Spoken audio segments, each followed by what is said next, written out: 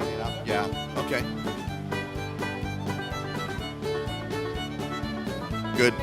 Good morning. I'm not sure anyone heard me. Good morning, everyone. How's everyone today? All right, a handful of you are around. We need to get some coffee into the rest of you. Just wanted to give about a 5-minute warning. We're going to ask you to grab your seats. As you know, we're trying to organize a little differently this year with regards to seating to make sure that every delegate is able to be here. But obviously, there's other issues with general people who are walking in and wanting to participate, and that's fantastic, and we're looking forward to that.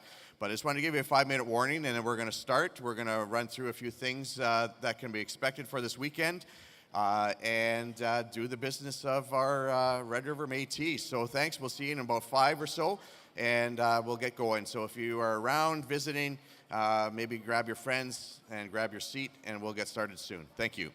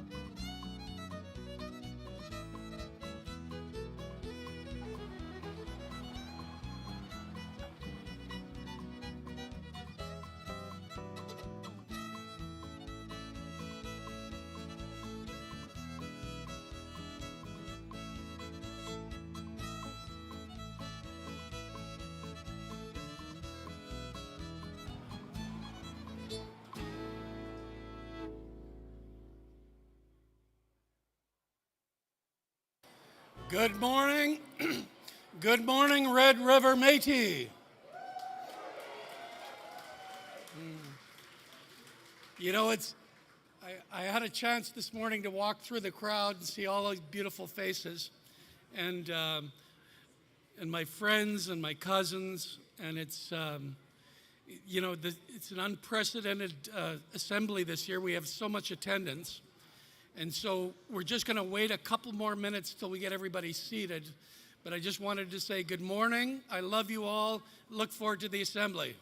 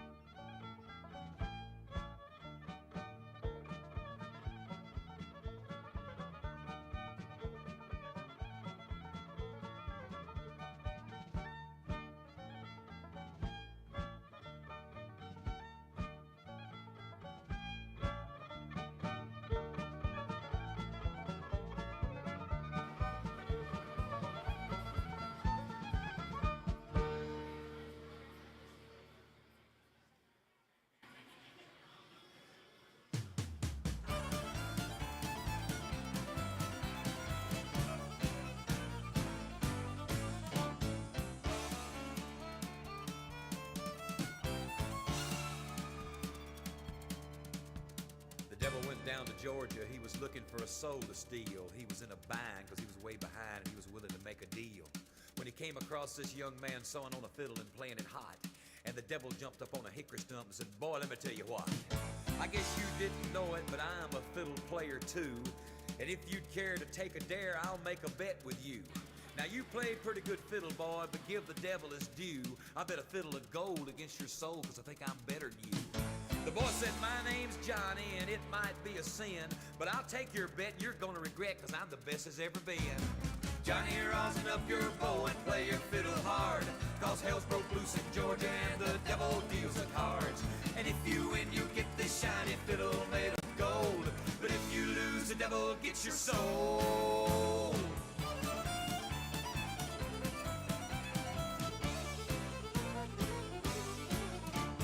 The devil opened up his case and he said, I'll start this show, and fire flew from his fingertips as he rosined up his bow. And he pulled the bow across the strings and it made an evil hiss. And then a band of demons joined in and it sounded something like this.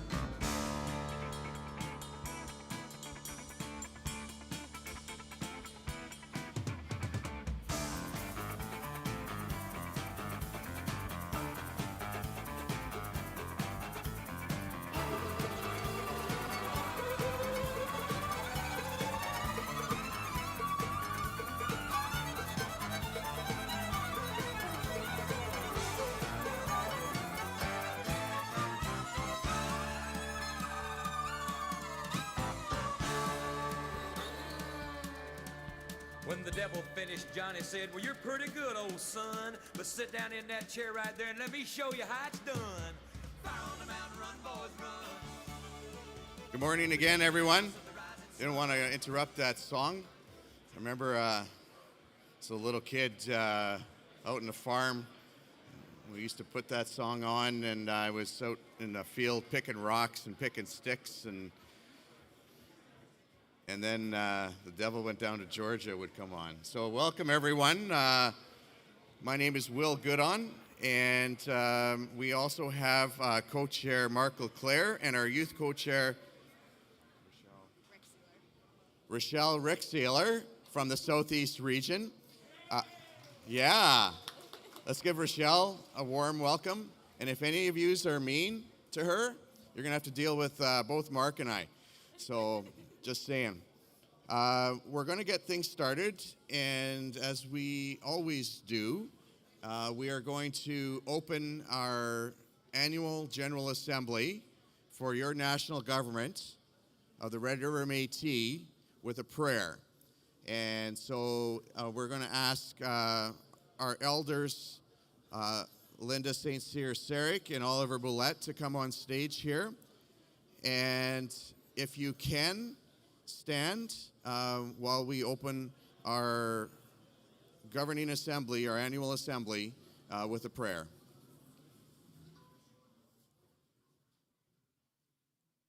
It's good. Yeah. Thank you. I'm here. Good morning, everyone. So exciting to be here once again. And I'm so grateful to the Lord for waking us up this morning and for giving us another wonderful day. It's an honor to open the 2024 AGA in a good way. First, I want to acknowledge that we are meeting in the national homeland of the Red River Métis and on Treaty 1 territory. God, our Creator, we humbly come before you with gratitude in our hearts for giving us another beautiful day to enjoy. We thank you for the opportunity to come together once again and to share our bounty with everybody. Anytime we get together is an opportunity to bless and encourage each other and to enjoy each other's company, to share stories, laughter, and listen and learn. Lord, we, the Red River Métis, from all over, want to thank you for continuing to be our guide in all we say and do. Thank you for continuing to bless our President, David Chartrand, and the entire Red River Métis cabinet. Please always keep them healthy and safe. Give them wisdom and strength as they make decisions to ensure we move forward in the right direction.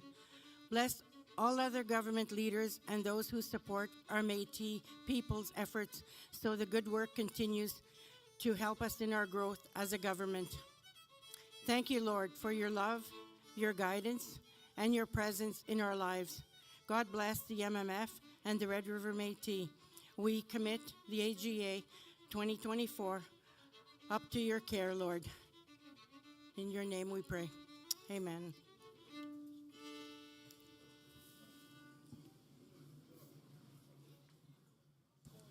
So thank you very much to both of our elders, and as is also our custom, we have gifts for both of them. So let's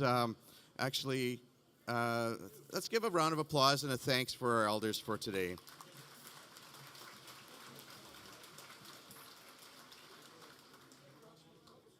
So I'm going to ask our co-chairs, or hopefully co-chairs, if we can have a motion here shortly.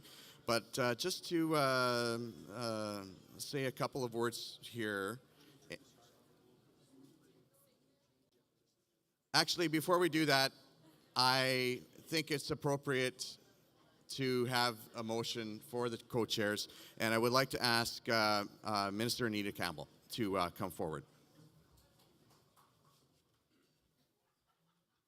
You're okay to clap if you want to.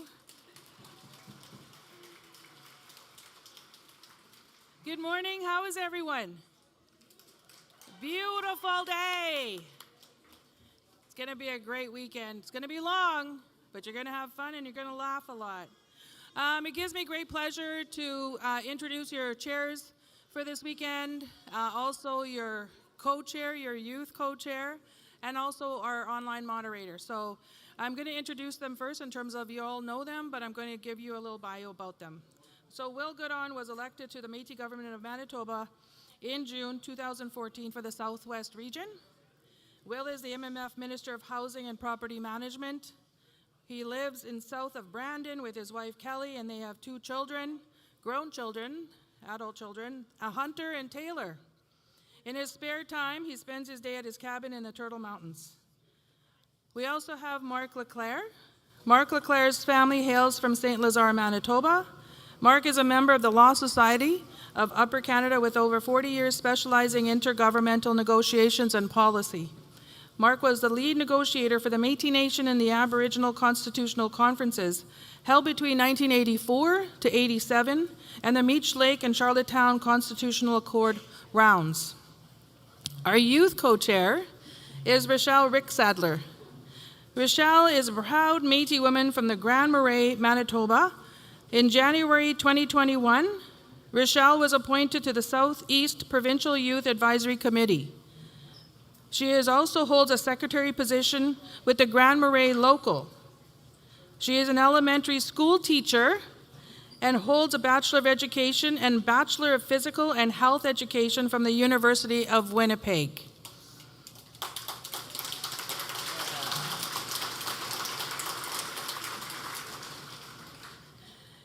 The virtual moderator is going to be David Gray. David was General Counsel of the MMF from 1989 to 1993, when he returned to private practice in Swan River. In 1998, he became a senior Crown attorney in Thompson and stayed with the prosecution supervising northern offices in Thompson and the Paw until 2019. Dave is a Chief Electoral Officer for the MMF, a position he has held since 2014, and he has been a full-time employee of the Federation as the Chief Electoral Officer since January of 2021. So I move to go ahead. Everybody applaud for all of them. Thank you so much. I so move to appoint Will Goodon and Mark Leclerc as chairpersons, and to appoint David Gray as virtual moderator, and to appoint Rochelle Ricksadler. I'm probably saying your name wrong, and I apologize. Can everyone hear me okay? Can I get by a show of hands those in favor? I didn't finish yet. Hold on. Hold on, Jason. I didn't finish the motion yet. As youth co-chair for the October 18th to the 20th, 2024 Manitoba Métis Federation Annual General Assembly of the Red River Métis. I so move. Richard. Richard. Where's Richard? Oh, microphone. That microphone. Was there a number on there? 1. Microphone 1. Hi. Richard Janai, Northwest Region. I second that motion. All in favor?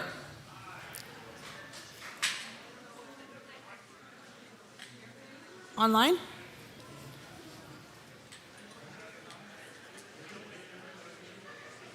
Any opposed? Any abstentions? Online? Motion's carried. Thank you. Thank you very much for your confidence once again. To be quite honest, I have a completely awesome time up here on this weekend. Looks like we've got a special surprise guest here. Let's turn the microphone over to our president, David Chartrand. Good morning, everybody. And look at the great jacket he's got on. So, the reason I'm coming, I usually don't speak until tomorrow, but I really start as a president on behalf of cabinet, on behalf of the government, want to apologize to some that feel they're not treated equally as others. That's not the intent whatsoever. Everybody's important that's here. So the problem is, not the problem, the good thing is, we have more people than we've ever had at our assembly this year. We had unbelievable requests, and what we did, knowing what was happening, we asked the local to select 10 people. So those delegates are in different locations. I think they're up here. And then there's general, they call it. And so we had to try to put everybody's space into in some form of comfort. We probably could have squeezed more in here, but then it's not going to be very comfortable. But we have, as I said, the biggest crowd we've ever seen. And to me, that's a positive sign. As people want to be involved, people want to be part of it. They want to be in there, hearing what their government's doing and what's happening. So take it from me as the president. If I had my way, I'd build a giant hall, and where everybody could fit in one space, but we probably want to see each other. We have to walk a few hundred feet more to see you. But why we don't use another facility, like the Harvey Center probably can spread it out, but even there would be challenging, because there's over 3,000 delegates registered already, and they're still coming. And so that is big, really big. But our elders told us they don't want to go downtown because of traffic, because of the rules of the RBC. You can't do nothing. You can't put up your signs. You can't, unless the union lets you. You got to ask permission in the RB Center and so forth. You can't bring your food. You can't even bring bannock if you want, you know. So, but clearly at the end of the day, I do apologize to all those. Please do not feel you're being treated lesser. Understand that we're using technology to get to you and make sure you're part of everything. I just came from downstairs. I've seen a lot of happy faces. I was sweating so much that I shook at least, I don't know, my hands through this hall to say good morning. But there's people also across our great nation watching us and participating, sitting in halls and locations across Canada, participating. Then there's others that are joining us that are not our citizens, but they want to watch. They want to see how good government works. So enjoy yourselves, have a good time, but do not feel you're lesser than the other one, okay? Because no one's lesser than the other one, and nobody's better than the other one. So enjoy yourself and have a good weekend, okay? Thank you.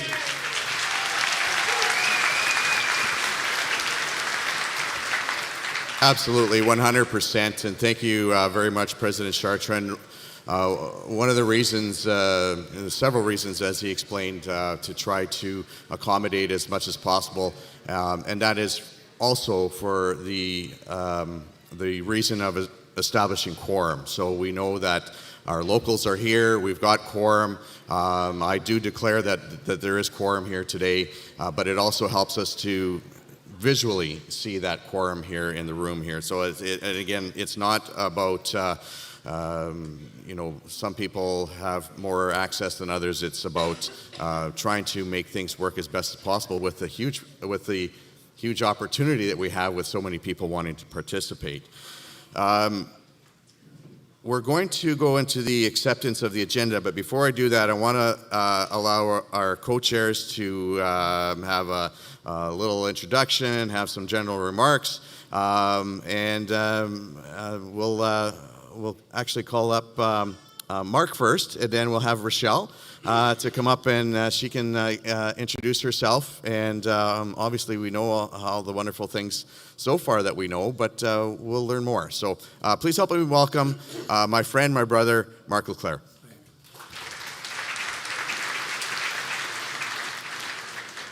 Well, good morning again.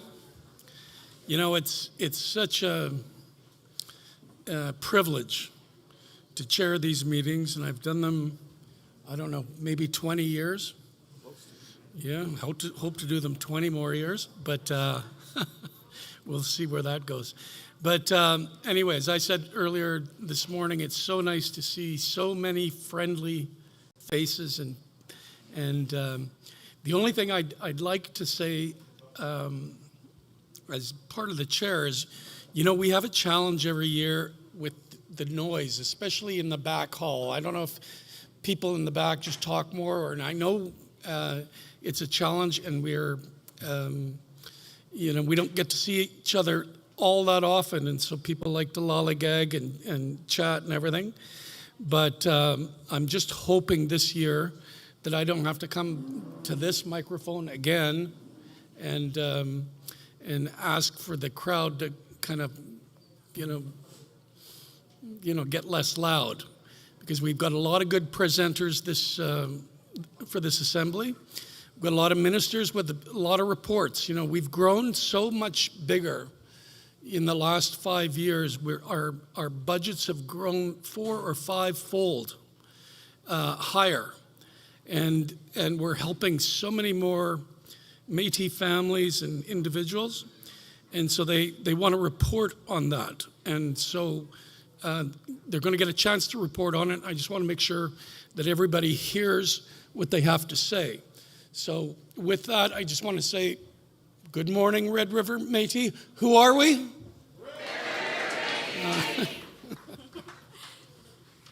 Hello, everybody. I'm Rochelle Rexler, as you heard. I'll start by thanking Elders Oliver and Linda for the prayer this morning. As you heard, I'm a teacher, so I try to stay involved as much as I can and teach others about our Red River Métis. And I've been involved with the Métis since a very young girl with my local and coming to meetings like this. So I was really honored to be asked to help co-chair this year, and I'm excited for what the weekend has in store for us, and excited to learn from our cabinet and all of us that are here. How good is that?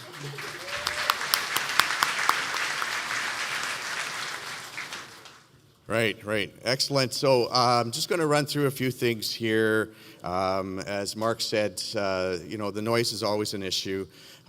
We don't like to get upset up here, but sometimes, you know, especially in the middle of a minister's discussion, it just, because it's long, it's hard for some of the folks in the back to maybe stay focused. We are going to do something a little bit different here. The chairs are going to come forward and say, please, shh, you know, be quiet. But if it starts to get out of hand, you know how on the Grammys or the Emmys, when someone is taking too long and they throw in the music, shut off the microphone, and they get, yeah, we're going to put some Red River jig out here if you guys are getting too loud in the back there. So. And that's not an excuse to go out and jig in the aisles. It's actually a reason for you to maybe start listening again. So we do want to keep the noise level down. Want to keep cell phones on silent. So if you have your cell phone, sometimes it gets distracting for those around you, but also the person who's speaking. We already talked about the designated seating. And for elders who have mobility issues, you know, please go to see your regional the regional person at the registration. And if you can't go, please send someone to go and ask for assistance in, maybe a new place to sit if you need to use the bathroom, etc. We have a nursing station. It's a quiet, private space for nursing mothers available on the second floor. We have first aid. There will be 2 medics on site throughout the assembly. The first aid station is located in the main lobby area close to the registration desks. Also in front of the stage here is for our authorized folks who are coming and sitting here, and we appreciate the ability for you to let that happen here, and that priority seating is for elders and those who are disabled.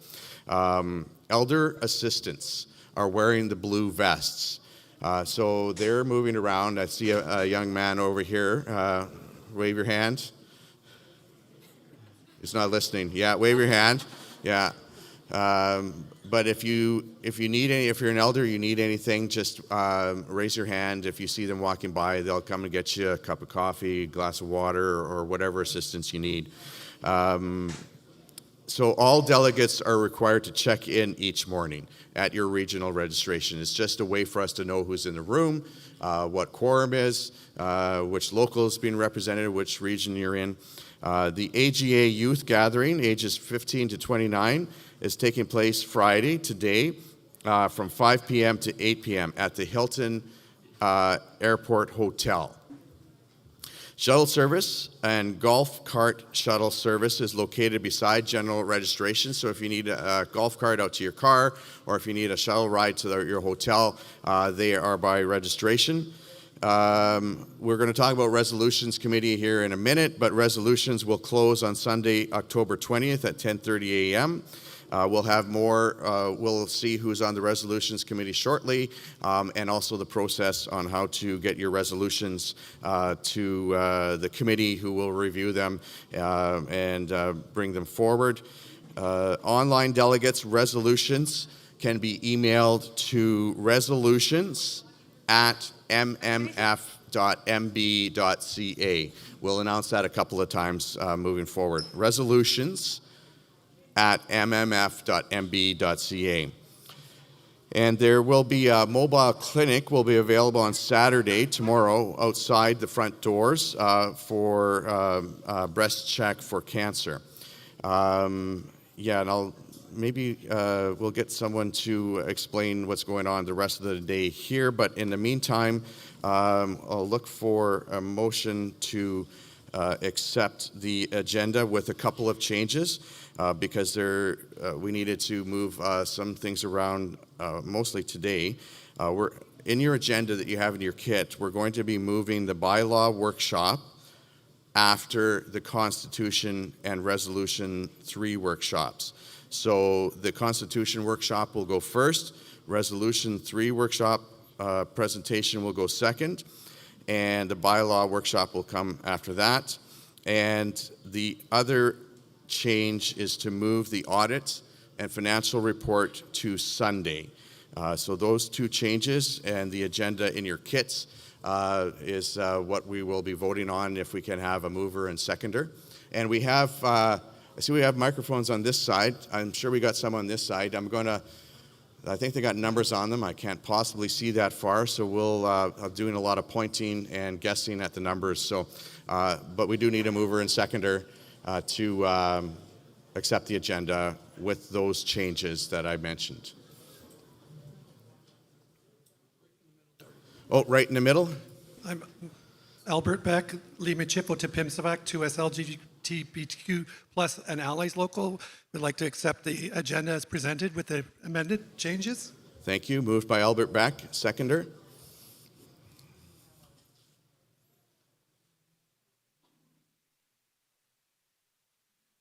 You got to have an agenda if you're going to have an assembly, so. Don't be shy. Don't be shy. In the middle again? Danette Van Kallenberg, Turtle Mountain Local, and I second the motion. Danette Van Kallenberg seconds the motion. Is there any discussion on this motion? If not, I will ask all in favor to please raise your hands, and we're going to check with online and downstairs as well.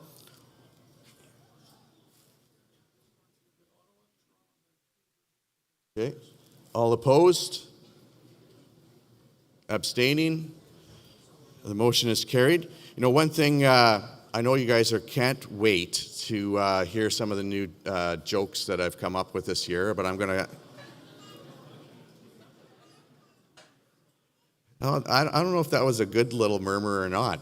But one of the things that I've really noticed is that this year with the new seating arrangements, you know how in the classroom, the teacher and Rochelle's teacher, you always put the troublesome kids in the front, right?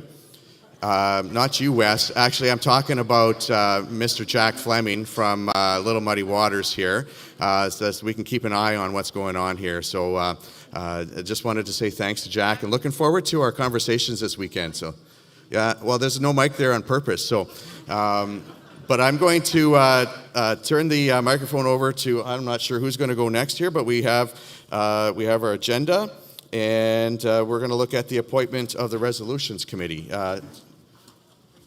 Mark, you want to do that?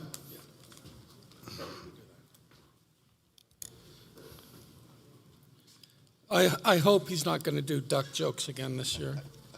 How many more can you have?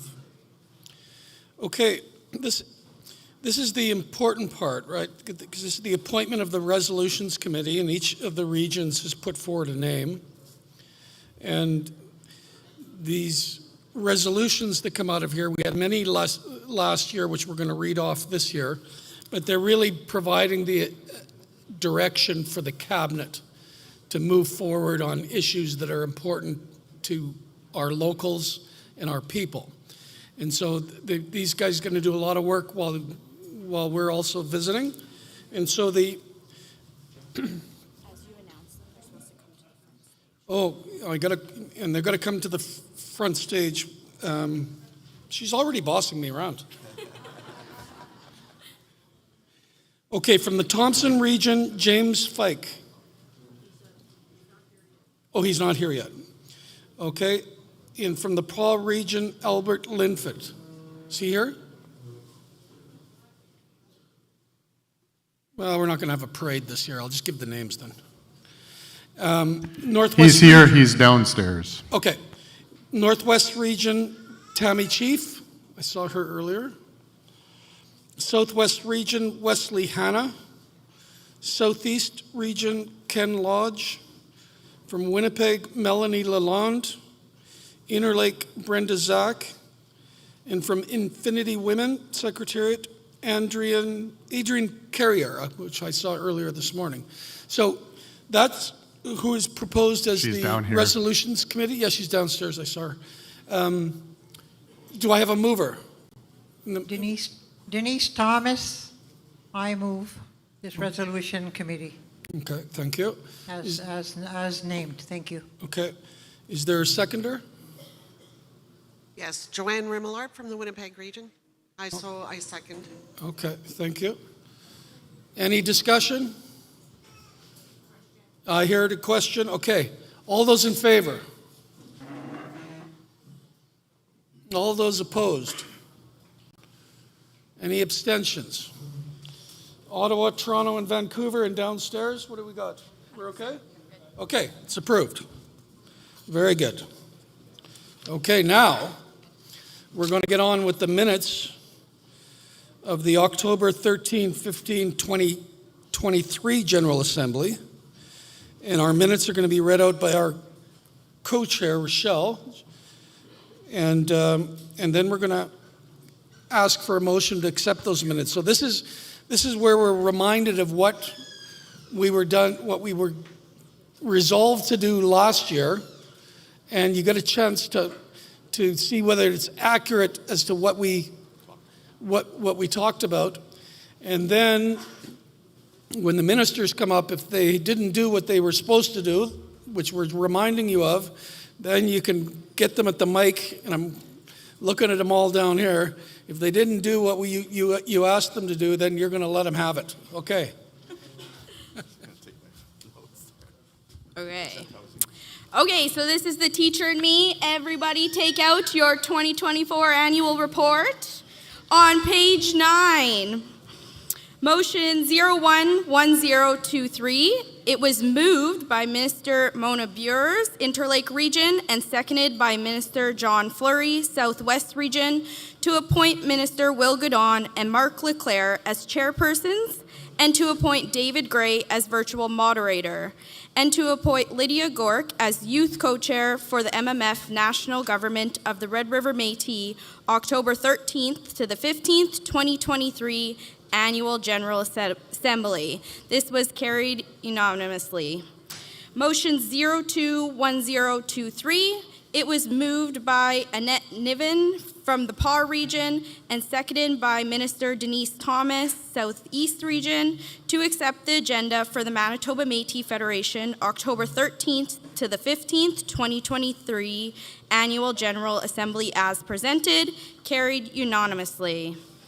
Motion 031023, it was moved by Associate Minister Peter Fleming and seconded by Minister Gelida Lajmodiere to appoint the following individuals to the October 13th to 15th, 2023 MMF National Government of the Red River Métis Annual General Assembly Resolutions Committee: James Fike for Thompson Region, Albert Linfitt from the PAR Region, Jeanette Porter-Brown, Northwest Region, Bertha Buot, Southwest Region, Ken Lodge, Southeast Region, Jess Gare, Winnipeg Region, Greg Balmer, Interlake Region, and Lorna Sanderson, Infinity Women's Secretariat, carried unanimously.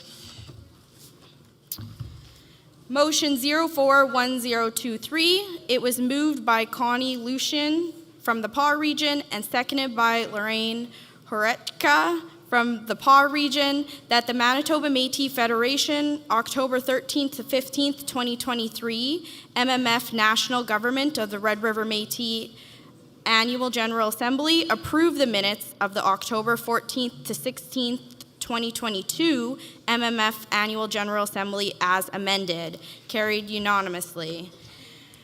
Motion 051023, it was moved by Gary Carrier, Richard Local, Southeast Region, and seconded by Eugene Martel, Winnipeg Region, that the Manitoba Métis Federation, October 13th to the 15th, 2023, MMF National Government of the Red River Métis Annual General Assembly approve the minutes of the June 3rd to 4th, 2023 MMF Extraordinary General Assembly as presented, carried unanimously.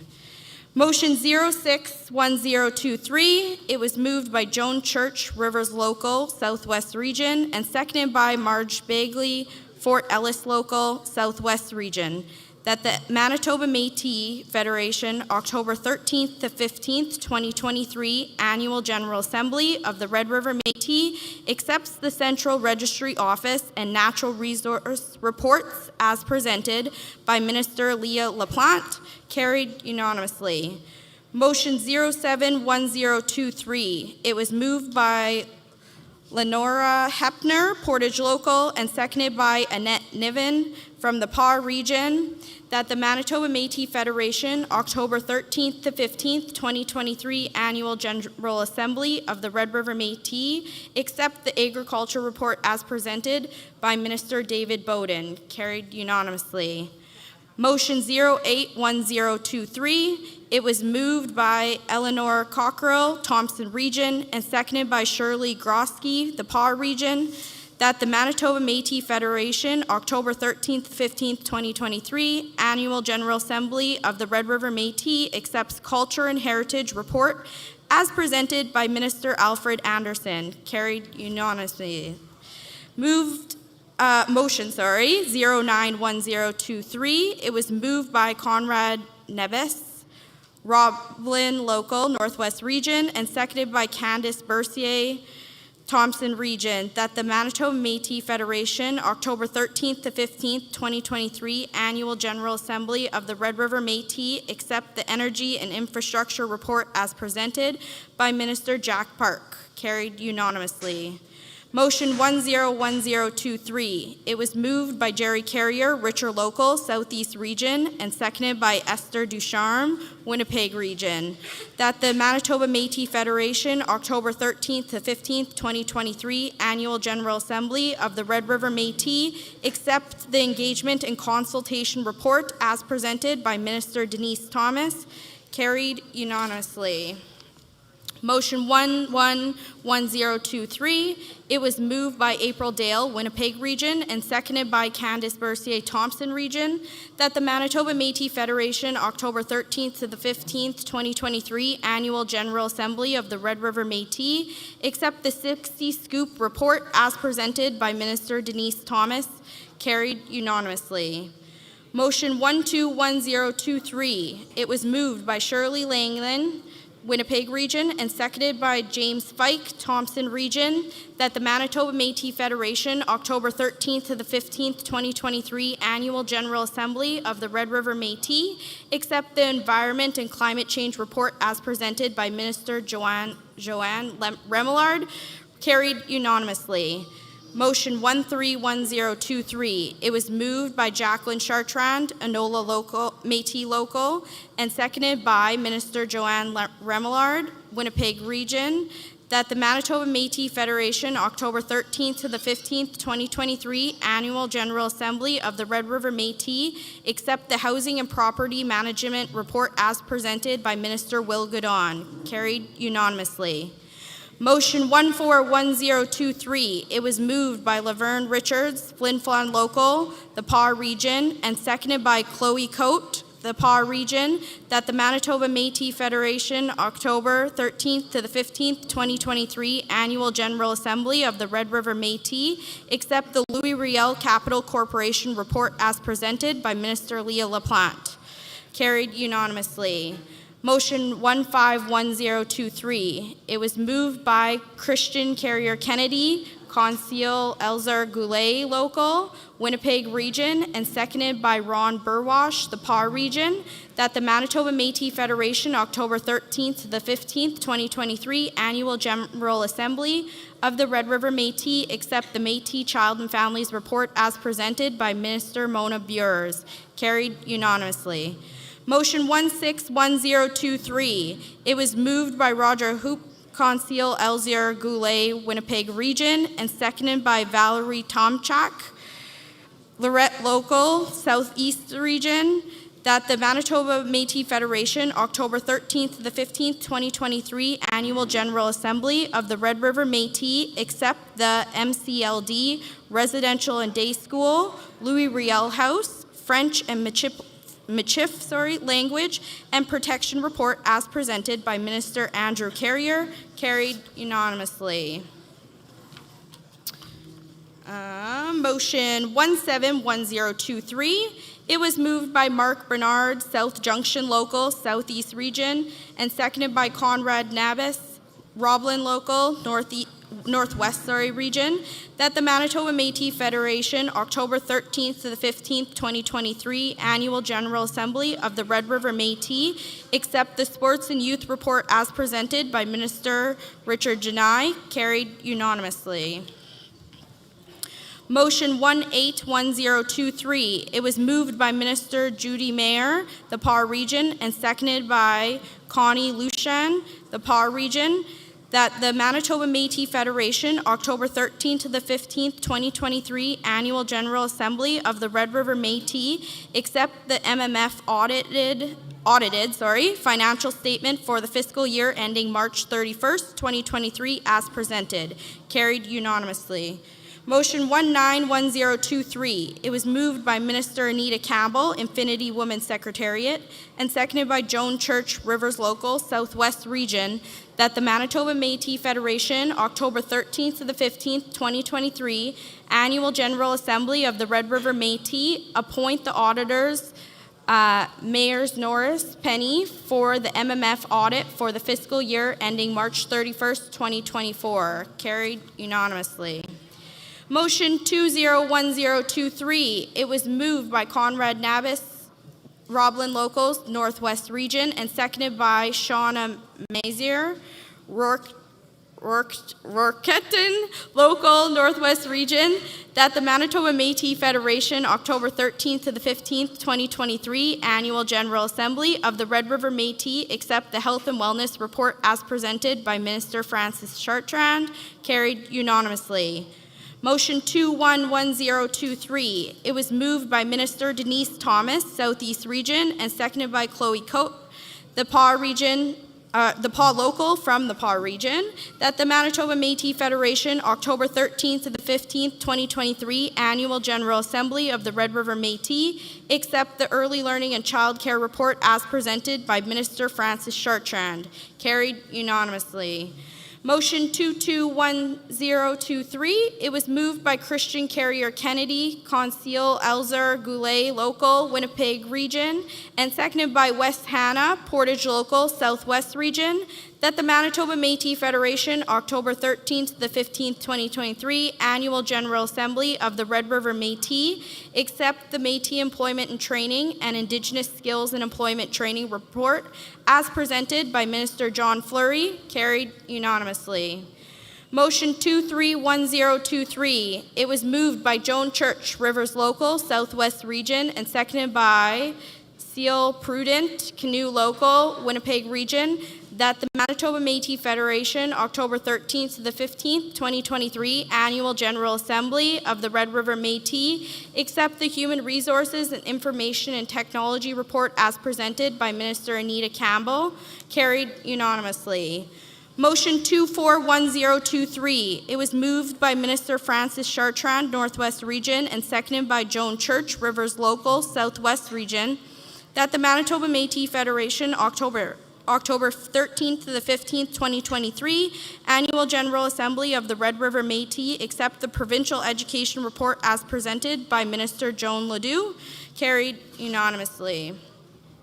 Motion 251023, it was moved by Connie Lucien from the PA Local and seconded by Candice Bercier from Thompson Region, that the Manitoba Métis Federation, October 13th to the 15th, 2023, Annual General Assembly of the Red River Métis accept the Métis Justice Institute and Pemmican Publications Report as presented by Minister Gelida Lajmodier, carried unanimously.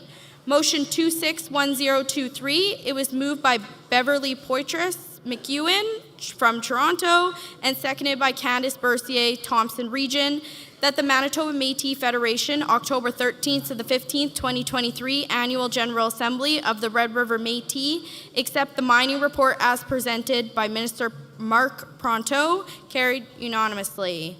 Motion 271023, it was moved by John Campbell from British Columbia and seconded by Brenda Zach from Interlake Region, that the Manitoba Métis Federation, October 13th to the 15th, 2023, Annual General Assembly of the Red River Métis accept the Métis Veterans Report as presented by Minister Sean Nault, carried unanimously. Motion 281023, it was moved by Sandra Trottier from Thompson Region and seconded by Arlene Lalonde, Seven Oaks Local, Winnipeg Region, that the Manitoba Métis Federation, October 13th to the 15th, 2023, Annual General Assembly of the Red River Métis accept Traditional Economies Report as presented by Minister Daryl Furland, carried unanimously. Motion 291023, it was moved by Minister Denise Thomas, Southeast Region, and seconded by Minister Mona Bures, Interlake Region, that the Manitoba Métis Federation, October 13th to the 15th, 2023, Annual General Assembly of the Red River Métis accept the Constitution, Rights and Governance, Red River Métis Beyond Borders Report as presented by Minister Judy Mayer, carried unanimously. On to the resolutions. Resolution 011023. It was moved by Minister Judy Mayer, the PAR Region, and seconded by Minister Gelida Lajmodier, Thompson Region. Whereas in early 2023, the MMF undertook intensive consultations with our Red River Métis citizens across Manitoba, as well as inside and outside our homeland, on the Red River Métis Self-Government Recognition and Implementation Treaty, the treaty, and whereas the treaty preamble accurately describes our nation, our history, and our culture, while its main body proudly uses our own definition of Red River Métis, a vibrant Indigenous people established with our own identity, language, culture, institutions, and way of life within the historic Northwest and centered in the Red River Valley. And whereas the Red River Métis is properly who we are and what we call ourselves, this is our roots, and we are Canada's negotiating partner in Confederation and the founder of Manitoba. And this is our legacy, which we must continue to protect as we grow our ancestors' nation into the future. And whereas on June 3rd, 2023, the MMF Extraordinary General Assembly unanimously ratified the treaty and expected to become effective in the near future. And whereas the treaty includes our definition of Red River Métis, and it is appropriate to include the definition in the MMF Constitution. And whereas the MMF Constitution currently contains a definition that is not expressive of our unique, distinct, and national Red River Métis identity, homeland, and government, and is not appropriate for continued use in our MMF Constitution. And whereas on June 4th, 2023, the MMF EGA passed a resolution which revised the MMF Constitution, and those changes will take effect on the effective date of the treaty, and this resolution should become effective prior to the effective date. And whereas a resolution in substantially the same form to this resolution was adopted and approved by the MMF Cabinet at a meeting of July 26, 2023. Therefore, be it resolved that the Manitoba Métis Federation Annual General Assembly ratifies and affirms that 1. Article 4, 1. Definition of the MMF Constitution be deleted and substituted with the following. 2. Definitions. Red River Métis means the Indigenous collectivity, also known as Manitoba Métis, that A. is a distinct Indigenous people, historically known as the Red River Métis and the Manitoba Métis. The new nation, or La Nouvelle Nation, a vibrant Indigenous collectivity that was established with its own identity, language, culture, institutions, and way of life within the historic Northwest and centered in the Red River Valley, and whose citizens and individuals entitled to become citizens are today located within what is now Manitoba, as well as elsewhere inside and outside of Canada. B. Is not a part of any other Indigenous collectivity. C. Collectively holds the right to self-determination recognized in the United Nations Declaration on the Rights of Indigenous Peoples. And D. Collectively holds that the rights referred to in Section 35 of the Constitution Act, 1982, and the rights and freedoms referred to in Section 25 of the Canadian Charter of Rights and Freedoms that are derived from those of the Red River Métis, including the inherent right or self-government. Red River Métis citizen means a citizen or child citizen, as the case may be, who self-identifies as Red River Métis, is of historic Red River Métis ancestry, is distinct from other Aboriginal peoples, and is accepted by the Red River Métis as determined by Red River Métis law.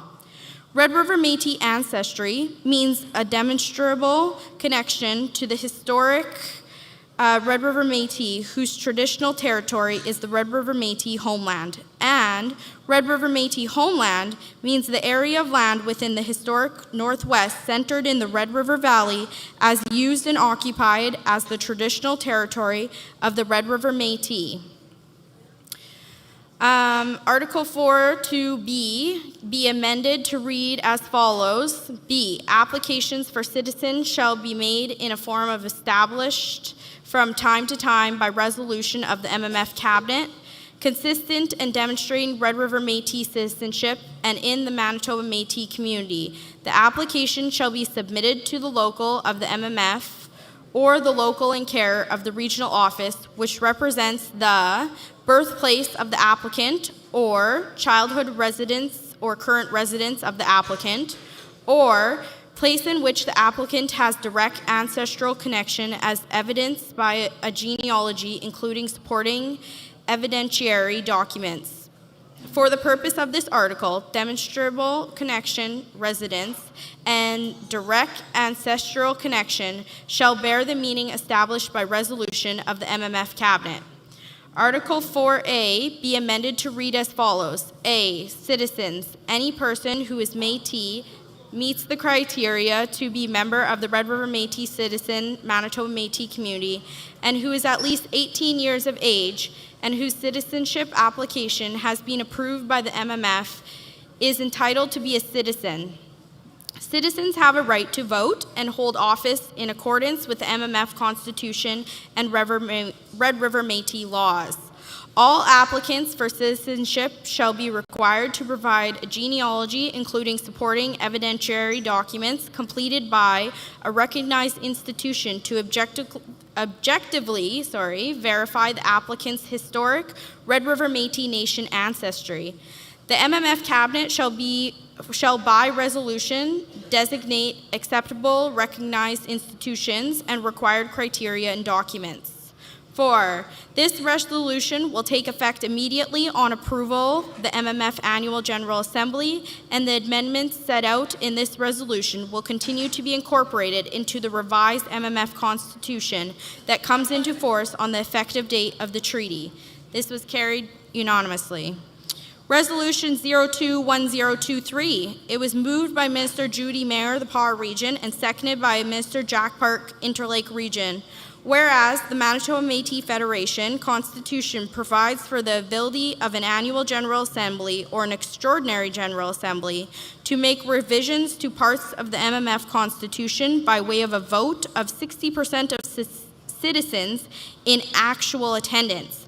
And whereas the MMF has successfully been able to accommodate Red River Métis citizens to participate in assemblies virtually and at MMF satellite locations, responding to the needs and desires of its citizens.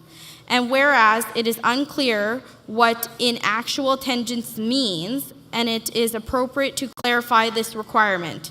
And whereas on June 4th, 2023, the MMF Extraordinary General Assembly passed a resolution to amend the MMF Constitution to reflect the Red River Métis Self-Government Recognition and Implementation Treaty, the June 4th resolution.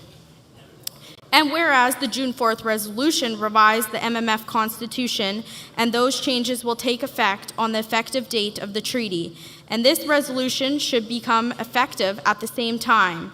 And whereas a resolution is substantially the same form to this resolution was adopted and approved by the MMF Cabinet at a meeting of July 26, 2023. Therefore, be it resolved that the Manitoba Métis Federation Annual General Assembly ratifies and affirms that Article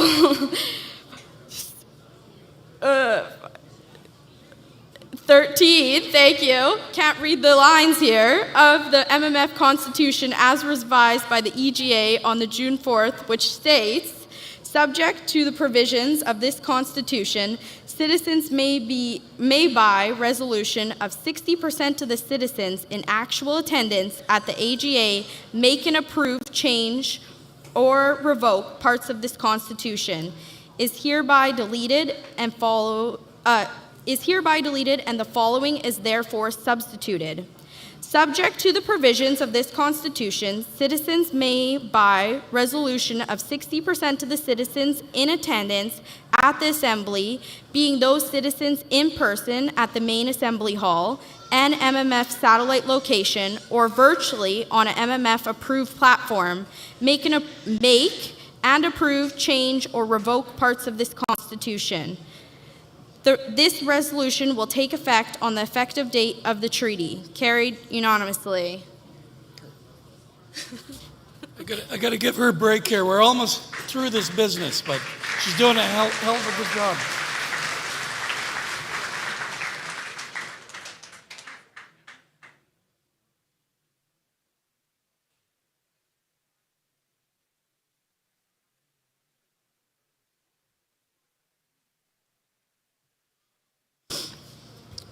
Okay, Resolution 031023.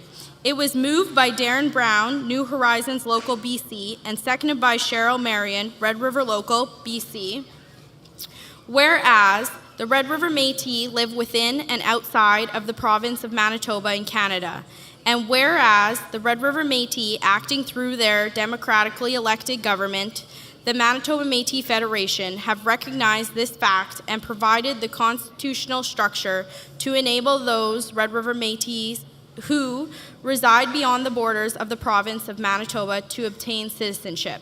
And whereas there are currently approximately 3,200 citizens who reside beyond the borders of the province of Manitoba, and as a result, it is appropriate that consideration is given to the existing governance structure of the MMF. Therefore, be it resolved that the Manitoba Métis Federation Annual General Assembly directs that the MMF Cabinet examine and consider the existing MMF governance structure and applicable processes, including but not limited to the creation of additional locals, expansion of existing regions, creation of new regions in addition to the existing regions, and any other related issues as the MMF Cabinet decides appropriate. The MMF Cabinet report to the next AGA on the results of the examination and consideration referred to in number 1, including any recommendations the MMF Cabinet has. This was carried with 1 online vote of opposition noted. Resolution 041023. It was moved by Eric Chartrand, Red Boyne Local, Winnipeg Region, and seconded by Corey Boucher, Keenly Side Local, Winnipeg Region. Whereas the Manitoba Métis Federation is completing its evolution into a recognized government and has increasing resources. And whereas the MMF anticipates entering into the Red River Métis Self-Government Recognition and Implementation Treaty in the near future. And whereas the MMF governance structure includes locals with elected leadership in addition to the President, Cabinet, and regions. And whereas this governmental structure is set out in the MMF Constitution. And whereas locals are recognized as a vital component of the MMF governmental structure and allow MMF citizens to canvass issues of concern and to make representations to the regional executive and cabinet. And whereas the local executive has the primary responsibility to ensure the local is active and accomplishes its objectives and purpose. And whereas those objectives and purposes are currently described in the MMF Constitution as including, but not limited to organize the Métis people of their community, to promote the objectives of the MMF, to act as a local Métis governance on behalf of Métis in their respective communities. These activities must be consistent with the MMF's objectives. To inform the citizens within their locals of all matters that affect the MMF. To participate at regional meetings of the MMF. To initiate programs to address the needs of their Métis citizenship in their respective locals. To hold at least 4 meetings per year with a quorum requirement of at least 5 local members, and forwarded copies of minutes of local meetings to the regional and head offices of the MMF. Therefore, be it resolved that the MMF Cabinet is directed to review and consider the issue of the MMF providing compensation for members of each local executive. Be it further resolved that the review consider, in addition to such other matters as MMF Cabinet decides are appropriate, the following issues. 1. The amount, if any, of payments that ought to be made.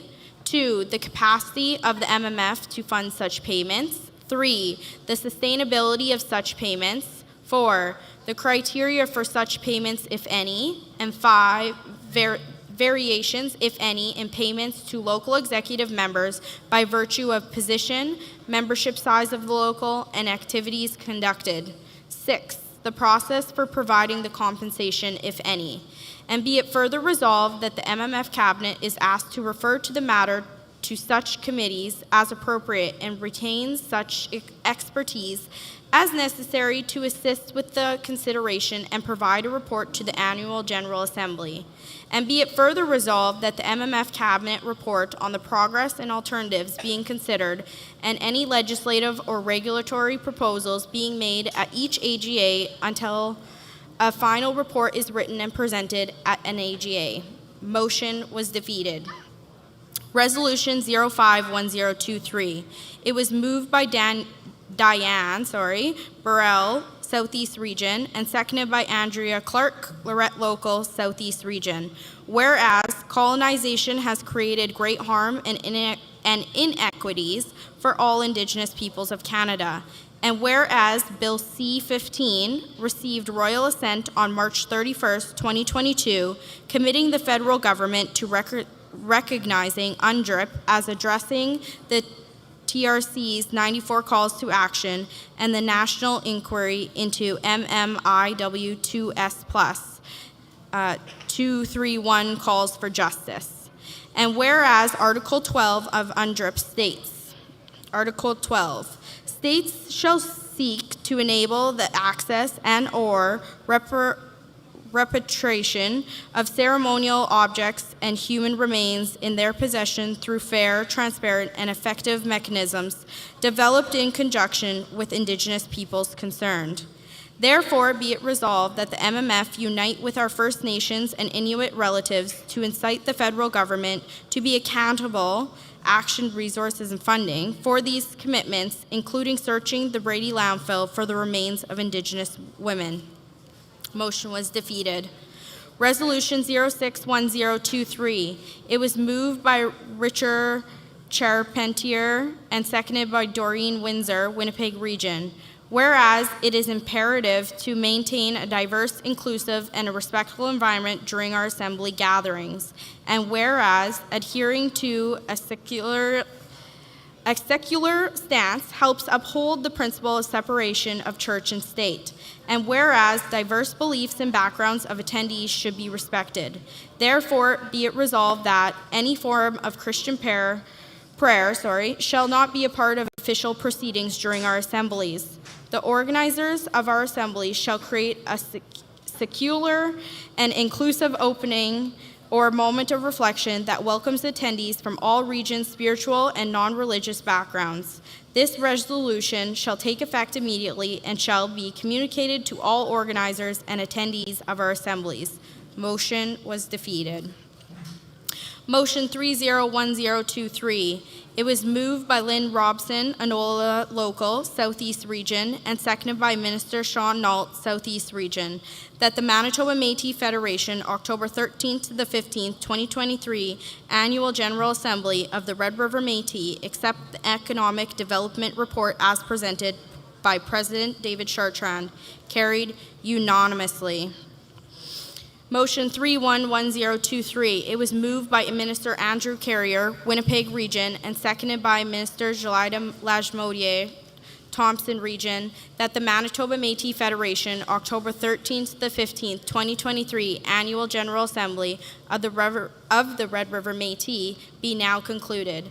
Carried unanimously. Time, October 15th, 2023 at 4:40. And that is all from me.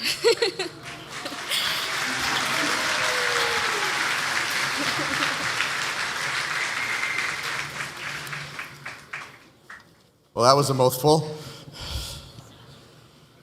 So we're going to look. Yeah, we're going to look for a motion to accept the minutes. And once the motion is on the floor, then we can discuss or even at this point in time, if there's any errors or spelling mistakes, that kind of thing, or omissions, your name is spelt wrong, that's what we're looking for. As far as the business arising from it, that will be taken care of during the reports, during the workshops, that kind of thing, and we'll have discussion for that at the appropriate time. So we got a microphone in the middle here. Minister Judy Mayer. page 20 and 21. Motion 261023. I respectfully request that we be consistent, and the mover of this motion, they identified Toronto. If you look at the previous motions or resolutions, it's either the citizens local or their region, and we do not have a local or a region in Toronto. Okay. Secondly, on page 21, motion 271023, the mover, it identifies British Columbia. So once again, to be consistent, it's either the local or the region, because we don't have a local or region in British Columbia. Right. Okay. So what I would suggest is that you allow us some time to do research. We can accept it. We will change the written minutes to reflect, because every citizen is connected to a local here in Manitoba. We will find out where they are connected to those individuals, and then we will make that change if that's okay with yourself. Yep. Okay. Thank you. Minister Chartrand over here on the side, and then we'll go back to the middle here. Francis Chartrand, Northwest Métis Council. I so move with the amendments from Minister Mayor. Thank you.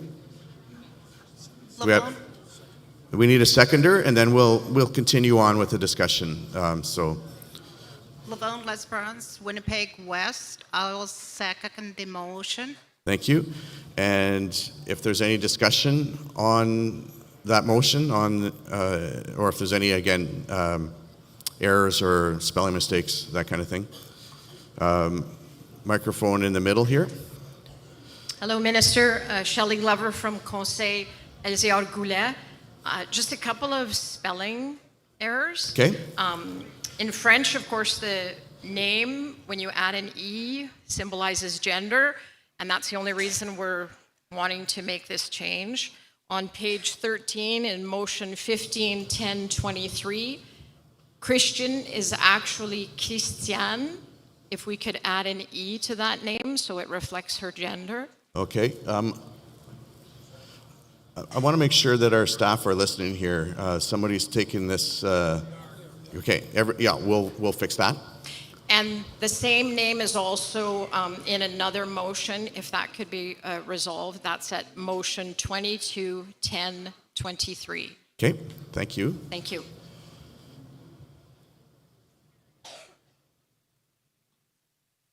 Anybody else? We've got one more in the middle here.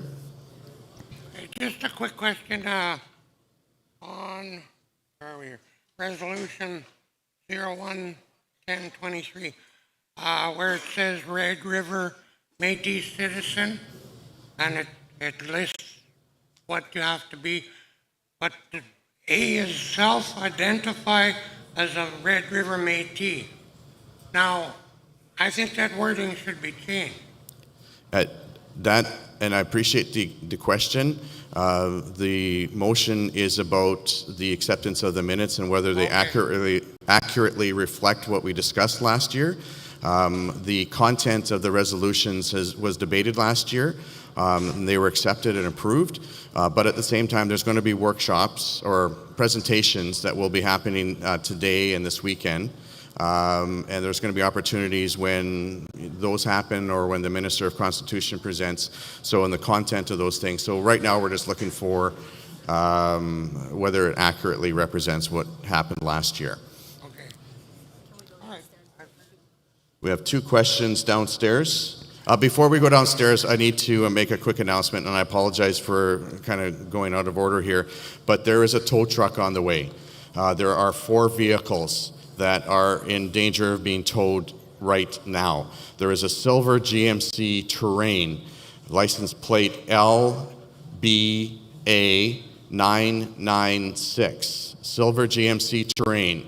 You're going to be towed. A red Mitsubishi RVR Saskatchewan plate, 436MXV as in Victor.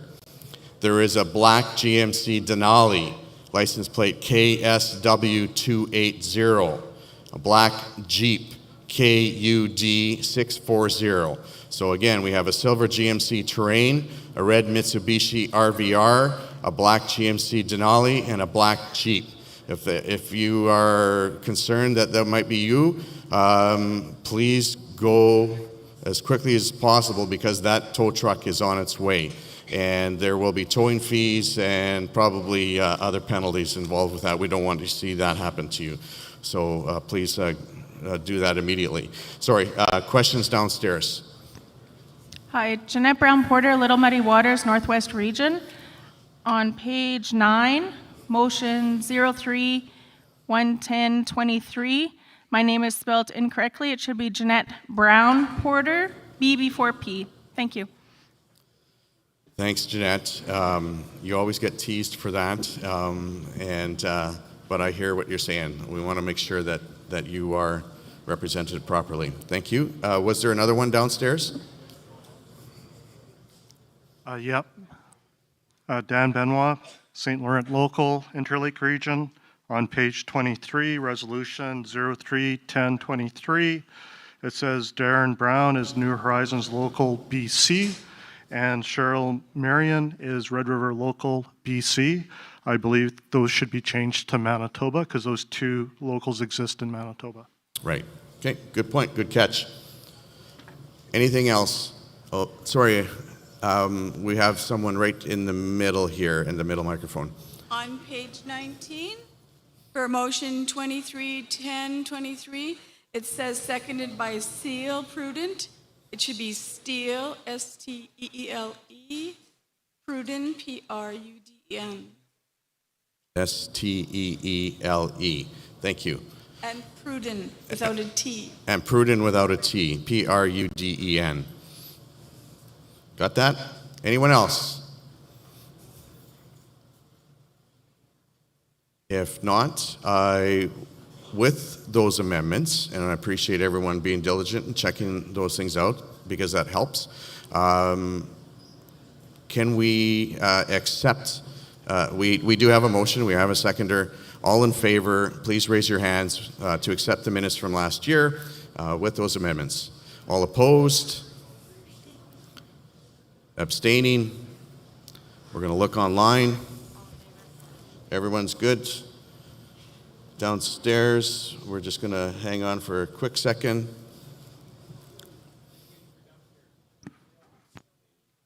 All good downstairs, all in favor. All good downstairs. Thank you very much.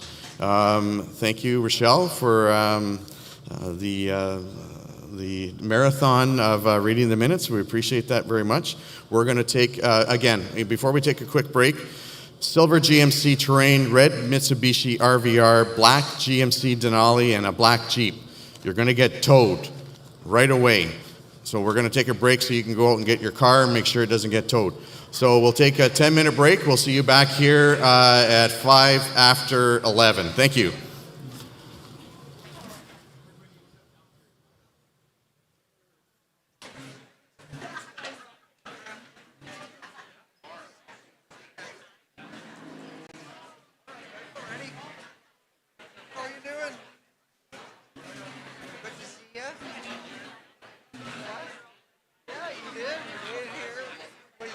Brother sitting here?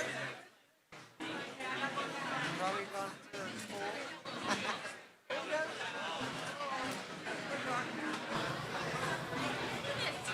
Okay, good, good. You guys are good? Hey. Yes. Yes. How are you? Boy, long time no see. So how are you doing? Surviving.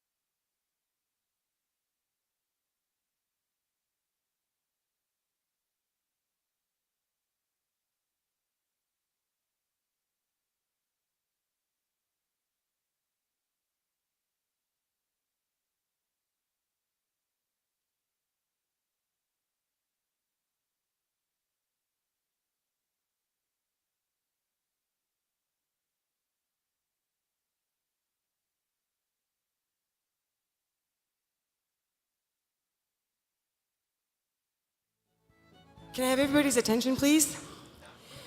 We have a medical emergency happening right now. The ambulance is here. And I'm looking for anybody who attended the assembly with Thomas Gibosh or Thomas Gabosh. He's a general delegate. He lives on Talbot Street here in Winnipeg. If you have attended the assembly with Thomas, can you please make your way to the front area where the ambulance is, please? Thank you.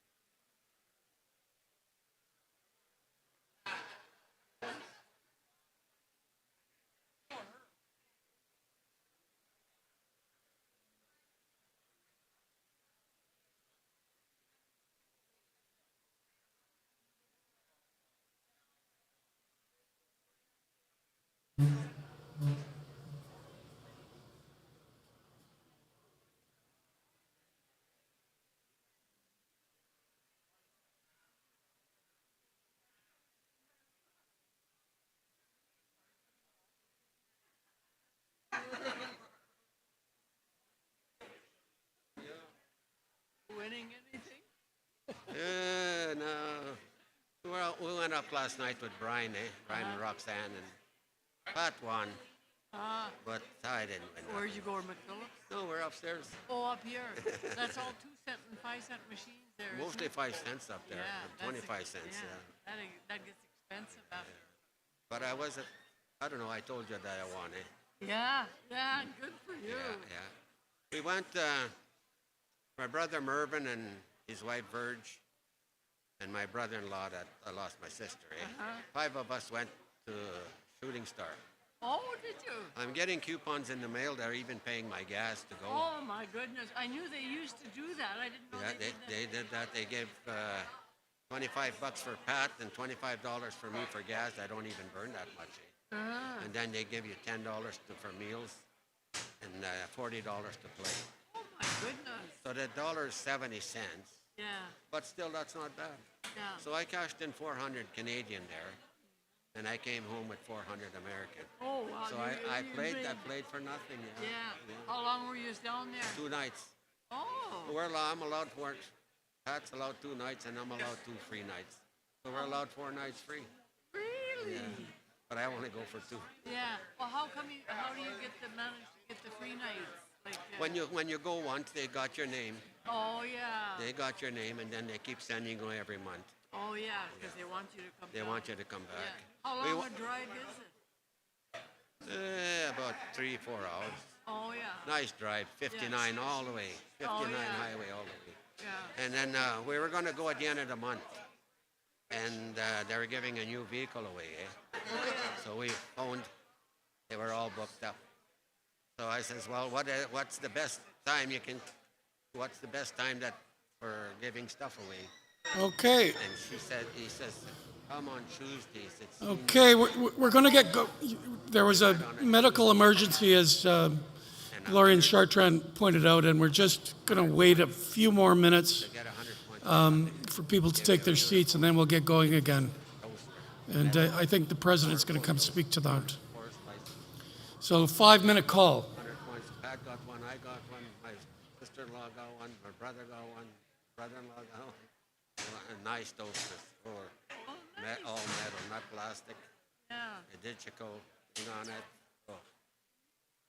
Oh, I don't mind going there. Yeah. You watch your money. You don't. Yeah. Yeah. 70 cents on a dollar. Yeah. That's yeah. That guy collapsed.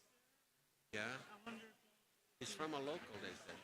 Yeah, but they just said again a little while longer they put those black curtains around them. So I guess it's pretty serious. Doesn't look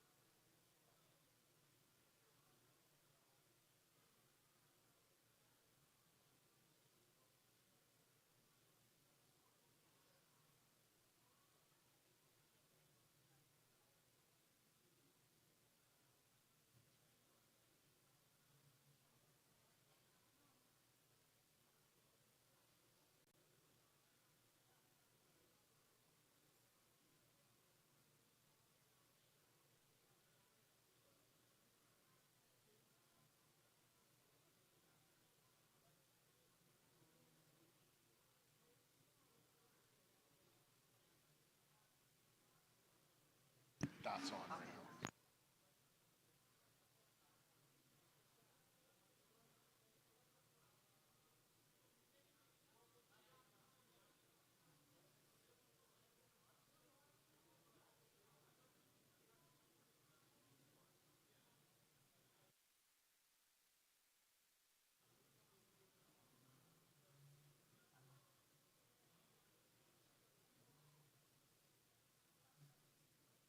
now.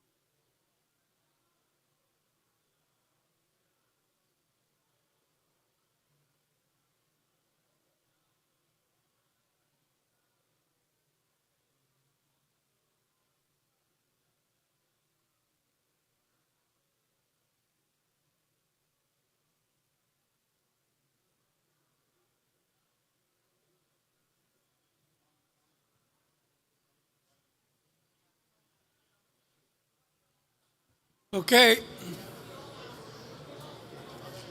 Okay.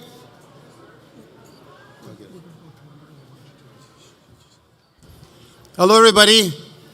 Can I get your attention, please? I know you're visiting right now, but you saw a commotion in the back. You've seen the ambulance also in attendance. One of our elders, Thomas Gibosh, had a heart attack. So his heart's still beating. They got it beating back. They're rushing him out to Grace Hospital.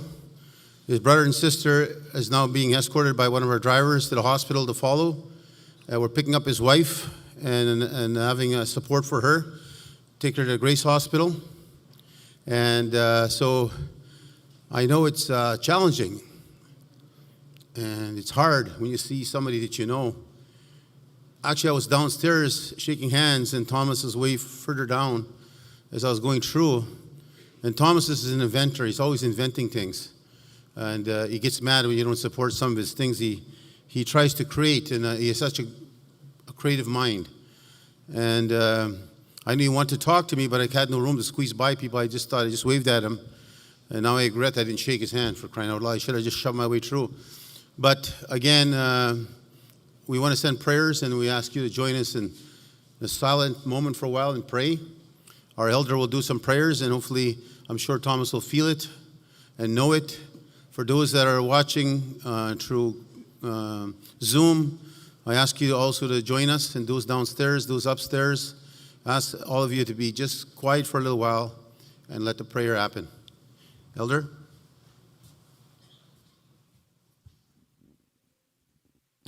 Thank you. I was out there and invited to come and say a prayer for Thomas, and I really felt the strong emotion, and it's really hard to do a prayer when something like this happens, but I'll do what I can.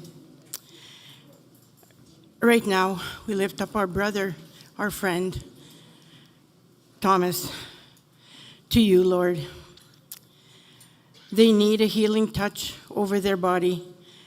I pray that you would heal Thomas in the holy name of Jesus. And we know that it's by your stripes, Lord, that we are healed. I thank you in advance for this healing and recovery that's going to take place. Thank you for being the ultimate healer and restorer over our physical bodies.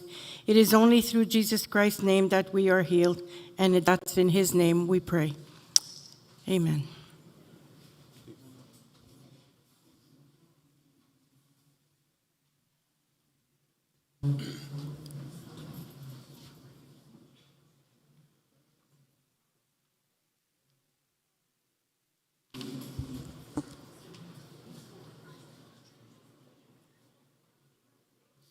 Well, we've got an issue to deal with the Constitution, which is very important, but we're so close to lunch.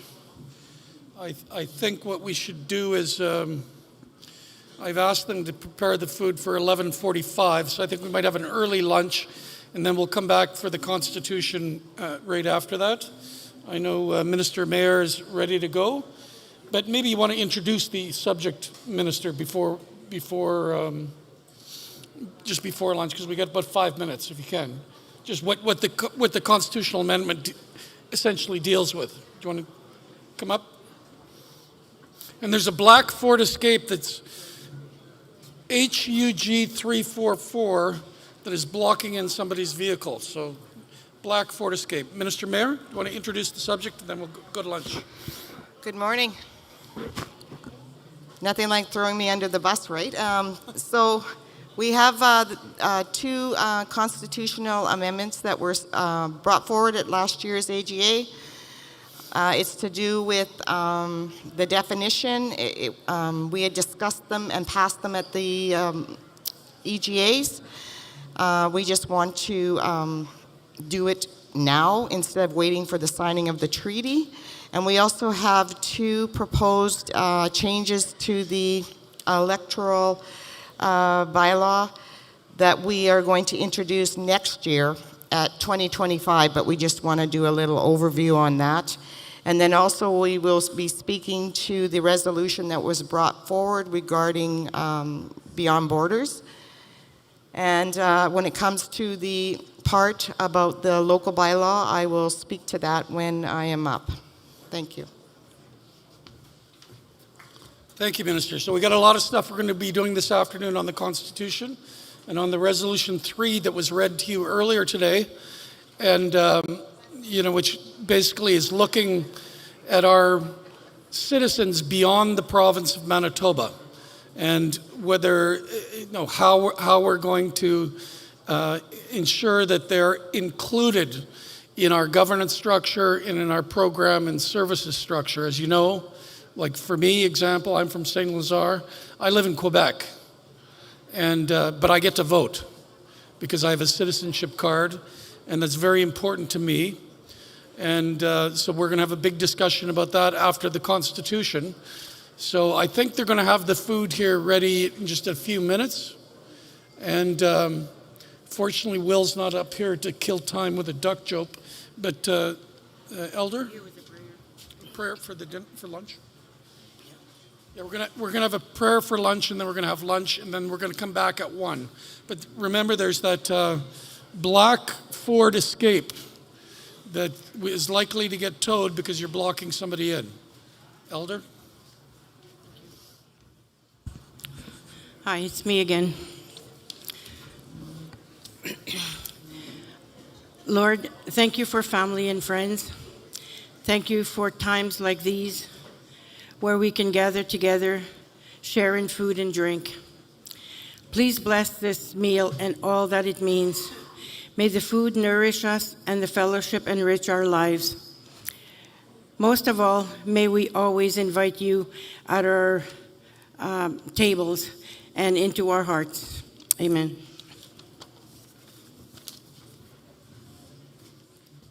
Okay, so we're going to come back at 12:45 because we're breaking at 11:45. They're just getting the food out there. And remember to be mindful that there's an elders line there. And make sure you make room for the elders to get at their lunch. And all of the elders' helpers, make sure you guys are paying attention. And we'll see you back at 12:45. Thank you.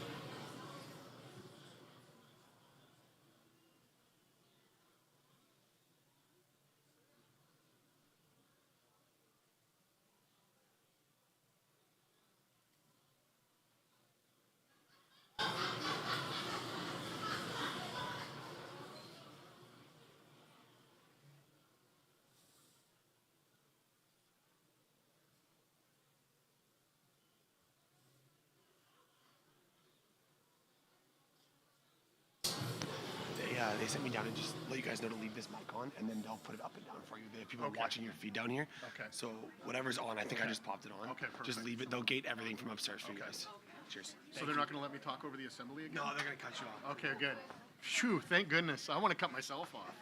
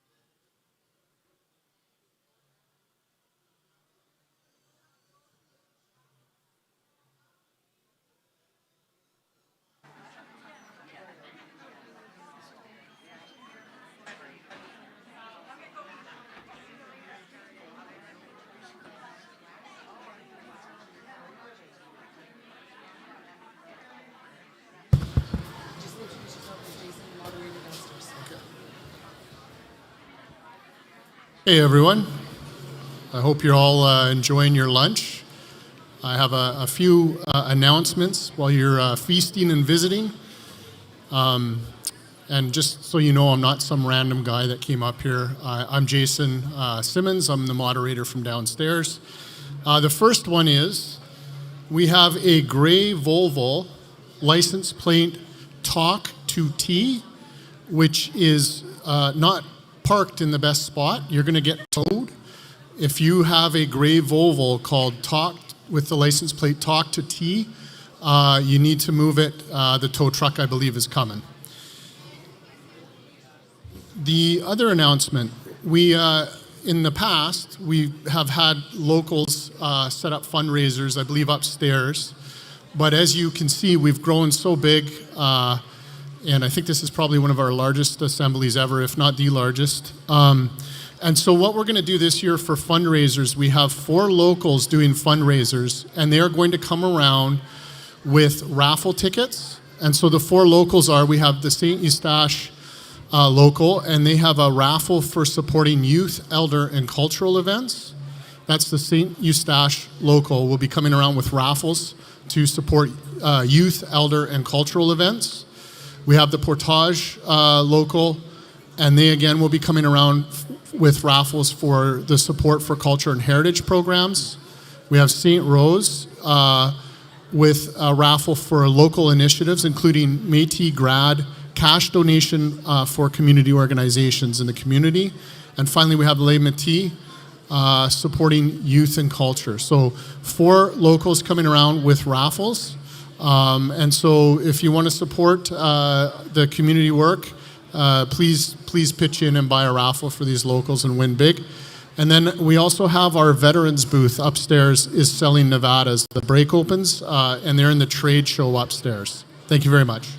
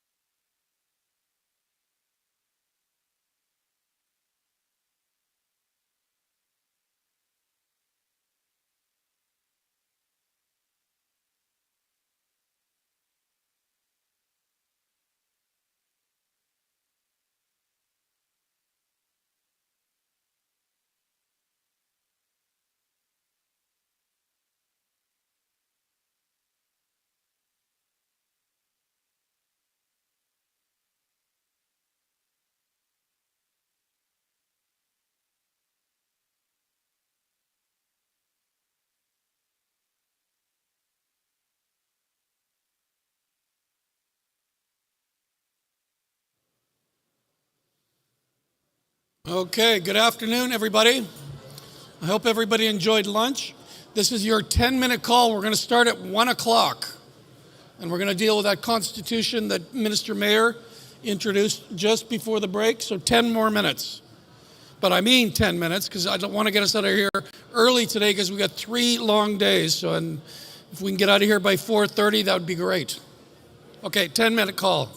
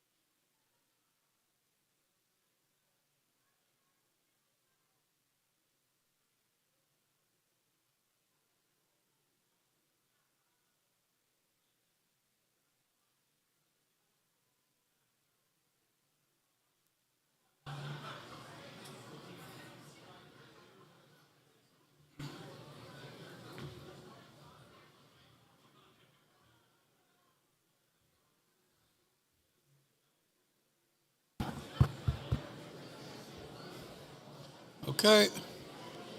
Okay, it's kind of like we're going to get going in 5 minutes. So those people up in the trade show, come on down. It's like Bob Barker. Come on down. 5-minute call.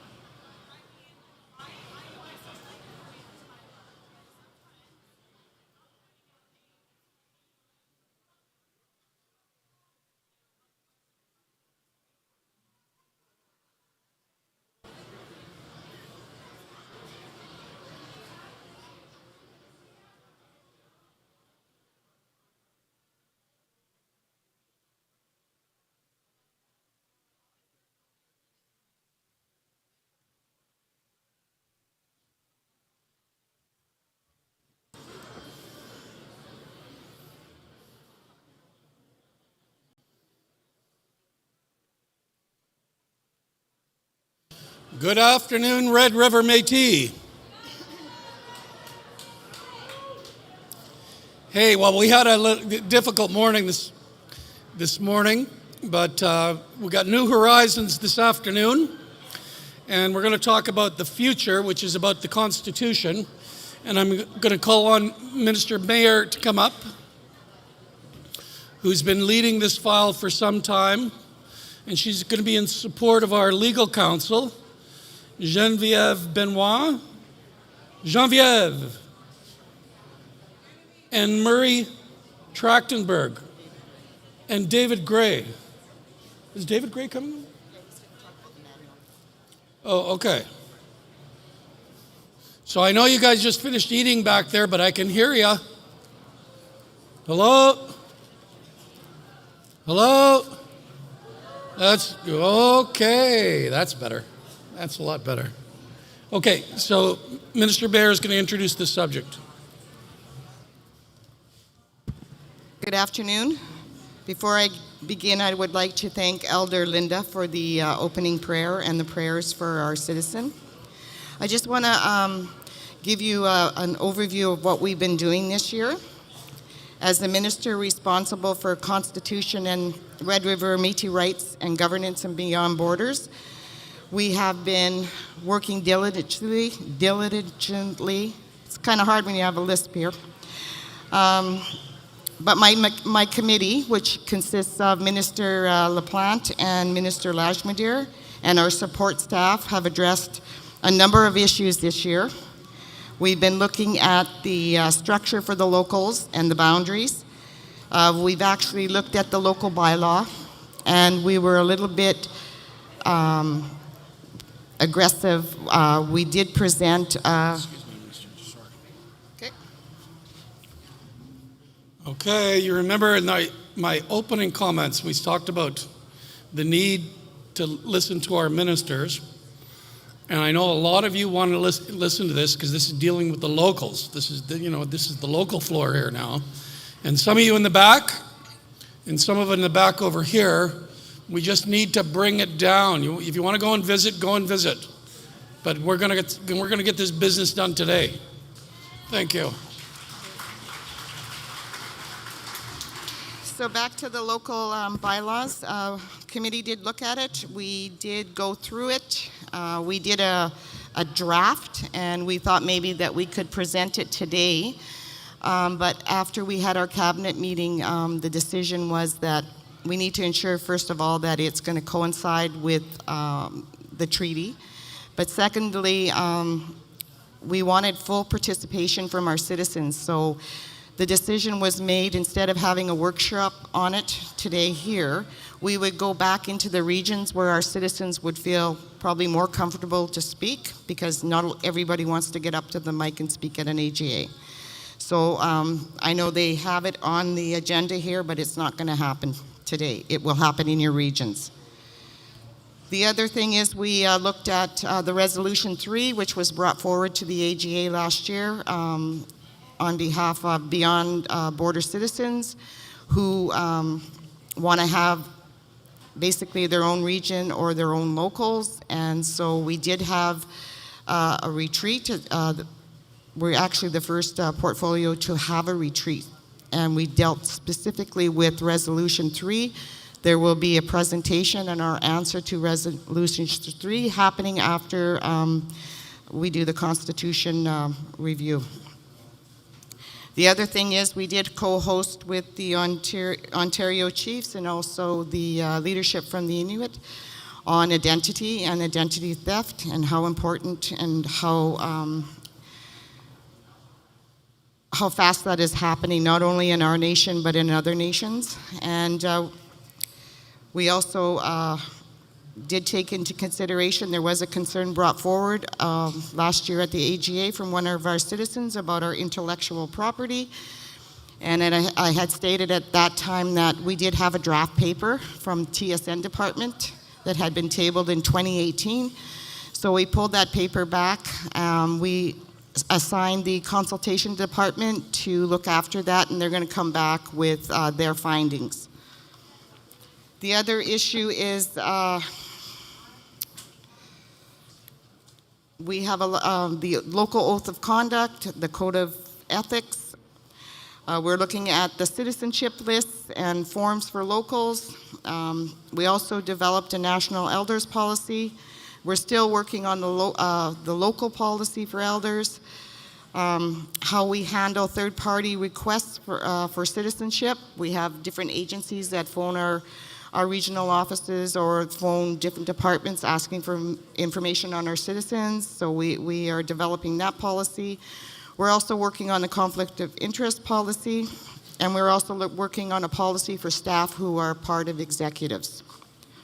So we've been doing a lot of work this year, and we've been focusing on policy, but also with our main concern was the local bylaw, and there's going to be some constitutional changes coming forward that are proposed for 2025, but we're also going to address the change that we had sent out to all the regions and all the locals. So that's what, in a nutshell, what we have been doing. So in saying that, I'd like to introduce our two lawyers that are going to lead the discussion on the constitutional changes. But before I do that, I'd like to introduce David Gray, who, as most of the executives know, you were the local executive handbook that we had worked on. That's David Gray's baby here. And we are going out into the regions, and we are speaking with the executives at a leadership meeting. And it's not written in stone, but it is as complete as it's going to be until you suggest us that we make changes. So I just want David to come up and speak a little about the manual, and he will also tell you something about a draw.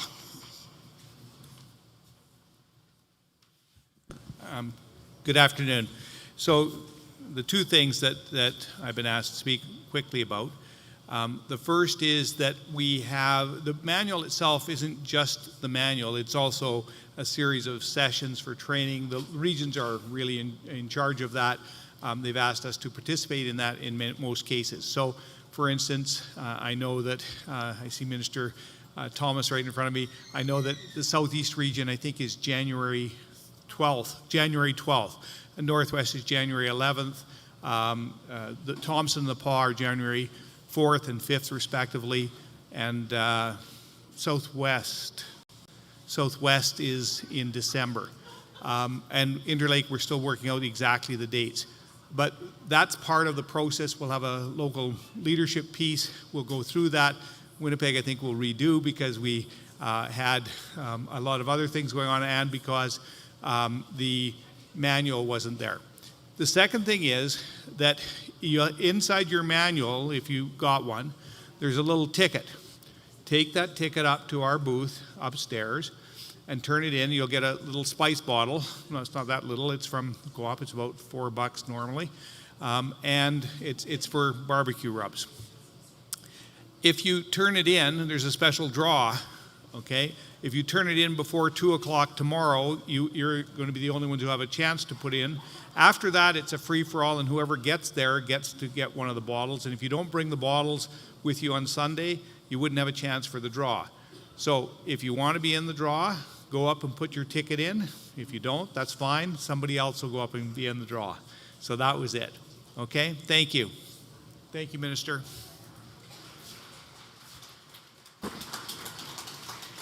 So to lead our constitutional talks here, I want to introduce Murray Trachtenberg, who has been MMF's General Counsel since 1996 and has worked on numerous MMF litigation files, and he has provided corporate advice, and most recently has been working on many Aboriginal law claims and negotiations with MMF negotiating team. The second legal counsel is Genevieve Benoit. She is a Red River Métis lawyer, and she is also MMF General Counsel, and she works in Murray's office. And she has been working as General Counsel for the past 4 years, and before that, she was a summer student for the MMF. So please welcome Murray and Genevieve.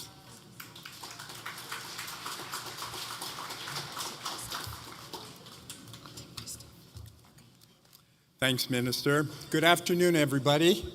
And thank you for this opportunity to talk to you this afternoon about your Constitution. So Genevieve and I have two parts to our presentation.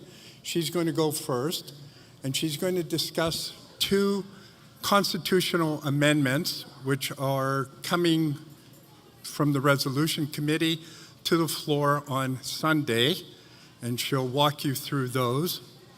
And then I'm going to touch upon three intended changes to the election bylaw. Those are not coming to the floor at this AGA. The intention is they will be brought forward in the AGA in 2025, And this is an opportunity to introduce them to you, to make sure everyone has lots of notice and an opportunity to discuss them and to evaluate them. So I'm going to turn it over now to Genevieve.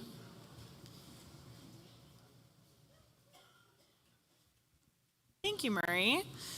It's a pleasure to be here with all of you today.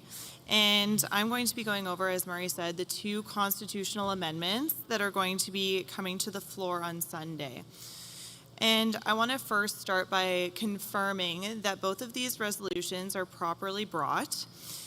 There was the appropriate amount of notice provided, and this is in line with the Constitution.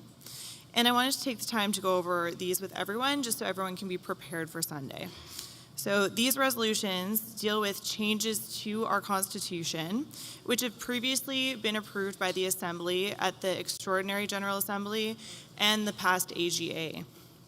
So the effectiveness for one of the resolutions is going to be put to now, as opposed to waiting for the treaty.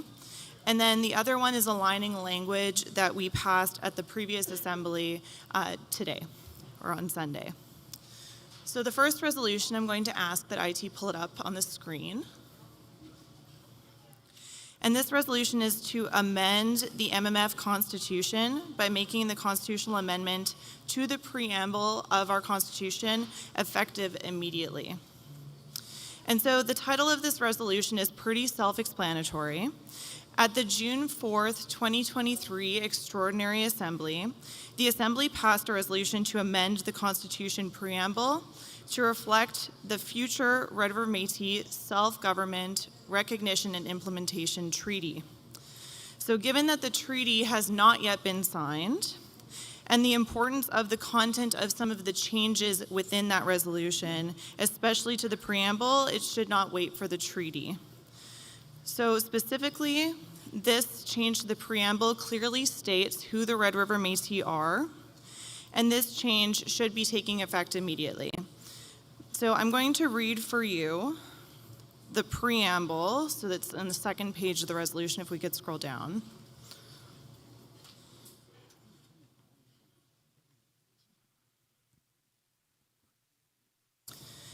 And so if we go to B, it talks about what changes to take effect immediately. So the first, it says, whereas the Red River Métis is one of the Aboriginal peoples of Canada, referred to in Section 35 of the Constitution Act 1982. Whereas the Red River Métis emerged from and lived in the historic Northwest, and its territory is referred to today as the Red River Métis homeland. Whereas the Manitoba Métis Federation is the democratic and self-governing representative body of the Red River Métis, and whereas the Red River Métis comprises citizens, settlements, also known as local communities, and traditional territories, and is defined by a common identity, culture, language, history, and among other things, social and kinship relationships. So again, this is what is going to be proposed to take effect immediately. That is what this resolution does. Previously, this was awaiting the treaty to be effective, and we're no longer going to wait. So this will be seen on Sunday. And then I'm going to go to the second resolution now. And this resolution is a resolution to amend the MMF Constitution to revise the local bylaw. So at the last assembly in October of 2023, you, the Assembly, passed a resolution to amend the Constitution to include a definition of Red River Métis. So in your Constitution workbook, you can see this already there. And you can also see this all of these proposed changes if you want to take a peek. And so this resolution at the last assembly for the definition of Red River Métis was passed, and it made it clear who the Red River Métis are.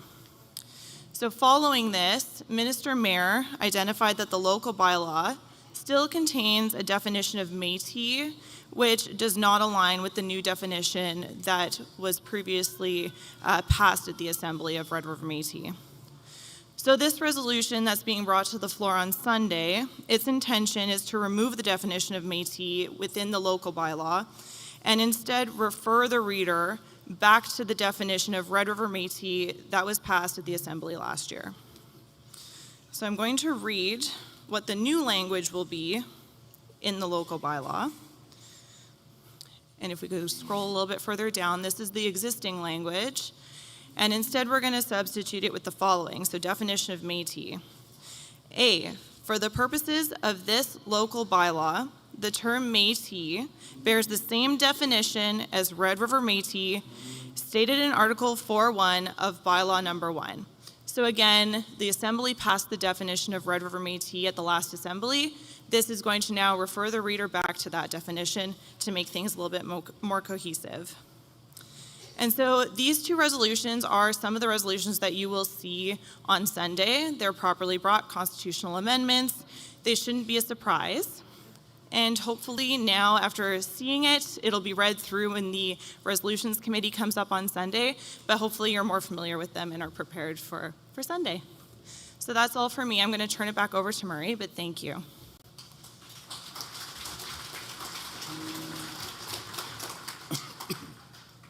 Thanks, Genevieve. So just before I start, I want to talk about this document which is sitting on your desk. And why is it there? It's there because you'll remember that both at the Extraordinary General Assembly and also at the Annual General Assembly in 2023, there were a number of constitutional amendments voted on, adopted, and put into place, but not to become effective until the treaty becomes effective. And this document will give you a comprehensive view of what those are, because it's already last year, and some of you might be saying, didn't we change that already? Or did we change it? Or we talked about changing it? So this is a good reference document, and it tells you what's going to happen when the treaty becomes effective. All those changes you've already discussed and deliberated on, they will become effective. I also want to now talk about 3 intended constitutional changes, and these are very specific. They're dealing with Article 9, qualifications of candidates. And if you take this book, and we'll put something up on the screen, but if you take the book in front of you and you turn to page 26 and 27, you'll find the wording as it now appears for this section. And you'll remember that we're dealing with your election bylaw, which governs your election of your cabinet, regional, and president. This does not govern local bylaws, just to clarify that. So cabinet has identified 3 amendments to Article 9 that it believes will allow for greater participation in the election process and will make changes that are consistent with other treaty-related developments, and I'll talk about those in a moment. Just to say it again, these are not being voted on Sunday. These will be brought forward by Cabinet to the 2025 Annual General Assembly, but because they've already been identified and we know of them, and we know that they're coming, this was an opportunity to present them to you, to walk through them, and give you an explanation of why Cabinet believes they're in the best interests of Red River Métis. So the first one deals with Article 9, Sub 4. And you'll find that at the bottom of page 26 and on the page 27. And I think we're going to have something put up on the screen. I don't know if you can, there it is. So essentially what you're going to see in 4A, if we can just scroll down a bit, thank you. Yes. As it currently reads, there's a reference to, in order to stand for election, you have to have had and served on a local, and it says during the previous 20 years. Now that's going to be changed, and the words after January 1, 2000 is going to be inserted.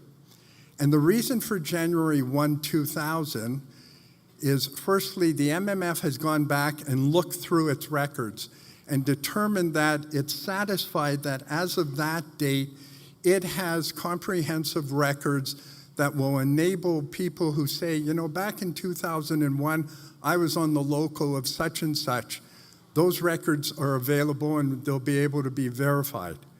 The other practical part of this, of course, is that 20 years now means you could only go back to 2004. But going back to 2000 allows people who served in those 3 or 4 years to also qualify. So it's a way of expanding opportunities for qualified candidates to come forward. So that's the change in 4A. You'll see the same change in 4B. And in 4C, we're streamlining it a little bit. If you were to look at the wording as it currently is, you'll see in order to stand for election for the position of president, a citizen must have served both on the local and also at the regional level. But when we just look back, we see that to get to the region, you've already served on the local.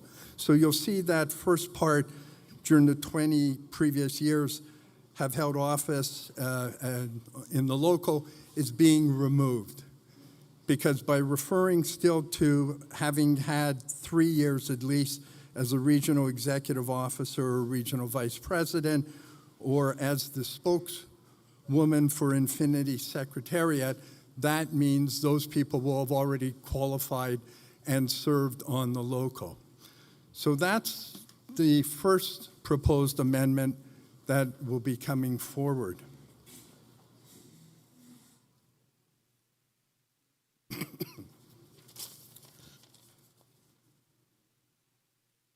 The next one deals with still qualifications of candidates, Article 9, Sub 5. And so Sub 5 has presented problems during elections before. You'll see that in its current wording, it talks about someone who has a debt or a financial obligation owing to the MMF or an MMF region that's more than 30 days in arrears at the time nominations close. And we've had instances in the past when people have come forward to put their name forward as a candidate, and challenges have had. And then we get into arguments, well, what's quite a financial obligation? And firstly, is it a debt? Is it a financial obligation? And is it in arrears? How do we know it's in arrears? What were the terms of agreement, if any, as to when it would be paid?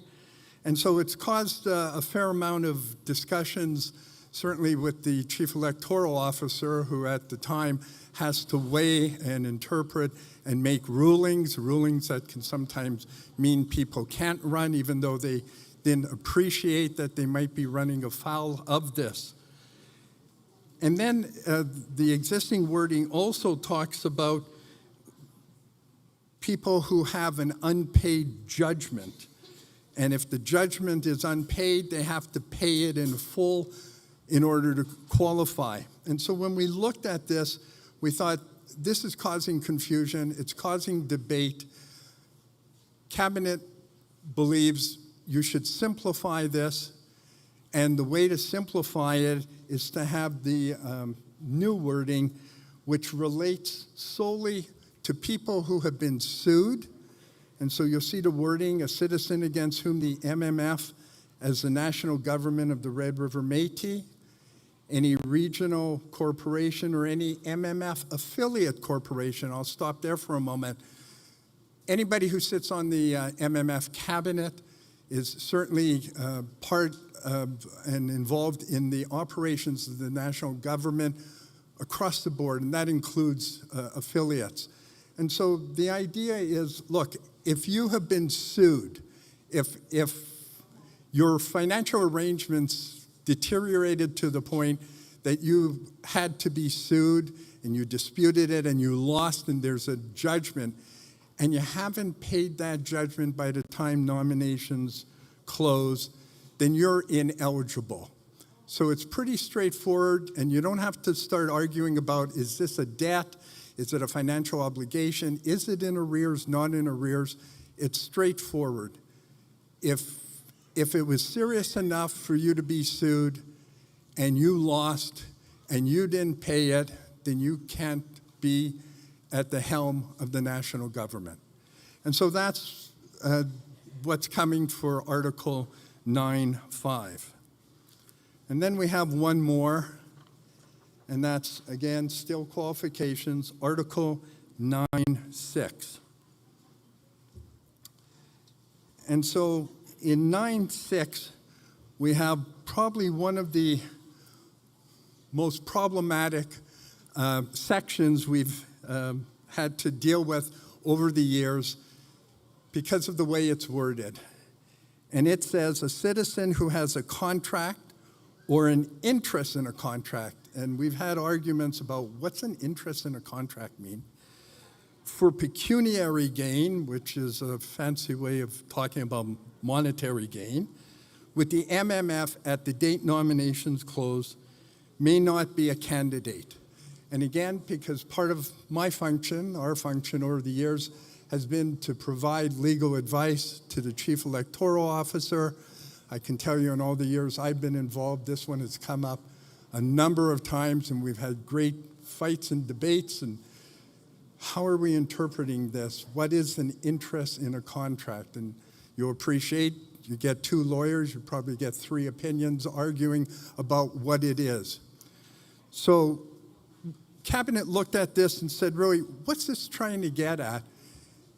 And what it's really trying to get at is the issue of conflict of interest, making sure that your elected officials are not, excuse me, in a conflict of interest, don't find themselves in it inadvertently, and that citizens are satisfied that there's disclosure, there's conflict of interest regulations in place that will address this. And so you'll see that what is proposed is we're going to delete that. And just before I read the part about what's coming forward, I wanted to go back and just remind people, you may recall, or you may not, but as part of the treaty transition, there's something called the Red River Métis Finance and Administration Act. And that act deals with exactly what it says, finance, administration, audit rules, rules for auditors, and this was passed last year. It's part of the lawmaking jurisdiction that the treaty gives you as the Red River Métis. But it's also pending. It's not effective yet, but it will become effective when the treaty becomes effective. And the reason I mention it is because in Section 20 of that act, there's a specific clause, direction, that says the MMF cabinet will, within 1 year of the act coming in, will pass by regulation conflict of interest rules applicable to cabinet members. So right now we have conflict of interest rules. Part are found in corporate law, part are the practices and traditions of the Red River Métis. But when the treaty comes into play and this act comes into play, your cabinet will be passing by regulation, available for everyone to see, specific and clear conflict of interest rules. So bearing that in mind, I'll come back to now what is going to be substituted for this clause that we want to take out. And you'll see it'll say the following.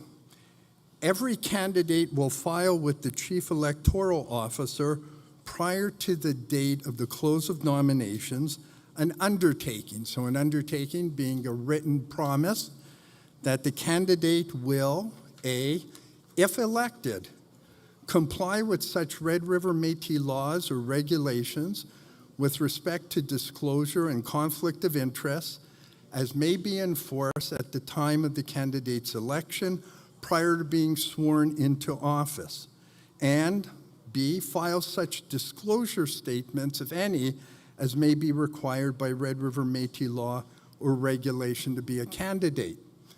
So what in effect you're doing is you're taking this clause 6, which I've explained has caused problems in its interpretation, and is a bar at the start to someone just putting their name forward as a candidate, and you're going to remove that, and you're going to say, look, if you want to be a candidate, that's fine, but we will have in place, pursuant to that Finance Administration Act, we will have specific disclosure and conflict of interest rules. And you promise that if you are elected, you will comply with those and you will do exactly what it says. And that addresses, we believe quite fully, the concern that this clause initially was put in, namely, you don't want people in conflict of interest, and you want to be satisfied that you've created structures to address that. And so this does it.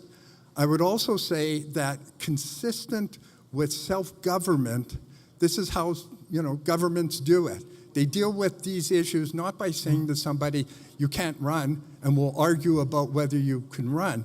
What they say is, you run, if you're successful, you will comply with conflict of interest rules and disclosure, and we will know, we'll have on record, so we'll know if there's a potential conflict. And that's the approach, as I said, in our view, in Cabinet's view, certainly is consistent with the treaty, with your self-government, and your movement forward for the Red River Métis. Thank you.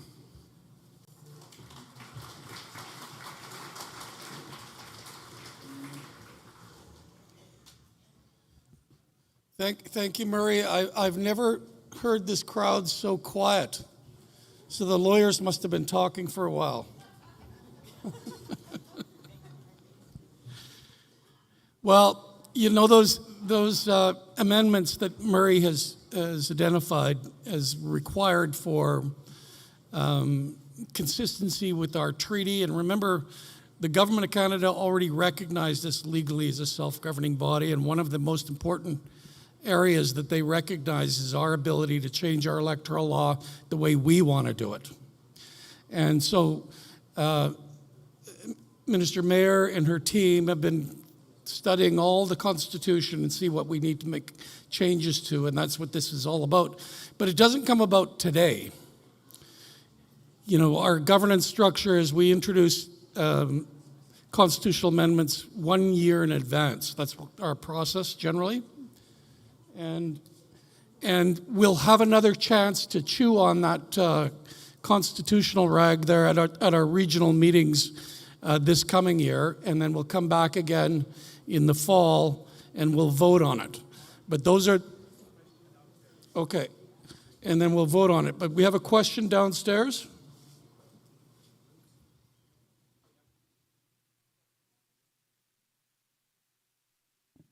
Sure if you're taking questions or not. Dan Benoit, St. Laurent Local, Interlake Region. So I have no interest in running for the board, for cabinet.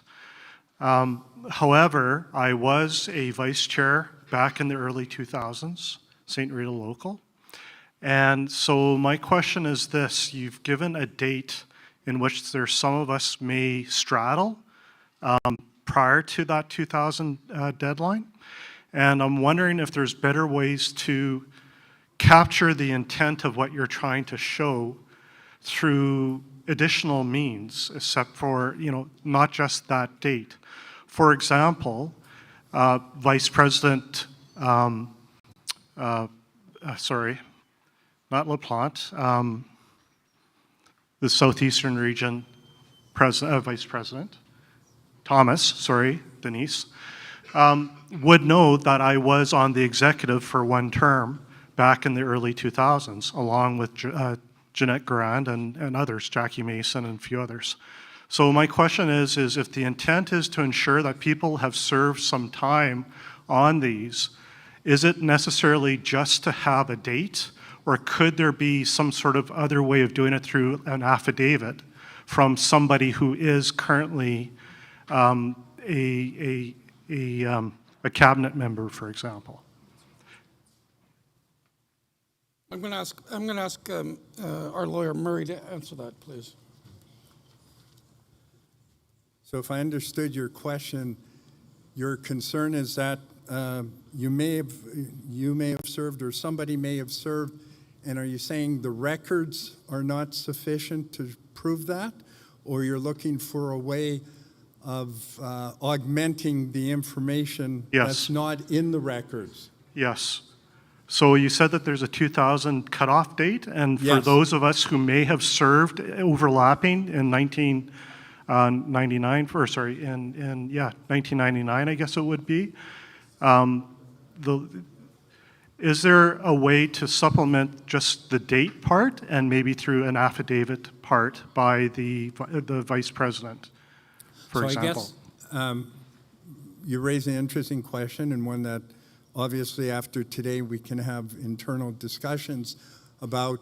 But when you're talking about straddling, again, I want to be clear, you're talking about a term that starts before 2000 but extends into 2000, because the danger is if somebody comes and says, well, I served in 96 to 99, that's clearly well before the date, and then that sort of brings us back to where we were at one point, which is how do people prove that, and what's the degree of proof? You mentioned an affidavit. So I want to be clear, Dan, you're really looking at the possibility somebody may have served part of their term post-2000 and part of their term before 2000. Is that it? Yes, correct. Okay. So, I mean, all I can say is we've got your question, and the minister's got the question, and, Mark said there would be discussion, and you've kicked off a point. So we've noted it, and I think that's where we have to leave it for today. Okay, are there any more? Yeah, question over here at the mic. It's Jeff Rohn, Secretary, Prairie Buffalo Local. How does this change affect existing cabinet members who aren't seeking election at the time of the treaty being signed?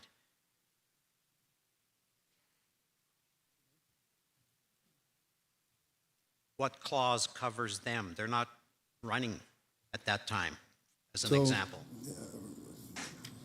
I'm sorry, you're talking about existing cabinet members. Yeah, the treaty is signed in January, say, 2025. This clause takes effect.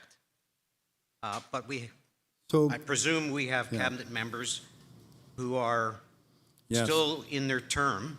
How does this clause apply to them, or what clause applies to them?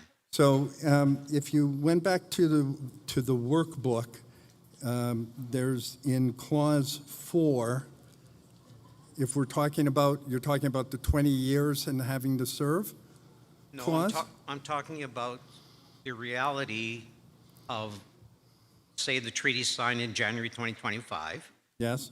There's no election taking place for a cabinet person. Yes. What is the clause that applies to them for conflict of interest declaration or whatever, similar to the one for people who are going to run? So the conflict of interest when the treaty comes into play would be the practices and procedures right now with, as I said, the new conflict of interest regulation that Cabinet will pass and become effective on the date of the treaty. So it'll become effective within the 1 year. That's the time frame that the Assembly gave the Cabinet in the Finance Administration Act. 1 year from the date of treaty to come back with a regulation with detailed conflict of interest. So does that answer your question? So in addition to what you've just showed us, is that what you're saying? No, so what I've showed you is proposed amendments that will come into play should they be passed at the 2025 AGA. But what I'm saying is who is affected by them. And I believe who is affected by them is people who are going to run.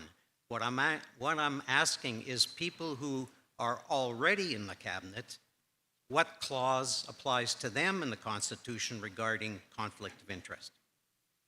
Well, when nominations open, the existing rules, laws, regulations, and election bylaw, which will become part 2 of your Constitution, those will apply. So until they stand for re-election, this clause doesn't apply to them whatsoever. No, no, I'm sorry. I'm either confused by your question or it's not clear to me.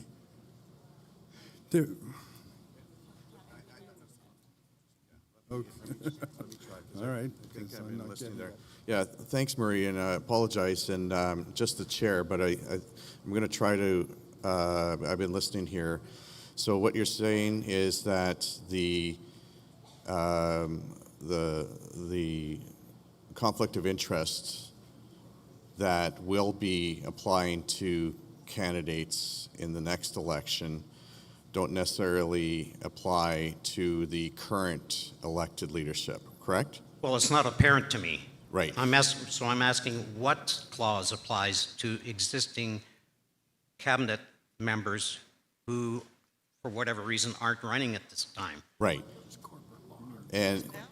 And so I'm not sure if the others can help me here or not, but that conflict of interest issue wouldn't apply to candidates who haven't registered, whether they be elected now or then. So there are conflict of interest policies within the Manitoba Métis Federation.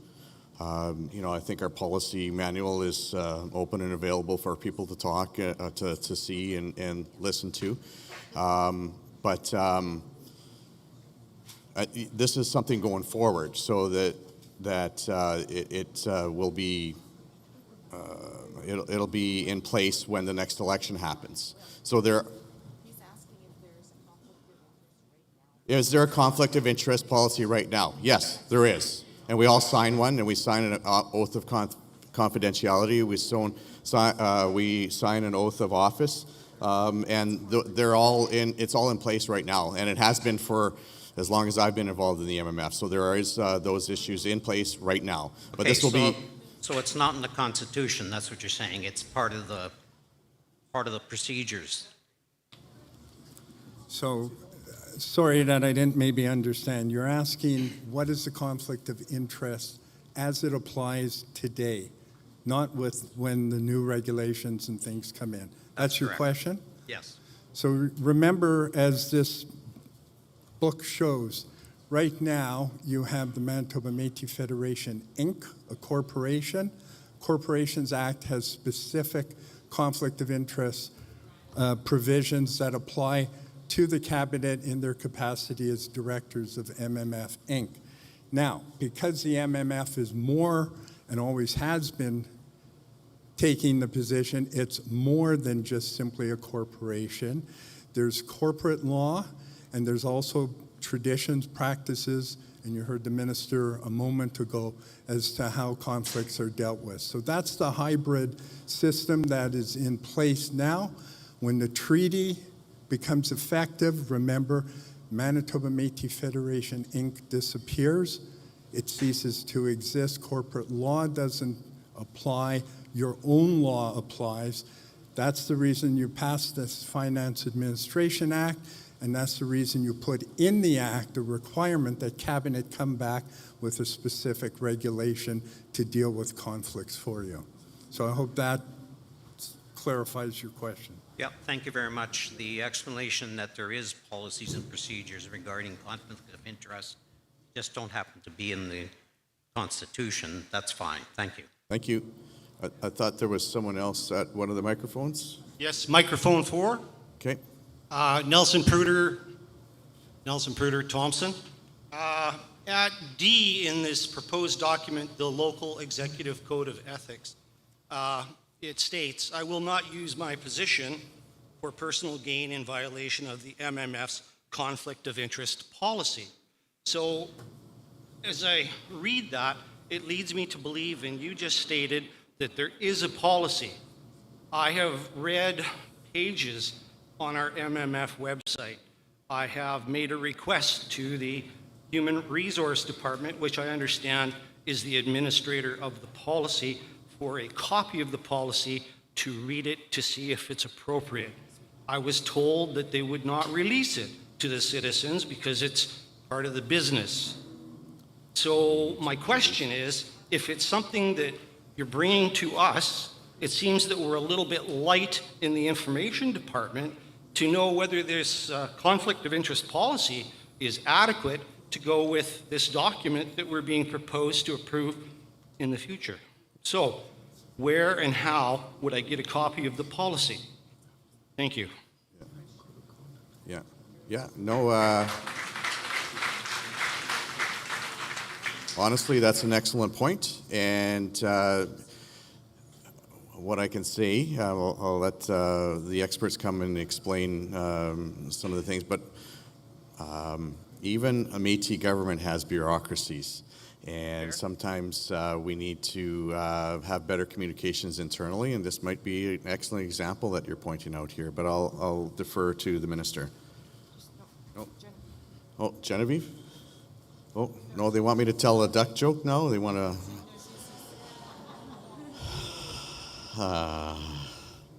I'll tell a Jack Fleming joke. How about that? He's all alone on a tough question.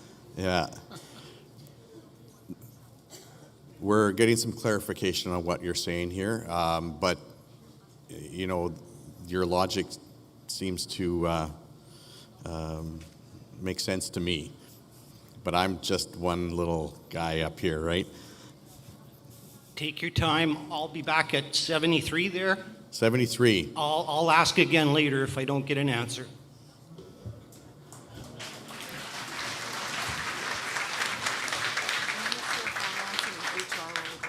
Okay, we actually have the person who's been very instrumental in a lot of the policy work that's internal to the MMF, our Minister of Finance and HR.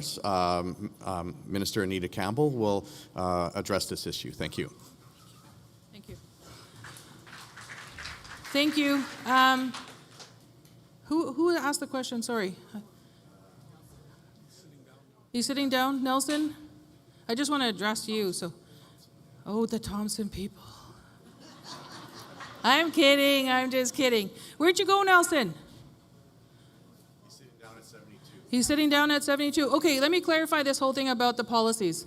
So we have developed, and I mentioned this last year, we had developed last year and rewrote our finance policies and our HR policies. Within those policies, that's internal to our government, how we function, how we govern ourselves, how we administrate ourselves. So the conflict of interest, So the conflict of interest policies that we have, that's why HR won't release those. Those are internal to us. They're clear to the staff. They're clear to us even as ministers in terms of our conflict of interest positions. What we're working on right now, and it's part of this whole work that Minister Mayer is doing around governance to locals, they are working on not only the code of conduct, which you have, but a code of ethics and a conflict of interest policy. So that's coming. So it's not a matter of, I know what it says in the book. There's a bunch of things they said that has in the book that they're going to clear up. That's why it's being introduced. I'm assuming this was already relayed. That's why it's being introduced and the resolutions are being placed here now. What's happening is that they're going to go into the regions. Hopefully, fingers crossed, by the time they get to Thompson or they get to any region, they've already developed them, because I know the staff are already working on them. I know our legal team is working on them. They're trying to get these as part of the manual. So the local executive orientation manual should include the conflict of interest policy and a code of ethics, because we need all three of them to be in there. There's some things in there that they're going to adjust, and I think the last time we did it was one Sunday ago, I can't remember, a couple of Sundays ago, we tested it in Winnipeg, and they had where you had to do an audit. Locals don't have to do an audit, and they know that. So there's certain things that they're going to adjust, And so they're introducing it. By the time, and is it going to be perfect? Of course not. That's why they're coming out to the regions. That's why they're going to meet with the locals to see what is it in there that we either need to edit, change, or include. So that's where this conflict of interest policy is. And it's not a matter of we don't want to release it. If you want to see what the staff have to sign, I'm pretty sure I could probably let you read it. Can I give you a copy of it? No, because it's internal to us. It's not an external document. It's no different than our employment agreements that we have. We have contracts. We have all these other things that we've worked on over the last 2 years to make sure that we have the proper systems and the proper way of how we're all internally administrating and governing ourselves internally. So I'm not sure if that answered your question, Nelson. No. Okay, what's your question? As far as managing the staff of Manitoba Métis Federation, we trust our cabinet and you as the leader of the Human Resource Department to do a fair and reasonable job. Thank you. But Will indicated that cabinet members sign a conduct of interest, our policy for conduct of interest against conflict of interest. That's current and existing. We, the people in this room, are the ones that are, in effect, the employers of our cabinet. Yep. We vote to determine if you're following the rules. So it's fair and reasonable for us to see the rules as they would pertain to you and the other cabinet leaders now. And it leads us to believe that there is a policy in effect now. Will said he signed one. That's the one I'm looking for. What we signed was an oath of office. That's what we signed. So there is no conflict of interest. We as members or as cabinet members, we have an oath of office that we read out loud and that we sign with the Lieutenant Governor. So that's what we do. If you are an employee, and I use that with brackets because we're not, if you're an employee in that sense, and that's what part of what, I think, I don't even remember the year, I'm sorry, I don't remember the year. There was a resolution that you all passed that said for us to work on some kind of remuneration policy, I'll say, or somehow of how we're going to get paid. And that was done years ago during late Albert Chartrand's days. So that was done way back. So now we sign an oath of office.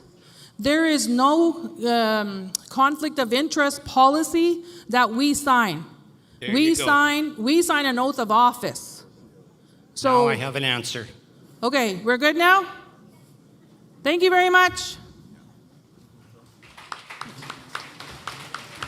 Thank you, Minister Campbell. But as I said earlier, our governing system is evolving every year. And so the introduction of these new conflict of interest and other things, if they need to be applied to everybody, then that's what we should hear in the regional meetings this year. And then we'll come back and discuss it next year. So,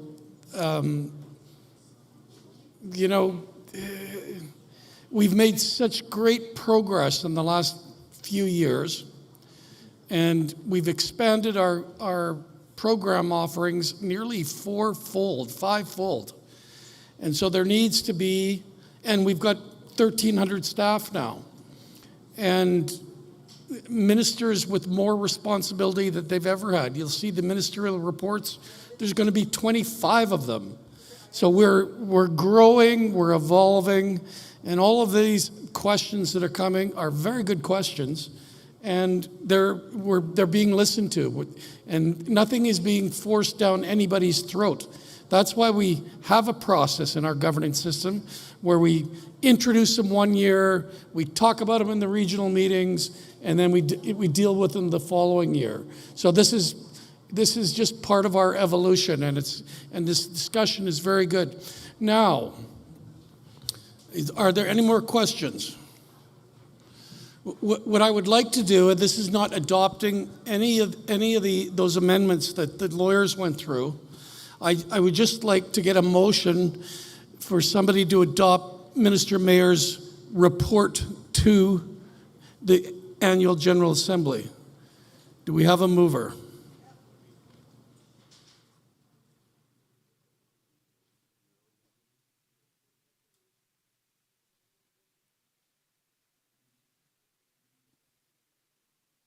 We got to go to the, if you're going to make a motion, got to go to the mic so we can record it. Nelson Pruder Thompson, I'd like to move acceptance of Minister Mayor's report. Thank you. Do we have a seconder? Shirley Grosky, the Paul Norman Region. Campbell, we're voting local. Shirley and got- I second that motion. Shirley got to the mic before you. So we have a mover and a seconder. Do we have any more discussion? Do I hear a question? Question. Question, all in favor? All opposed? Abstentions? I've got an abstention. Do you want to speak to your abstention? No.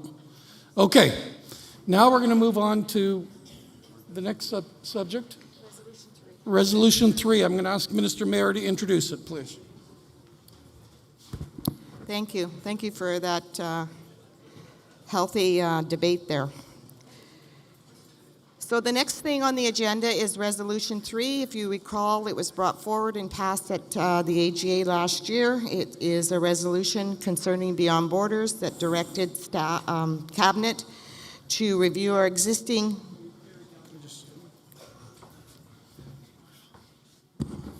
I've only been doing this for 20 years, and I forgot to say, because we got the votes from downstairs, that motion is carried. Sorry. All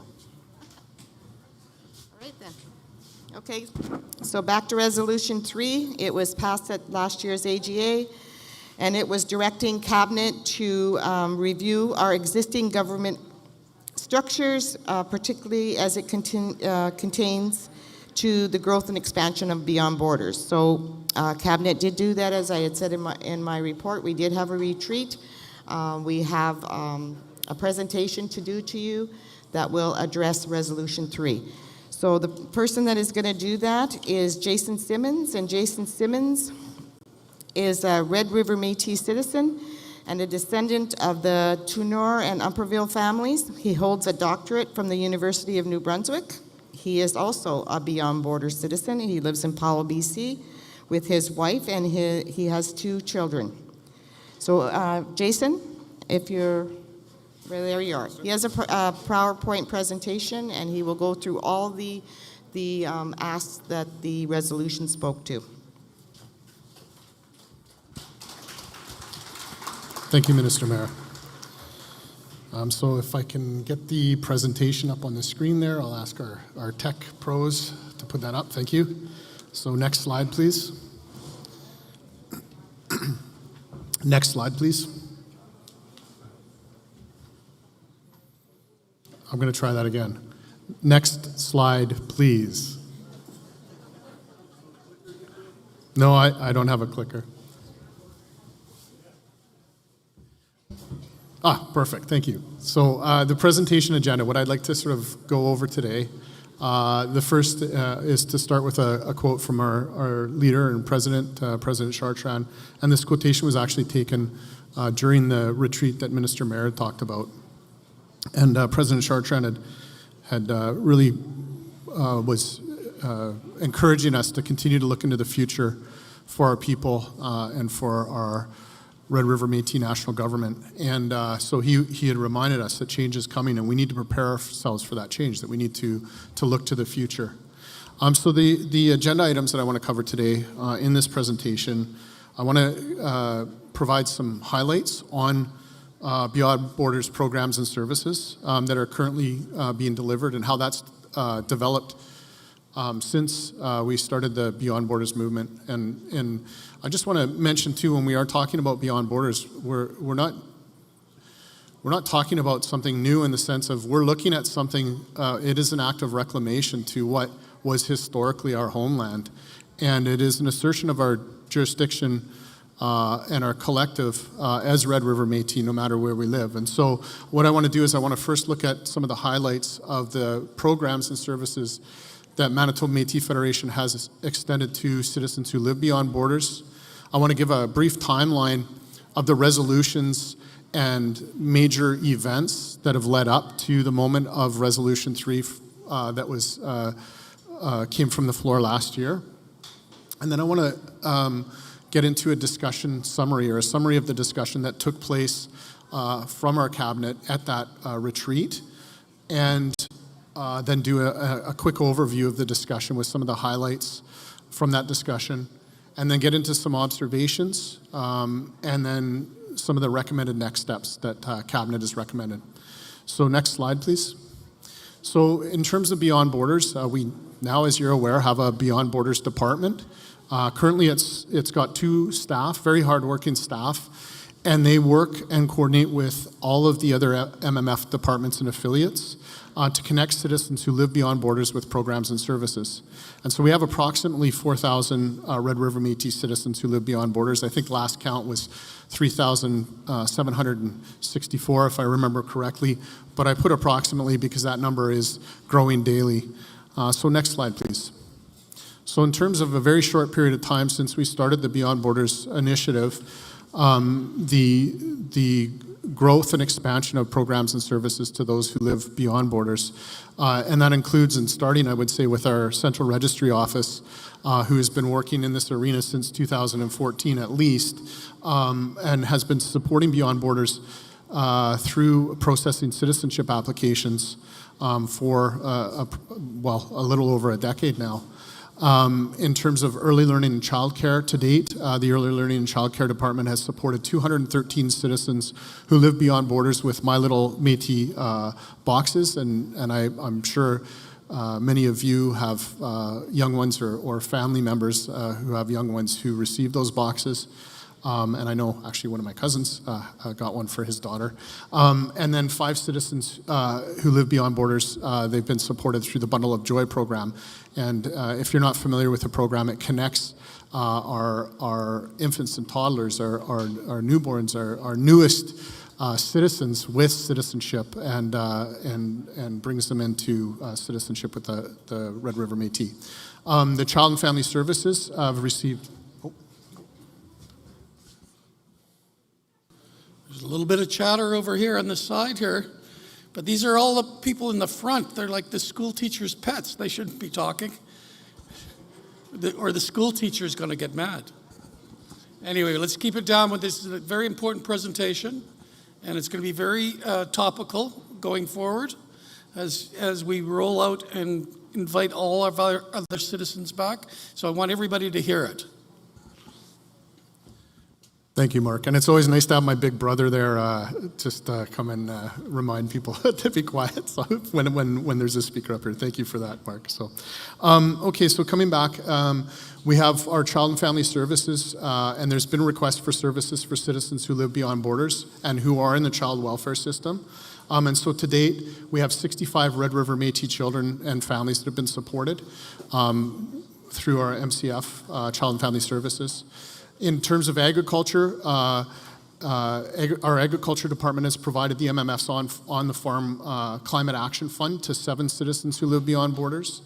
In terms of housing, we have Rapid Services has provided support and homeless prevention supports, and in some cases a one-time rent relief to our citizens who are living beyond borders and struggling with or potentially facing homelessness. They are also looking to expand and pilot out an expansion of the Home Enhancement Loan Program, which I know has been a wonderful program for so many of our people. Next slide, please. Some more highlights. We have the Red River Métis Community Resource Department, and it has delivered the Memorial Service Financial Support Program and the Bereavement Fund, as well as other casework support to date to 23 citizens who live beyond borders. In post-secondary education support program, that program's available to Métis citizens who live beyond borders and who are attending post-secondary education. And this is a really important one as we think about our young people who are pursuing post-secondary education. Oftentimes, when they're pursuing an advanced degree, they're encouraged to move outside of a province to another university to advance their degree, and that's really an important part of their pursuits. And so our national government is supporting those students as well, and to date we've had 56 students supported through that program. In terms of harvesting, MMF citizens who have the MMF harvester cards and their Conservation Trust Fund stickers, and you need those stickers, by the way, those are part of the laws of our hunt, who live beyond borders can come and harvest in Manitoba. And the MMF is currently supporting a Red River Métis harvester case in Saskatchewan. So, while we're strategically supporting our harvesters, and in this case in Saskatchewan. In 60 Scoop, we're supporting 166 citizens who live beyond borders, including with the Kitchen Table Talk program and virtual talking circles and intake for citizenship. And helping, this is really important with 60 Scoop, to repatriate those who were stolen from our people in the 60s and later on, and to bring them back home into our community and back home to our people. And this is a really important program. The youth department delivers the Believe program, and to date they've supported 3 citizens who live beyond borders through this program. Next slide, please. And so that gives you an idea of some of the highlights. There's more, I think many more, but those were the top ones that I wanted to highlight. So if we go to the next slide. Next slide.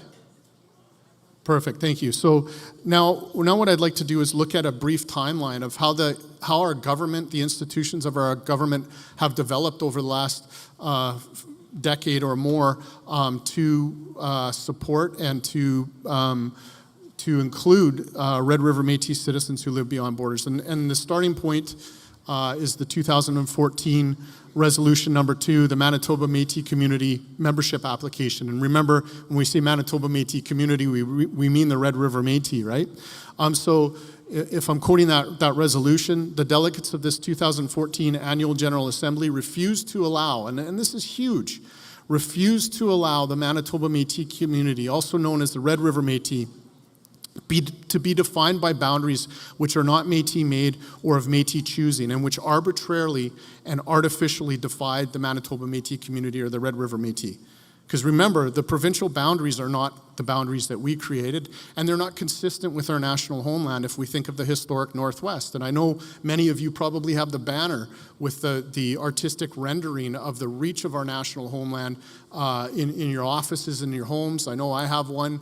And so that red rendering, that red mark on the map is the reach of our historic homeland. And so this was a huge monumental resolution. In 2019, the Manitoba Métis Self-Government Declaration Resolution, and this resolution set the groundwork for our self-government recognition implementation agreement and for our treaty, by the way.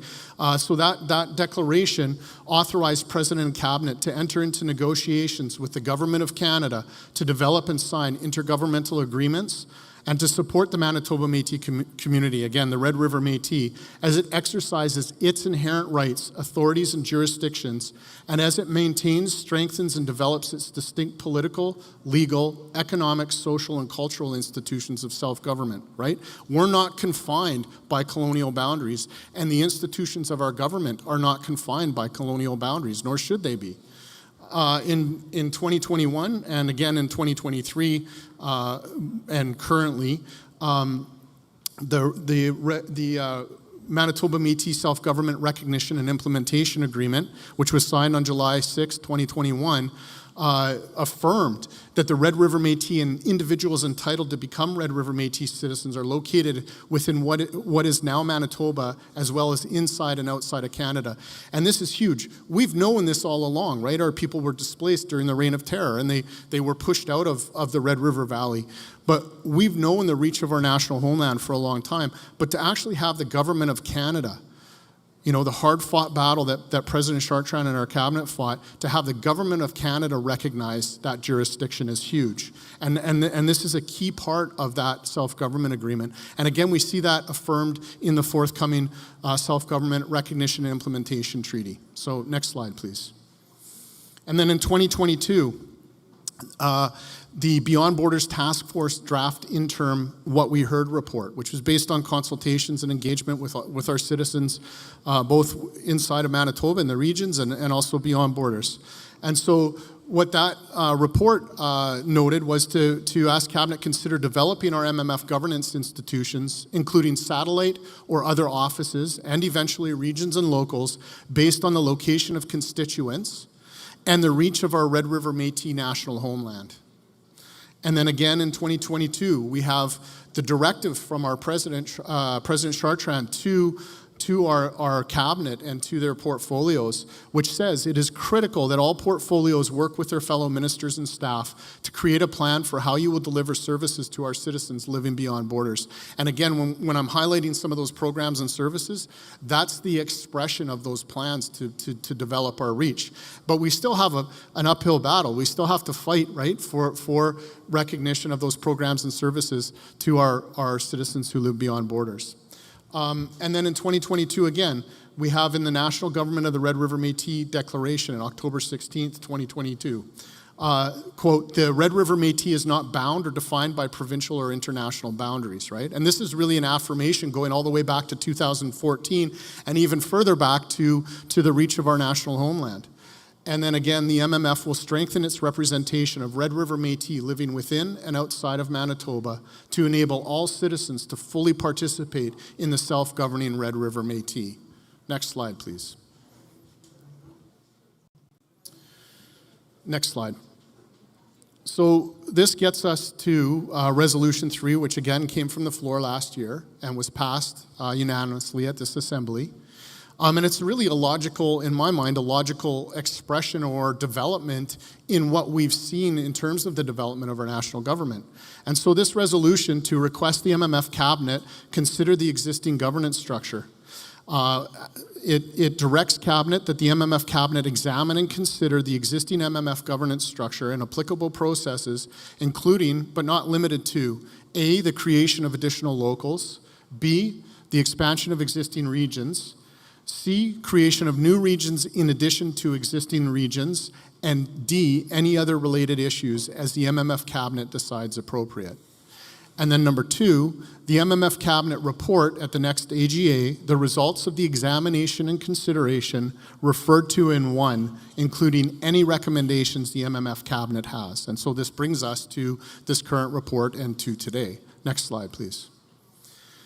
So what are the basis for the Cabinet response? Well, as Minister Merritt mentioned, the Beyond Borders Department at MMF hosted a Cabinet retreat and a governance retreat, and there was a lot of lively discussion on the development of our national government and the development of our national government beyond borders. And so the findings from that are based on a coding and analysis of over 500 pages of transcribed audio, confidential transcribed audio of the governance retreat, including the plenary discussions and workshops, the confidential supporting documentation in the governance retreat binders, and the confidential meeting notes from the rapporteurs and minute takers.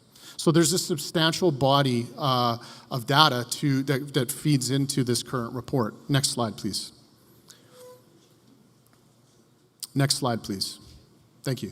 So the discussion summary. So what I want to highlight here are these are the fundamentals that our leadership highlighted during that discussion. These are like touchstones for our government and for our leadership. And the first fundamental, and this is actually a direct quote from one of our ministers, I love it, is that we are one nation, one national government serving all Red River Métis people. Fundamental number 2 is that there are no hierarchy of rights, equitable participation for Red River Métis citizens based on the geographic reach of our national homeland. That if you're a Red River Métis citizen, you're a Red River Métis citizen. Number 3, that our governance structures work. That what we have works, and we've seen that. We can trace the history of our governance from the buffalo hunts to today, and it's worked for us, and it's going to continue to work for us. And so our governance structures work, and we build, adapt, and change them based on our national homeland and the reach of our national government beyond borders. Number 4, that locals are the bedrock of our national government. And number 5, that we ensure fiscal accountability, responsibility, and sustainability as we develop the institutions of our government beyond borders. Next slide, please. So what I want to do is just highlight some of the quotations from the discussion that led to the observation of these fundamentals, these affirmed fundamentals. So again, one nation, one national government serving all Red River Métis people. And I love this statement. When we say we represent all Red River Métis, no matter where they live, that's true, period. Next slide, please. That there is no hierarchy of rights, that equitable participation for all Red River Métis citizens based on the geographic reach of our national homeland and the jurisdiction of our national government beyond borders. And this is an affirmation again from our cabinet. For me, the voice of citizens who live beyond borders is extremely important. Their voice is as important as any remaining citizen living within the colonial construct of what is Manitoba. Manitoba is not a permanent thing, never has been. It's only been around for 150 years, and we were there before Manitoba. Another cabinet member noted their citizenship is the same as anybody else's citizenship. And yet another cabinet member noted a participant noted, the fundamental right in democracy is an equal right to participate in elections. The MMF is a democracy, so if you agree with those principles, then the rest of this follows pretty easily. And finally, some cabinet members noted to expand service delivery, not governance structures beyond the homeland. Next slide, please. So number 3, our governance structures work. We build on them and adapt them to the reach of our national homeland and the reach of our national government beyond borders. Quote, it is important that our national governments stay whole. We already have a structure in place that works, and we should believe in nationhood. If you build it, they will come. But what we have is working for us, and ministers noted that again and again. Next slide, please. So number 4, locals are the foundation of our national government. And this was affirmed over and over and over again. And the descriptions to me, the way that locals were described and recognized as how important they are by our leadership. Again, locals are the bedrock of our governance structure. They're the foundation of our government. They're the heartbeat of our nation. They're the grassroots, the voice of the grassroots. They're the place where we gather socially and also to communicate to our leadership.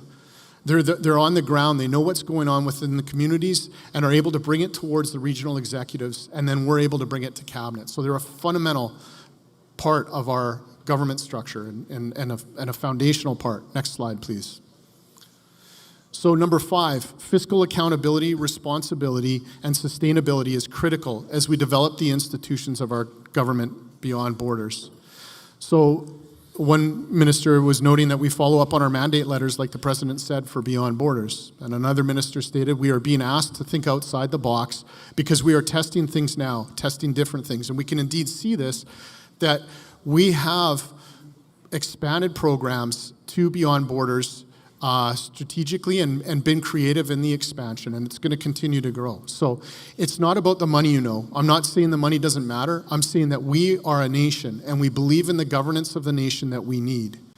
And the final quotation, you need to have some type of plan with the spend. You need to have a way to pay. Have you given thought to where the capacity dollars for something like this will come from? Next slide, please.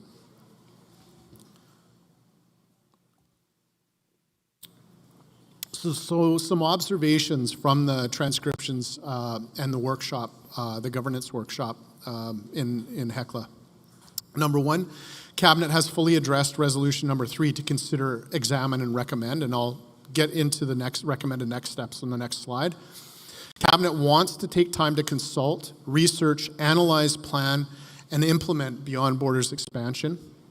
Number 3, there were discussions around the expansion of regions and the creation of new locals within the homeland. Number 4, Cabinet has suggested exploring options for citizens who are not in the national homeland to participate through, for example, new affiliates, mobile offices, and other possible institutions of our national government, while examining the feasibility of a constituency model. Number 5, in response to the President's directive in the mandate letters, Cabinet is looking to further expand programs and services beyond borders. And number 6, a significant proportion of Cabinet is concerned about the cost of expansion, and with this concern, there are some who are cautious about unintended consequences and effects on the rights of the collectivity or the collective. Cabinet wants time to plan and expand responsibly to ensure the integrity and the longevity of our national government. Next slide, please. So Cabinet's recommended next steps. So there's 4 action areas, and there's 3 steps that Cabinet recommended for each of these action areas. And so the first step is to research and consult. The second step is to analyze and assess, and the third step is to develop an action plan. And the 4 areas are to review the policies, programs, and services for Beyond Borders citizens, including a review of jurisdictional challenges and issues for expansion. And for example, we mentioned Child and Family Services earlier. Well, that's a jurisdiction of the provinces, and so we need to look at, well, what are some of the challenges around that jurisdiction, right? And what are some of the needs in terms of developing relationships there? The feasibility of constituency models of government to the MMF Beyond Borders. And there are countries and governments of countries and nations that do use a constituency model for citizens who aren't necessarily right within the confines of the homeland. And so the next one is options for the development of MMF governing institutions for Beyond Borders outside the national homeland, including affiliates, mobile offices, and other government institutions. And number 4 is to pilot expansion of select regions and creation of new locals beyond borders within the national homeland. And so that is what I have in terms of the report and the findings from the Cabinet workshop.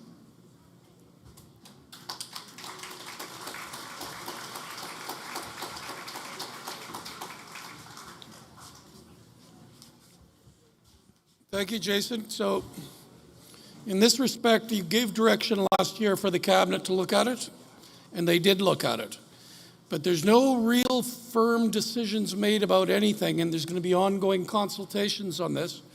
And your team in Ottawa, you know, obviously if we expand our borders and we expand the number of citizens that we're going to serve programs and services to, we need to get more money.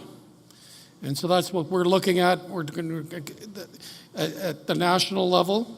But, you know, we're all united as citizens, and that's what we're working on. So there's no hard and fast decisions made other than there's a directive and a vision and an objective that we're all trying to work towards.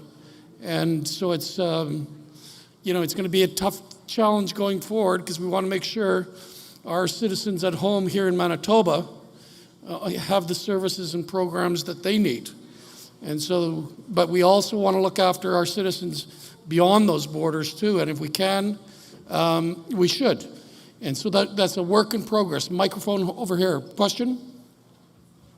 I don't know if it's on. Hi. Cassandra Wolver, Winnipeg Region. I'm just curious, as there's many Beyond Border citizens who are actually citizens of locals here in Winnipeg or Manitoba in general.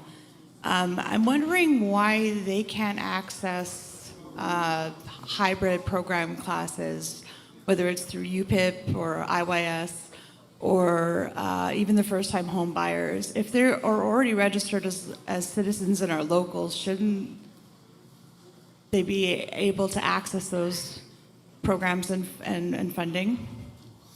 That's a very good question. With regards to the youth programming, they are able to access those. There are citizens who don't live in the province of Manitoba who are accessing the individual youth sponsorship plus the Believe program. When it comes to such things as housing, like a lot of citizens are looking for the first-time home owner program and for the HELP. Those are, that right now is specific to the province of Manitoba, although we have assisted citizens with emergency repairs, such as if they needed a new water tank, etc., like that. But we aren't able to give them the full service at this time. Perfect. So just for clarification then, so if we were to do a hybrid class, say sash weaving in our local, our Beyond Border citizens can apply for it, correct? Yes, they can. Perfect. Thank you so much. Okay, we have an online question which I'm going to try and read. Hello. Over here. Oh, go over here first, yeah. Hi, I'm asking a question in regards to... Can I have your name and your local, please? Victoria Beach Métis Local. Okay. My name's Holly Vesna. The question I have is in regards to my niece. She lives in BC.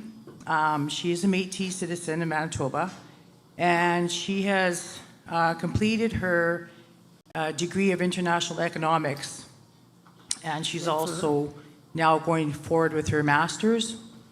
and she hasn't received any help at all. So who does she call? Who does she speak to? What are the numbers and who are the contacts that we can get a hold of so that she can actually get some help? Okay.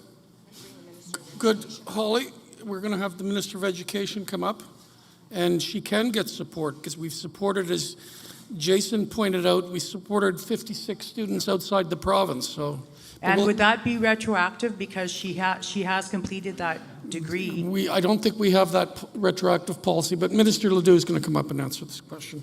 Thank you.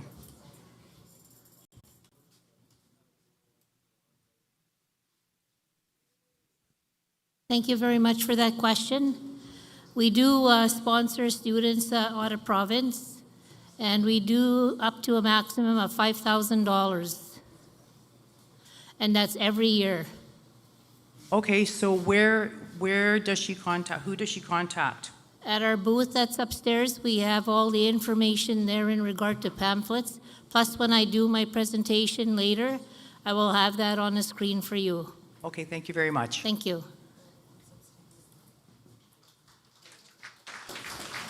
Okay, before I go to that, Mike, we have an online question. Is there more work going into Beyond Borders for like the Business Registry or LRCC, the food subsidy program, travel grants for citizens to attend things like AGA, artistic programs, things like the Garden Box program, like through COVID? My main thing would be for LRCC Corp, currently only open to Red River Métis businesses within Manitoba. This is a very good question. And Minister, you could. Okay, there's lots. Okay, I don't know about the business registry. I can find that out for you. For the food subsidy program, that was an initiative that we did during COVID. We had COVID dollars for that. We no longer have those dollars. Travel grants for citizens to attend things like the AGA or artistic programs. I know we do have citizens that do attend the AGA who do not live in the province of Manitoba. Most of them come on their own dime. That is some of the work that the committee needs to look at and how we can be more inclusive, aside from them being able to attend virtually. There was some more here. When was I can't see the rest of it. Sorry, just give me a minute here.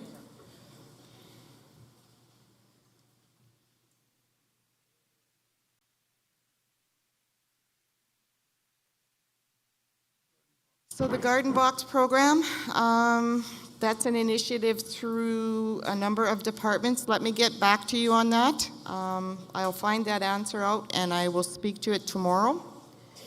And the main thing would be the Louis Riel Capital Corporation, currently only open to Red River Métis businesses within Manitoba. Again, I don't have the answer for that. They do actually support businesses. Oh, they do? Okay. I have an answer for that. According to this, they do support businesses outside of the province of Manitoba.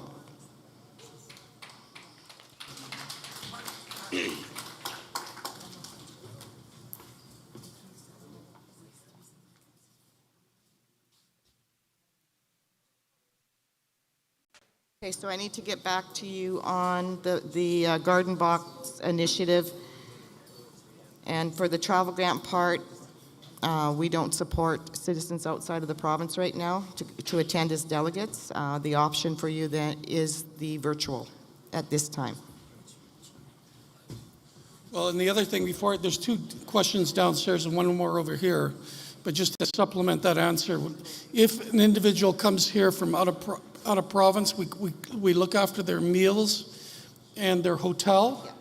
And remember, we have 3 satellite offices running right now: Toronto, Ottawa, and Vancouver. And so if they go over there, they get fed for the day and looked after. So, you know, where the Beyond Borders things is just expanding, and maybe it's not going as quick as some people would like, or maybe some people think it's going too quick, but it's, you know, it's an evolving thing. So I'm just going to go downstairs before I go to this mic. What do we got downstairs?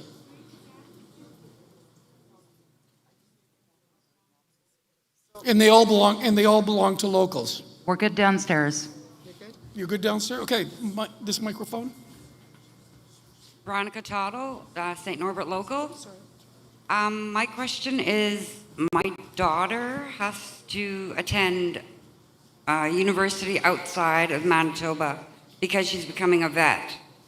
But the basic of $5,000 that she can get is nothing that, I mean, it helps her obviously, but it doesn't give her any kind of support with food, housing, or anything like that. But she has to go out of province for it. Thank you for that question. We had that same question last year.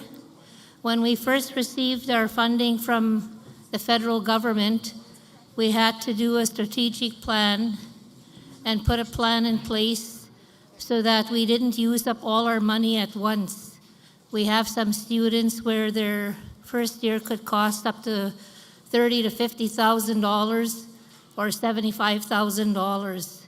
So in order to make our money last as long as possible so our children, our grandchildren could tap into these funds, we had to put a cap on it.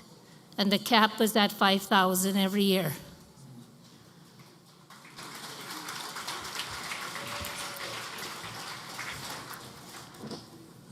I just want to answer the garden box question. You can apply for the garden box program. The application is online. Go under agriculture. Okay, we have a call from Toronto, then I'll go to this mic here. Toronto?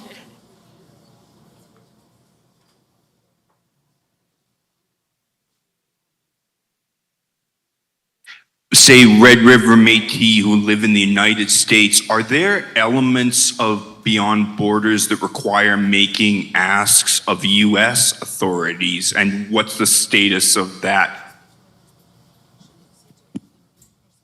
It's a very good question, and I think that's part of the discussion we're going to have in the Beyond Borders for our U.S. cousins. I don't think we have a policy on that yet, but thank you for raising that issue. That's something that we'll have to consider going forward. Good question. We're still negotiating with the J Treaty process, but also we do have an announcement that was made about the Immigration, Refugee, Citizenship Canada. So we temporary measures to reunite Indigenous families separated by the Canada-U.S. border. Now a U.S. applicant can show they are part of our Indigenous community by using their MMS citizenship card for this purpose. So it's an equivalent to membership in a federally recognized tribe in the United States. So we're still working on the other issues. It's about jurisdiction, and I think Al wants to speak more to that. Yeah, for some people who are living in the United States, it's actually pretty easy. They were born and bred in, let's say, Manitoba, and then what he's done is they've moved to teach at a university in Florida. So that one's easy. The ones that are more difficult are the ones in northern United States. And what we've had to have from the people that I'm aware of is that we had to have a letter that had been issued by the tribe in the area that says that they are no longer on the tribal list because they don't meet the blood quantum. So that's how we've dealt with it. And yes, the minister and our chair are correct. There's going to be the development of this on a person-by-person basis in order to move forward. Thanks.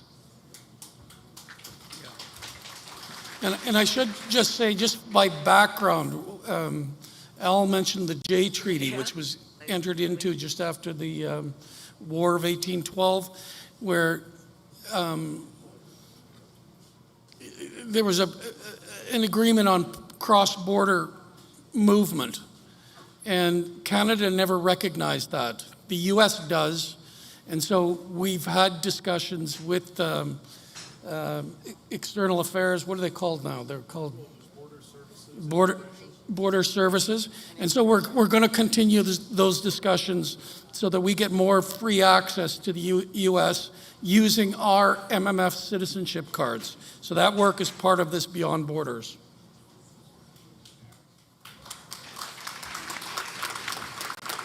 Microphone, microphone over in the right. I'm sorry to keep you waiting, but.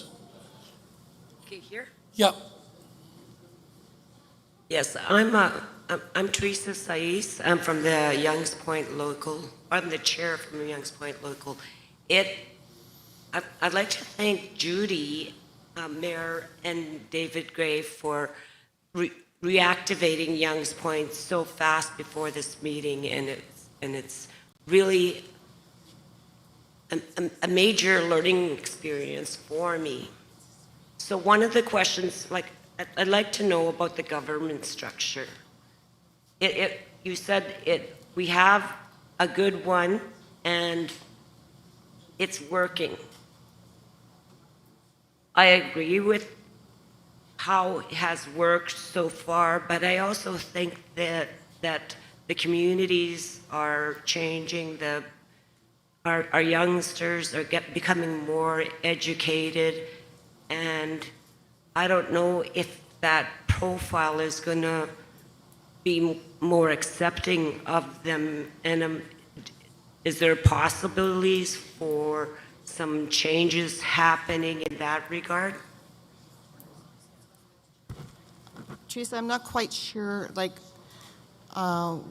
you're talking about communities like the locals themselves? Well, the government structure. When I look at it, I see you have the chair, yeah, and then you have the region to that chair, and then I guess there would be the rest of us. And I just kind of feel like it could be more, I guess, saying that there's more educated, our children or our youth are getting up there, and they need to be more involved. We're getting more educated, and that was the problem we had in the past, is that we didn't have that education.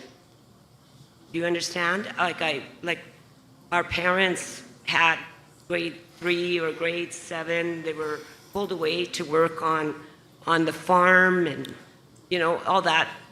Now it's a little bit different.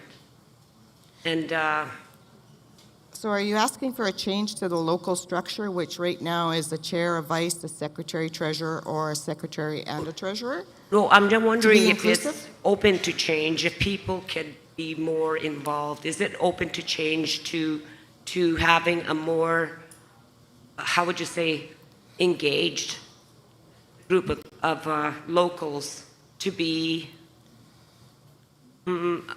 maybe getting our kids involved into these things more? I've been, and like most of us, we have been busy at home looking after our kids. Many of us single and trying to get by, and just having the Métis as a back burner. And now we're here, and we want to know what's going on. So this is, and a lot of us are new. We've never even known that we were Métis before, and then, all of a sudden, okay, this is where I belong. So how do I fit in? And I think we need to have more discussions on how to let people speak, get up. What do they want? What do they need to more of? It's not just money. It's the farm that our grandparents used to own back in Winnipeg, and it was taken. What's happening there? Okay, so as for the youth involvement, I know Minister Janai, who is the Minister of Youth, is very engaged with the youth, and he's been out to the majority of regions encouraging youth to be involved. There is programming out there for youth. And I know some regions do struggle with getting their youth engaged, our region being one of them. And we have literally written to all of our youth.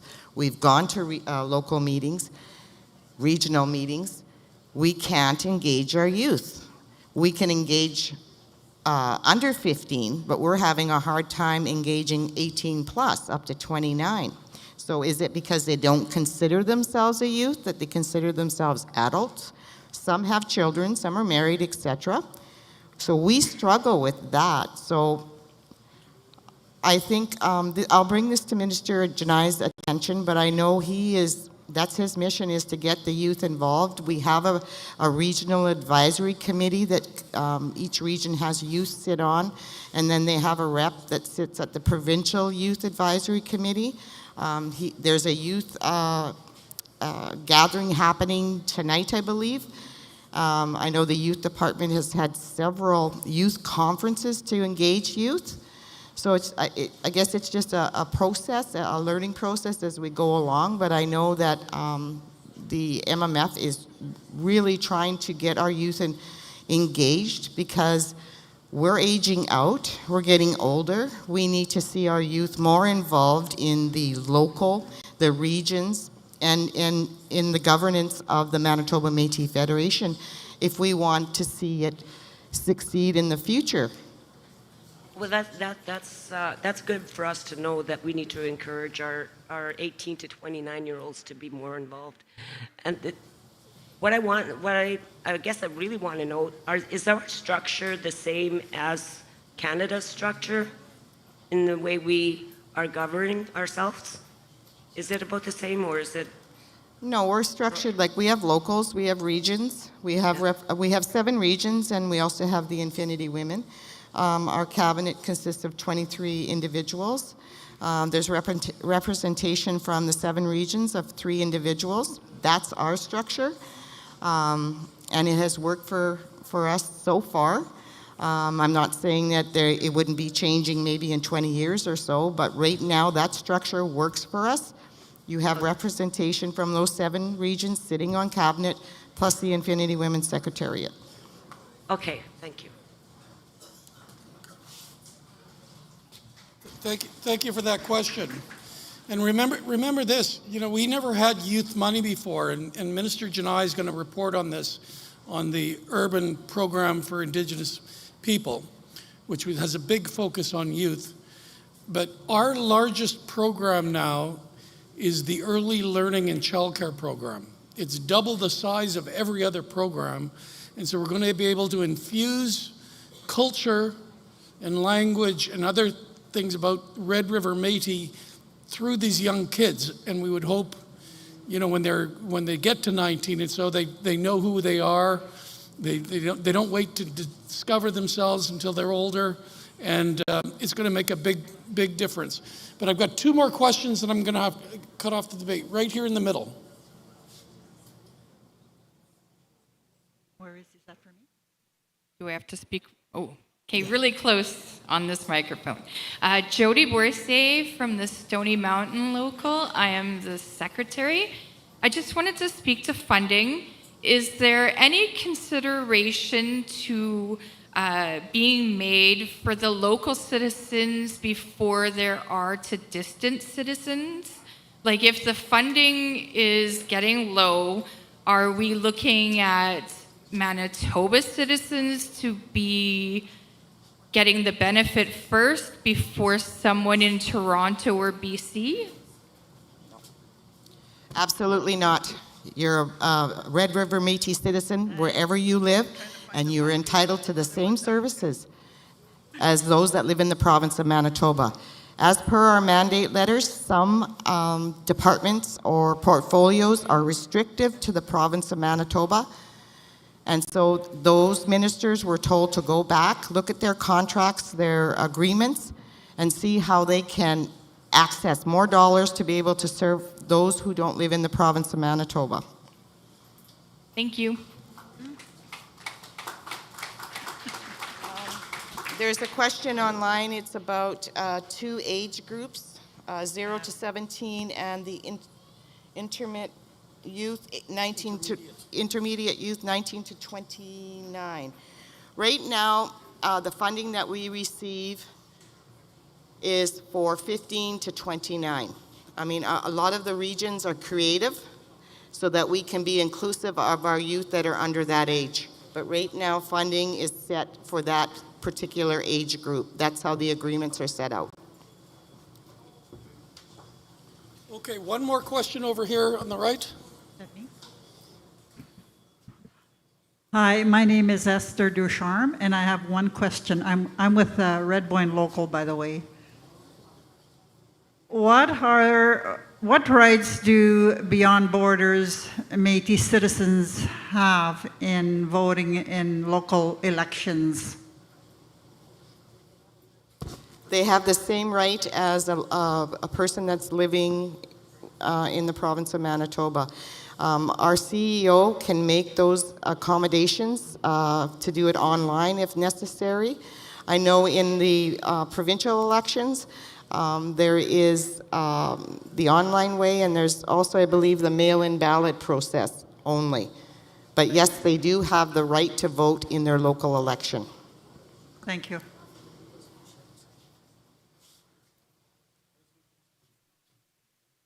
Okay. Because I've been reminded so many times, the Resolutions Committee is going to meet down at 3 o'clock downstairs. Oh, there's one question over here. I don't want to cut you off. It's not working. Oh, there we go. Sorry, Leilani McKay, Spence Lake Local. I just wanted to speak on what was a question earlier. As a youth growing up, I've been here as a youth. I've been here as an adult. One of the things that I think would really, really help some of the locals, because I'm a teacher, so I've talked to a lot of people, is communication. We need to speak the youth language, and I have to give Northwest Métis Council and Dauphin and Misk big props, because they do a fabulous job at staying online, putting up posts, talking the language of the youth, so the youth know what's going on day to day, year to year, month to month. Spence Lake Local, we're very tiny. I don't know what's going on until the day before I get here. That's just one thing that I know if elders could do more, or chairperson people could do more, is just let your youth know what's going on. And they don't want to sit and have coffee for 5 hours. I'll tell you that, because they don't have time. They need to make money. They need to feed their kids. They need to take care of their homes. Just a quick email, something very, very simple. If as a province, we could support our locals in that way of teaching them how to communicate better to their youth, I think we could go a really long way. Thank you for that. I do know that the MMF Communications Department has done a wonderful job out there communicating via email, via TikTok, via whatever else is out there. I'm an oldie, so I'm not into that. Although we were given direction from the president that we have to get ourselves on TikTok. So I'll have to have a grandchild teach me how to do that. So we know that's the language of the youth, and we need to get into that technology to engage them. So we do know that. Yeah, thank you for that comment. Okay, now, obviously Beyond Borders is a work in progress, and it's going to be a topical issue in the coming years. And so what I'd like to do now, just because there was some direction that was provided by Jason as to which way the cabinet is going in terms of, future work, and it still needs to be done. But I'd like to get a mover to accept the report. And got one over here? Yep. No, I had a question. I was waiting down there. You didn't see me, and then you didn't see me here, but now I got your attention. And I'm allergic to these mics, so I'll make it quick. We're talking about the Jay Treaty. I got a call from my son. My name is Brenda Blood.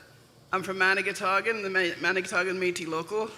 And my son is 27 years old, and he's been working while building towers and going up in the system there, being a supervisor now, but the company's moving into the States. and he wanted to know if he could use his citizenship card to go to work there without having to get the work visa. How soon will that be happening when you do get the J Treaty in place? Well, that's a work in progress. We're working on that. In fact, I think Al, there has been conversations about that recently, but we need to really press our advantage over the coming years. It's not easy. I know that Ambassador Chartier has had a conversation with the U.S. ambassador on this subject, and I'm not sure exactly where it's left off, but we're working on it. Let's put it that way. Okay. With that being said, if it's a work in place, is there anybody like that would write him a letter from the Métis Federation, like say maybe President Chartrand, indicating or vouching for him? I can raise it with President Chartrand. Thank you. Okay. Okay. And if I can just get, maybe after, oh, you, Brenda? Okay. All right. Thank you for the question. She knows me, now you know me, right? Now I know you, Brenda. Thank you. You're making us work. It's good. Okay, now with that, one more question up here. Or is it a motion to accept the report? Motion to accept. I'm sorry, your name and local? Christopher Yates, Bison Local. Bison, yeah, okay. Do we have a seconder? That's going to go to a mic? Come on, don't be shy. I'm going to get you out of here by 4 o'clock, by the way, so. Mr. Chair, I second the motion. Dave Grebstead, Red River Local. Thank you. If there's no more discussion, do I hear a question? Questions have been called. All those in favor? Opposed? Abstentions? David Gray, what do we got downstairs? It's online. Thank you. Thank you. It's carried. Okay. Now we're going to do a few ministers' reports. So we're going to get you out of here at 4 today. And we're going to try to get you out as early as Sunday. So if we do a few reports today, ministers' reports, we have a better shot of getting home early on Sunday. So is my co-chair here? Okay. Now our co-chair is going to introduce our first minister. Okay, our first portfolio report will be the agriculture report by Minister David Bowden.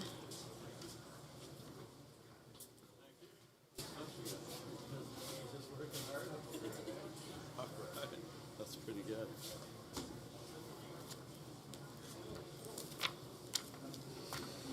Wow. Hello, everybody. Bonjour, comment ça va? I get the microphone first. So I don't have duck jokes, but I could tell you a 3-day story about how I crossed the street. So I tell people, Métis, we're the greatest storytellers on the planet. You want to hear a story? Yeah, we can tell stories. But I want to say thank you for letting me entertain you with this agricultural report for the 23-24 fiscal years. And it's a busy portfolio, and it's only going to get busier because everybody knows the price of food today is through the roof. And of course, you know, if you don't have food, you got a problem. So I'd like to acknowledge Linda St. Cyr for the opening prayers for today. Also, I want to acknowledge all our elders that are in attendance, our youth who are also here today in person, and of course beyond borders, and everybody that's online. Big thank you to all the staff for all their hard work and everything that they've done to put this event together. This is not an easy event. We're on 3 floors, packed into the maximum. I also want to acknowledge my fellow cabinet members and ministers, and of course our president, David Chartrand, who entrusted me with the agricultural portfolio in April of 2021. And so for those that don't know me, my name is David Bowden. My dad is from St. Eustache, and my mother is Agnes Lavallee from St. Laurent. And I'm the Minister of Agriculture and the Associate Minister for Provincial Education. Next slide, please. We got our slides up. So slide 2. Agriculture represents both a traditional economy and modern livelihood for our Red River Métis citizens and communities. The MMF's agriculture portfolio, housed within the Energy Infrastructure and Resource Management Department, works to represent your Red River Métis interests as it relates to agriculture and agri-foods. The agriculture portfolio priorities include developing programs for farmers and ranchers across the national homeland, which we've done. Address the social and financial barriers to food security. Insecurity is ongoing. Supporting environmental sustainability of the sector through sustainable management of our lands and waters, which again is ongoing. And expanding our database of known Red River Métis agricultural producers and agri-food businesses, which is 300 and climbing. In 23-24, the agricultural portfolio administered various programs and initiatives for our farmers and ranchers, business owners, citizens, and communities. Next slide, please. First announced in 2023, the MMF received over $10 million for On-Farm Climate Action Program for the delivery of the Red River Métis On-Farm Climate Action, or OFCAF, OFCAF, the program to improve environmental sustainability of Red River Métis farm operations, which includes nitrogen, cover crops, and rotational grazing. This program provides the Red River Métis farmers and ranchers with up to $75,000 in financial support to adopt the on-farm beneficial management practices that addresses climate change, adaptation, and mitigation. Eligible practices fall under 3 categories. Again, nitrogen management, cover crops, rotational grazing. These practices have been selected for their capacity to reduce greenhouse emissions and sequester carbon. Through 23-24, the MMF distributed nearly $6 million in funding to over 90 farmers and ranchers across 6 of the 7 MMF regions. This has also resulted in over 53,000 acres of land under improved management. Next slide, please. The bison herd.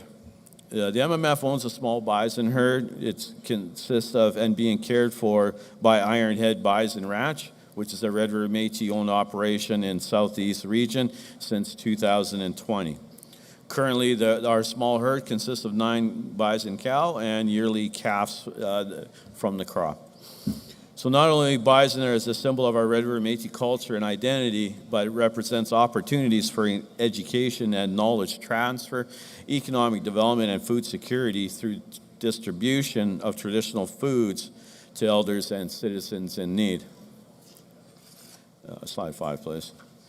Under our Food Security Initiative program announced in 2022, the MMF's food security aims to address food insecurity with the establishment of a network of food security greenhouses, community gardens, and edible forests across the national homeland. In 2023, 2 greenhouses were constructed in the Interlake region in St. Laurent and in the Southwest region at Lake Matagoshi. These greenhouses and community gardens were operational for the 2024 growing season. Once complete, this network will include greenhouses and community gardens located in each of the MMF's 7 regions, as well as a location for Infinity Women's Secretariat. So in total, we'll have 15 greenhouses minimum moving forward. These greenhouses will help address food insecurity by improving access to a variety of traditional fruit, vegetables, provide opportunities for volunteerism and summer employment, and serve as a space to gather and share traditional knowledge of horticulture. Slide 6. The Riel House Gardens is, since 2021, the agricultural portfolio in partnership with Parks Canada oversees care of the vegetable gardens at Riel House National Historic Site.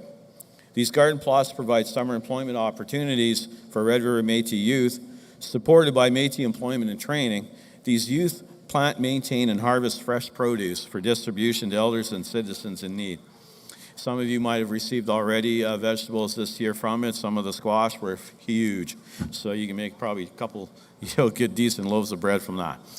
In 2023, over 40 varieties of heritage vegetables were planted, fruit, herbs were grown, yielding over 730 pounds, which were distributed to Winnipeg Region citizens. Slide 7, please. Three Sisters Planting. Those that are not familiar with Three Sisters Planting, it is a planting of corn and beans and squash, and it is a companion that allows for the maximization of each of the vegetables. So additional vegetables were distributed through a partnership with the University of Manitoba. And in 2023, the agricultural portfolio collaborated with the University of Manitoba on a research project examining these Three Sister planting techniques. As the U of M collected their data, MMF staff harvested and distributed over 3,600 pounds of vegetables to Red River Métis citizens in Winnipeg, Southeast, and Southwest regions. Slide 8, please. Farmers markets. In August of 2023, the agriculture portfolio, we hosted the first Red River Métis Market Day in partnership with St. Norbert Farmers Market. Hopefully some of you attended that, and it was a great day. We showcased Red River Métis culture and tradition through food and handicraft vendors who were highlighted with special flags for all their booths, workshops, and demonstrations on traditional practices of seed saving, plant propagation, and sash weaving. We had fiddle music and jigging. It was a fantastic day. It was nice. It was a nice breeze. It was fantastic. Slide 9, agricultural crown lands. Finally, agricultural crown lands leasing remains a priority of the MMF. As Red River Métis farmers and ranchers have a long history of utilizing agricultural crown lands to support their families and communities. Amendments to Manitoba's Agricultural Crown Land Leases and Permits Regulation and Crown Land Disposition Act have and continue to cause severe hardship for Red River Métis Crown Lands leaseholders. The MMF continues to engage with our farmers and ranchers, as well as the provincial government, to address these amendments and their resulting impacts. One moment. Just 1 second. Sorry for interrupting, Minister. We're experiencing a little bit of noise level, so we're going to do a practice run here. Hit it, boys. Ready to go?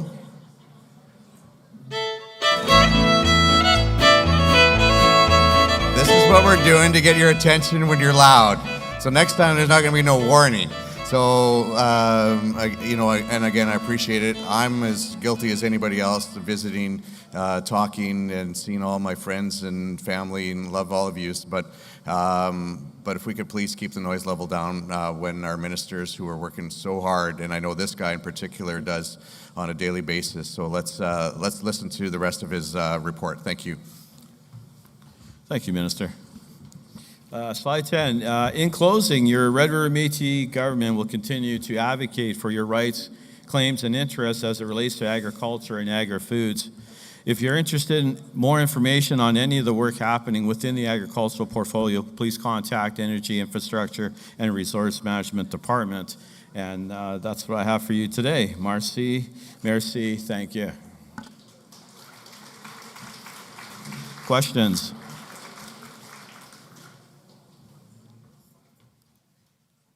Yeah, we're good. Any questions for a minister? I think I see one at the microphone in the back in the middle here. Hello? Yeah. Hi, my name is Jen Klimak. I'm chair of Pelly Trail Local, Russell, Manitoba, also a descendant of St. Madeleine. I'm just wondering, since we have just recently acquired some of that land back, is there any possibility that we might consider maybe putting bison out in that area or any other livestock that might help in our agriculture department?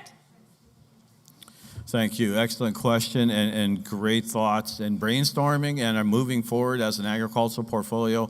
I believe it's important to expand into all our areas, and I would love to actually come out and talk and visit the area and see where we can go with this. I believe our government and the importance of the buffalo hunt in its early days is a practice that we should continue looking at, and I believe that through partnerships with our locals and regions, we can look at collaborative projects. So thank you. Okay, awesome, thank you. Oh, wait 1 second. I got one thing, one last thing. Yeah. Okay, if I might hold that. I gotta hold this right. All right. Okay, outside we have almost 2,000 bags of these great red pinto beans. And if anybody wants a bag to take home, please just outside towards the back, there's the trailer. And we have all these wonderful beans. I'm not a Vanna White, but I will do this for you. And there we go. So, get your red pinto beans here.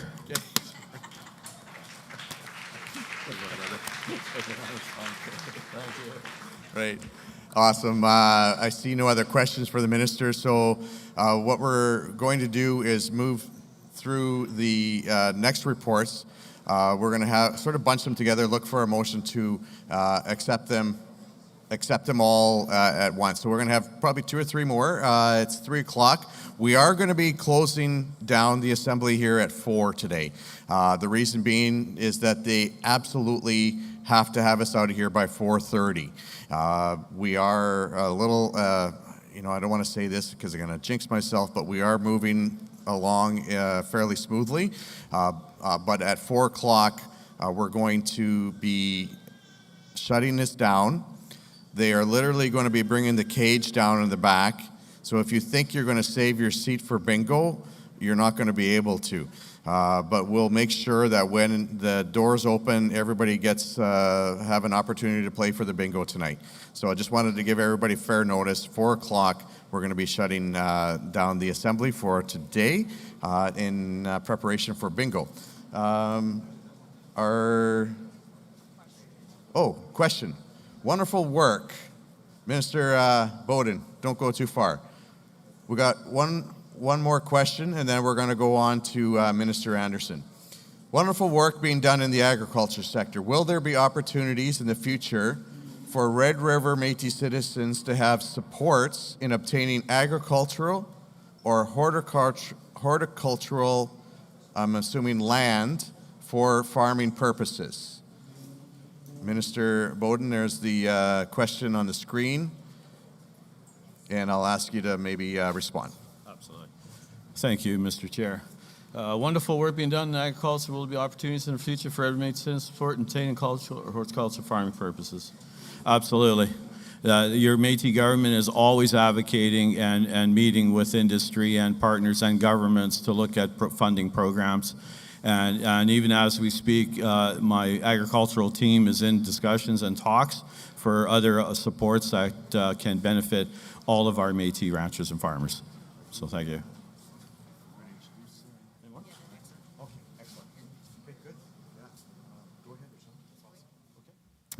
Okay, our next portfolio report will be the Central Registry Office and Natural Resources. So we'll call up Mr. Leah LaPlante and Associate Minister Peter Fleming.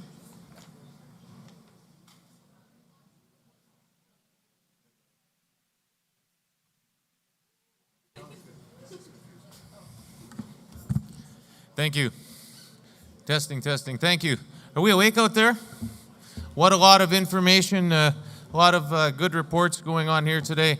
So as you may have heard, my name is Peter Fleming. I'm the Associate Minister of Natural Resources, currently Acting Minister of Natural Resources, and the Associate Minister of Environment and Climate Change. Leah LaPlante, the Minister of CRO, couldn't be with us here today. So in working closely with her in my other portfolio, CRO has always come up and there is a crossover. They've asked myself to present the Central Registry report here this afternoon. So thank you, and we will get through it and get her going.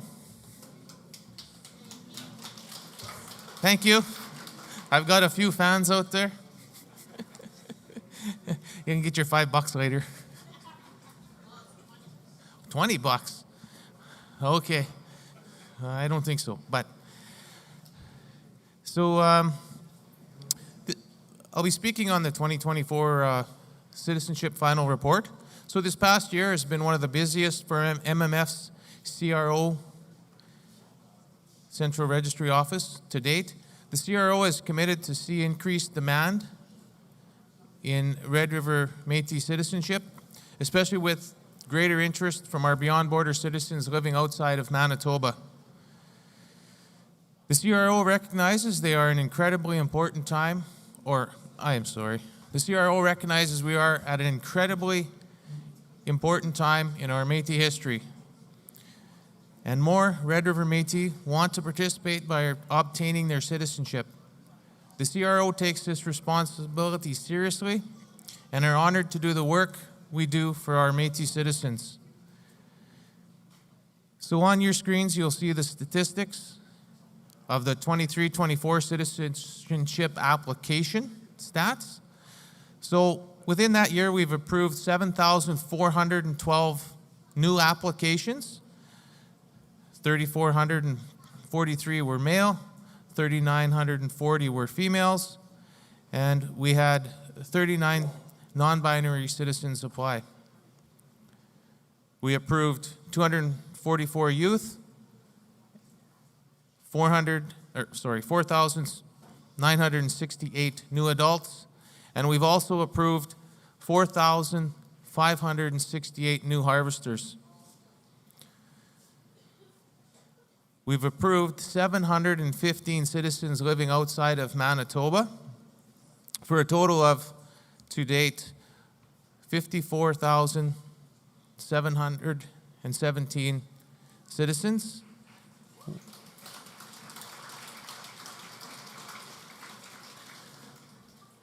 With 32,000 harvester cards.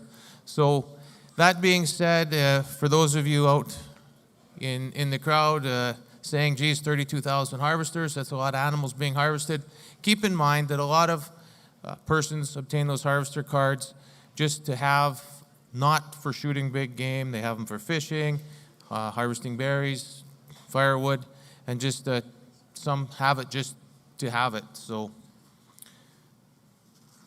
hence the crossover in the portfolios. I should also mention that to date we have almost 4,000 beyond border citizens.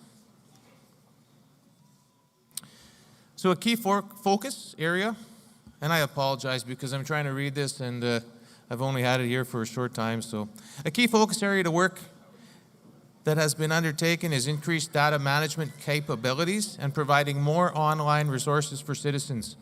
Last year, CRO reported processing 4,764 new applications. Doesn't seem like a lot, but if you start breaking that down in the amount of work days, it is quite a few applications per day. And that is the highest number ever processed in a year by CRO. This year, by the end of March 2024, the CRO far surpassed that number of applications by processing 7,412 new applications. CRO continues to work on technology enhancements to ensure optimum application processing capabilities, which strive to meet our goal of reducing application processing times and providing efficient service.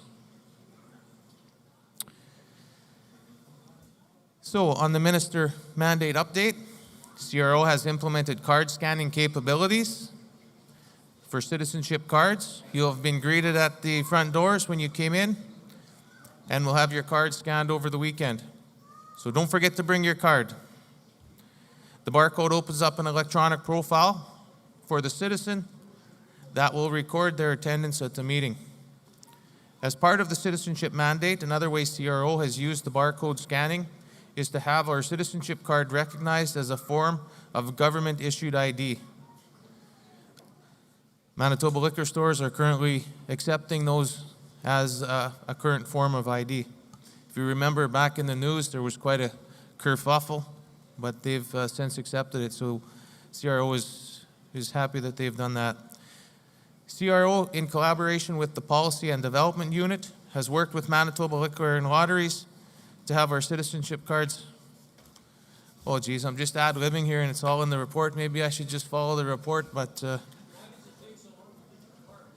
Well, I'm guessing it's going to be here, but that's a good question. All right, perfect. There'll be a time for questions once we get to the end. And like I said, we've already processed 7,400 this year so far. But that's a very good question, and please come to the mic once we're done the report to ask it. It'd be nice to have it on record. Thank you. We will continue to work with other forms of government to ensure our card is recognized as valid government-issued ID. As part of the Citizenship Minister's update, CRO has also started working with other MMF departments to discuss initiatives where we can work together on data management strategies to better serve citizens. The CRO has been working with the MMF Housing Department to assist with enhanced data management and citizenship verification, and we are close to completing the majority of the work. The CRO has also started engaging other MMF departments to discuss data needs and methods for efficient data management as part of a larger strategy to provide more efficient service to citizens. The CRO is currently working on an online portal that will allow current citizens to log in and update personal information, such as changed address or request a card renewal. Stay tuned over the next year for further updates about this initiative. As part of our mandate, we also work very closely with both Beyond Borders departments and the Michif Child and Family Services affiliate. We have a mandate to work with the Métis Child and Family Services to ensure all children in care can receive their citizenship card. We have successfully partnered with Métis Child and Family Services to implement a process between departments to assist children in care with obtaining their citizenship cards, and we'll continue to work together on ways to best support Métis children in care. Minister Mona Bjors. Thank you. Moving to Beyond Borders. As part of our mandate, we're also working with our Beyond Borders team to ensure citizens who live outside of Manitoba can access their citizenship card. In recent years, we have implemented our online citizenship application to help support applicants who do not live close to our regional office, especially our Beyond Borders citizens.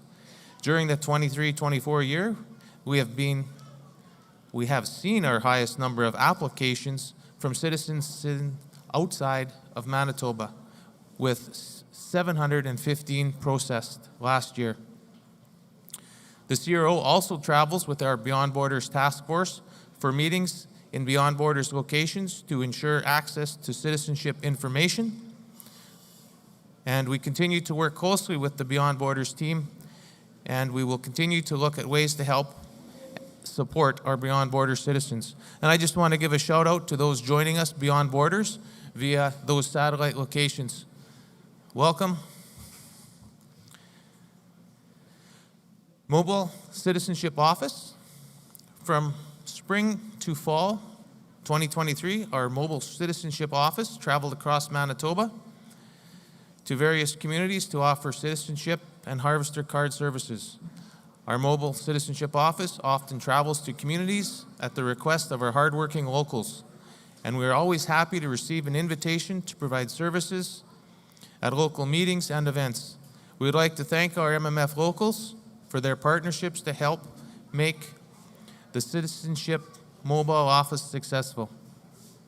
If your local has an event and would like to have our mobile office attend to provide services, please contact the Central Registry Office for more information.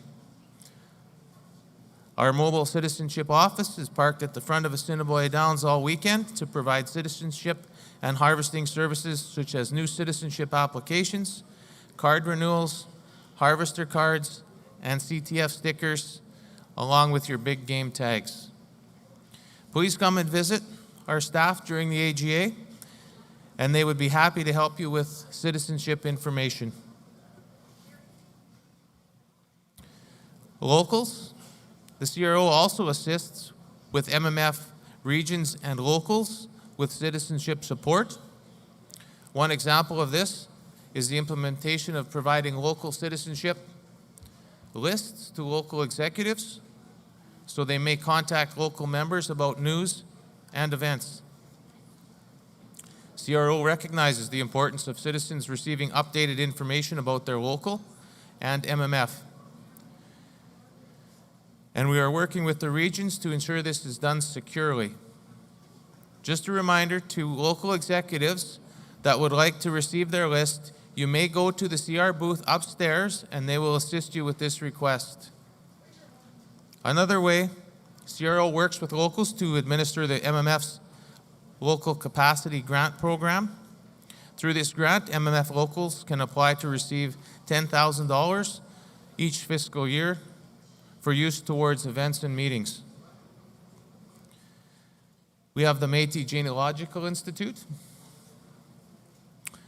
With the increased demand for Red River Métis citizenship, there has also been increased demand for genealogical services. The MMF has partnered with the St. Boniface Historical Society for a number of years to provide these genealogical services, but they are unable to keep up with the current demand. Another reason for some of the delays. To help address this, the CRO is working with the St. Boniface Historical Society to develop and implement the new Métis Genealogical Institute.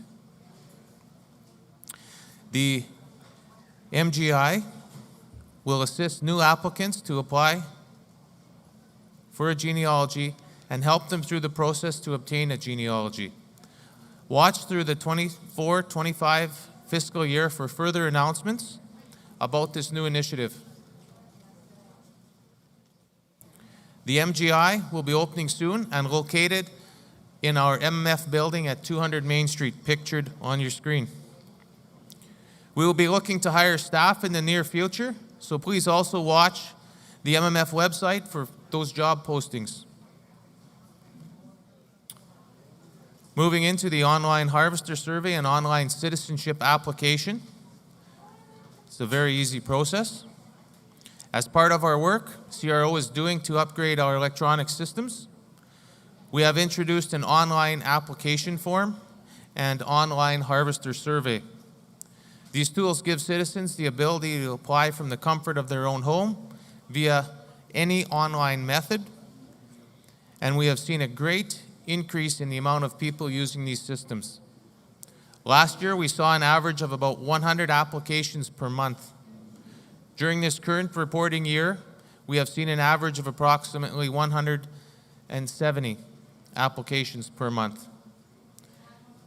CRO would also like to provide a friendly reminder to Métis harvesters that an annual Conservation Trust Fund sticker is required to be purchased each harvesting season and before harvesting, as per accordance with the Métis laws of the harvest. The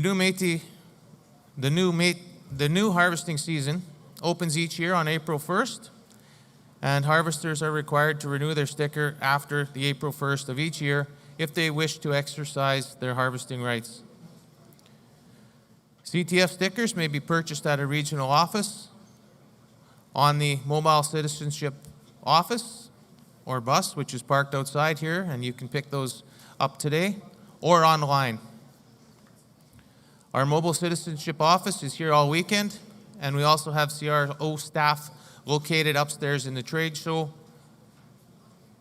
where you may purchase your CTF at either over the weekend. We would also like to remind harvesters that the Métis Harvesting Survey is mandatory to complete each year in order to receive your new CTF sticker and tags. We have introduced the new online harvester survey so harvesters can complete it and submit it from home, and also request a CTF sticker and tag for the new season, or tags, depending on what you're choosing to harvest. In the 2023 season, we received a total of 6,986 completed surveys, and is the highest year recorded to date. The important survey data that our harvesters provide allows CRO to provide comprehensive reporting, which gives the Red River Métis government information that is crucial to protect Métis harvesting rights. If you look at the CRO report in your agenda book, you will see graphs provided showing the different species harvested over the year.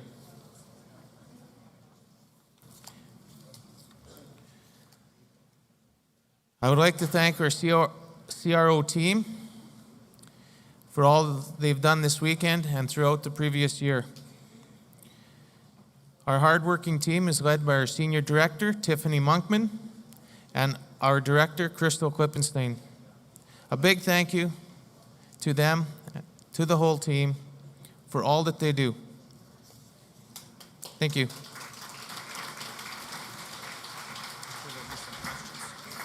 Thank you, Minister Fleming, for that report. I don't see any questions on the floor. But we do have a note. Oh, it went away. No more notes. There's a good question. There's a question online.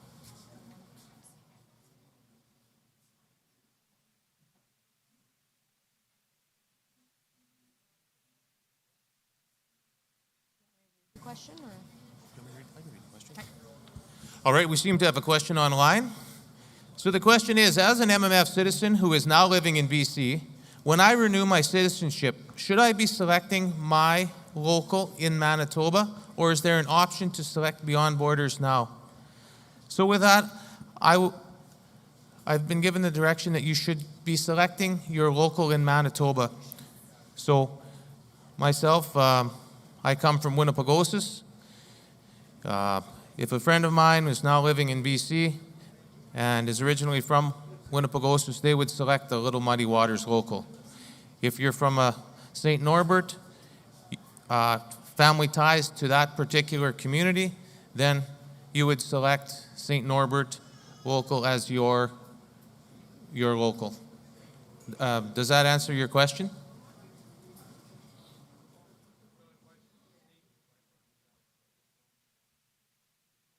So I do have a statement from someone online, which is pretty significant in the Beyond Borders and CRO in the recognition of our Manitoba Métis Federation citizenship cards.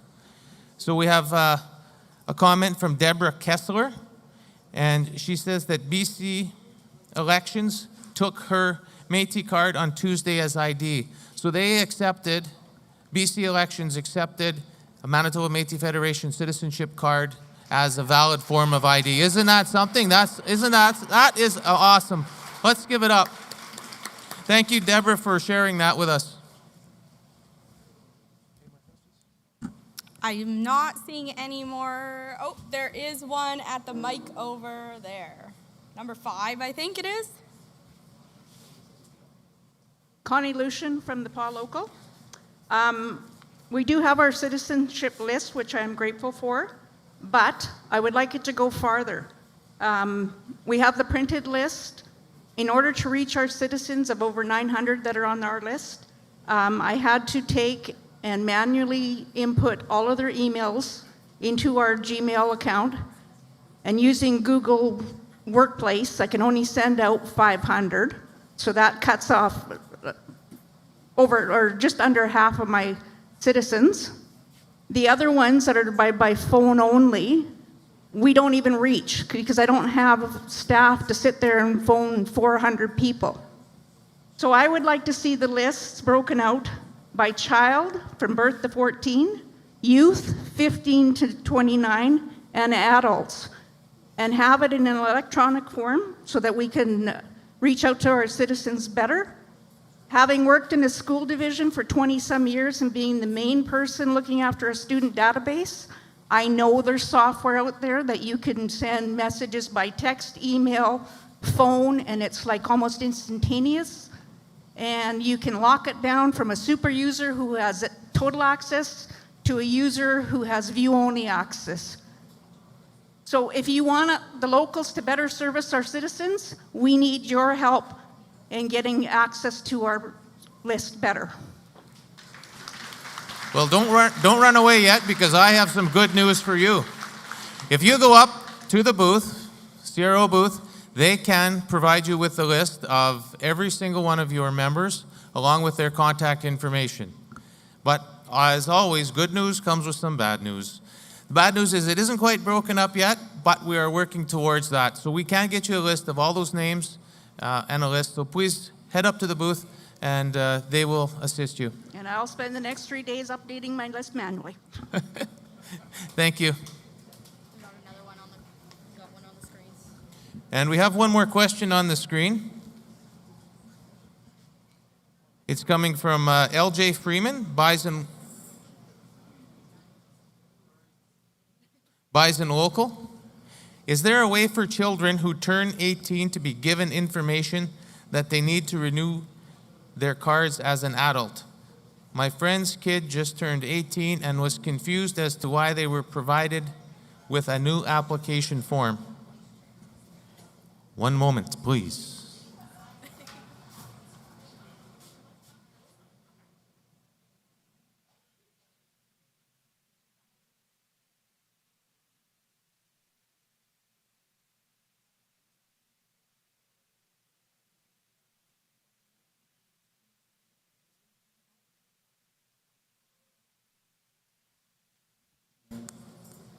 Very good question, LJ.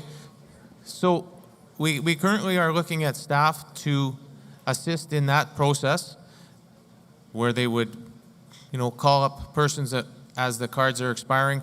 We're looking at software to do that as well. We're looking at an online portal to try and implement that you as Métis citizens can access to go on to renew your cards, to apply for a youth apply for an adult card from a youth card.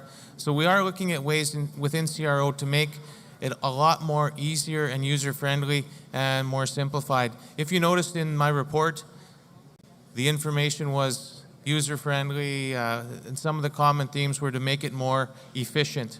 So not only efficient for us as the government and in CRO to keep track of the information, but simpler for the citizens to have access to that information. So I do know that in some regions, there are some, in some of the slower times, some of the youth have been contacted that their cards are, expiring and that they should come in and redo their adult card. But as you can see from the report, there's a lot of numbers of new applications coming in, and with the manpower we have, we just can't phone every single youth and say, hey, your card's expiring. But we are working on that technology right now. I hope that answers your question. It's probably not what you wanted to hear, but we're doing our best. Check. Keith Ginther, Selkirk Red River Métis local. Just a second, Keith. They just had a reply. How you doing, sir? Yeah, so he just wanted to know if something could be sent out to youth that would explain that. So we will look into that and see what we can do. Keith Ginter, down the middle. Keith Ginther, Selkirk Red River Métis local. I just want to go back to the previous question, paper copy versus digital copy. We signed a privacy agreement. The information's in front of us. We have over 4,500 citizens in our local. That would be a ton of help to get those emails more in a digital format. Was the answer we can't get that? Good question, Keith. Yes, you can pick up a hard printed copy, or you can also get that in a digital format. So there again, with all those names and contacts of our Métis citizens, everyone has signed the confidentiality agreements, and this information is confidential because this is some pretty serious stuff. We would hate to have our citizens' information get out into the wrong hands, especially nowadays with the cyber hacking and everything like that. So it's pretty serious stuff. So you as local executives, guard that information. Don't leave it lying around. Don't be, sending it out and stuff like that. Use our task with a very important job of safeguarding our citizens' information, as are we as a cabinet and as a government. We take your information and we're very cautious with it.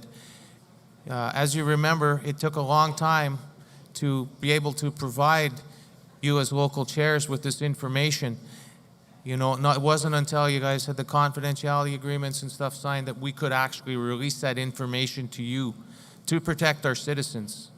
Great, thank you. So yes, just see them up at the booth and they can assist you with that. Any more questions?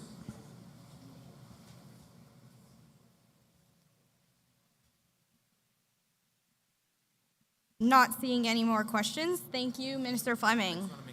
Oh, sorry. So I want to take valid points from all of our citizens, and we just had one comment online from one of our citizens, and I don't know why they make it so small for me. They're just and they put a table in the way. Now they've hit it. But anyways, basically it says, as our youth are turning 18, they're turning into adults, and they have to be responsible. And we shouldn't have to call them and remind them to renew their cards. They should be starting to be adults enough and to remember to do that. So let's just remind those youth, that as part of being an adult, it's something that they should look at and do. Part of that is we can set a good example for those youth as well. And if our card's expiring, let's renew it. Let's get our tags, CTF sticker tags every year. So let's set a good example for those youth so they know the minute that their card's expiring, they're going to get a new one. You are all examples, so let's set a good one. Thank you. Oh.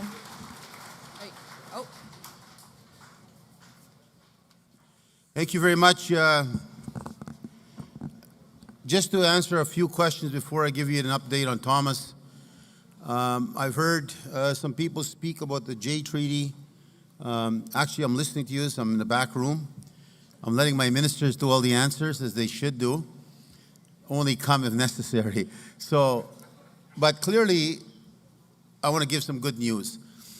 I know that the issue of cross-border and beyond borders has been an ongoing issue of our expansion of getting our historical homeland into perspective and being recognized truly as the Red River Métis national government and the government of our people that could claim without question our ability to go and show our evidence that from parts of Western Ontario, just the edge of it, into the Rockies, up to the Rockies, parts of the United States, and parts of the Northwest Territories, we can prove our historical connection to the use of that land. But the challenge that sometimes we face is that equality of respect of a nation. So I had a chance to go the other night to meet Mark Miller, who was in town. He's the Minister of Immigration.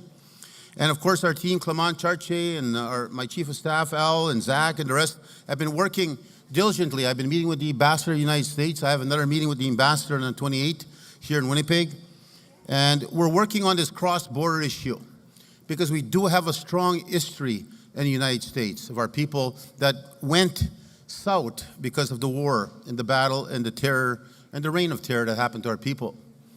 But today, many are called a Chippewa because there is no such thing as a Métis United States. But many did not switch to the title of Chippewa. They stayed loyal to their Red River Métis heritage.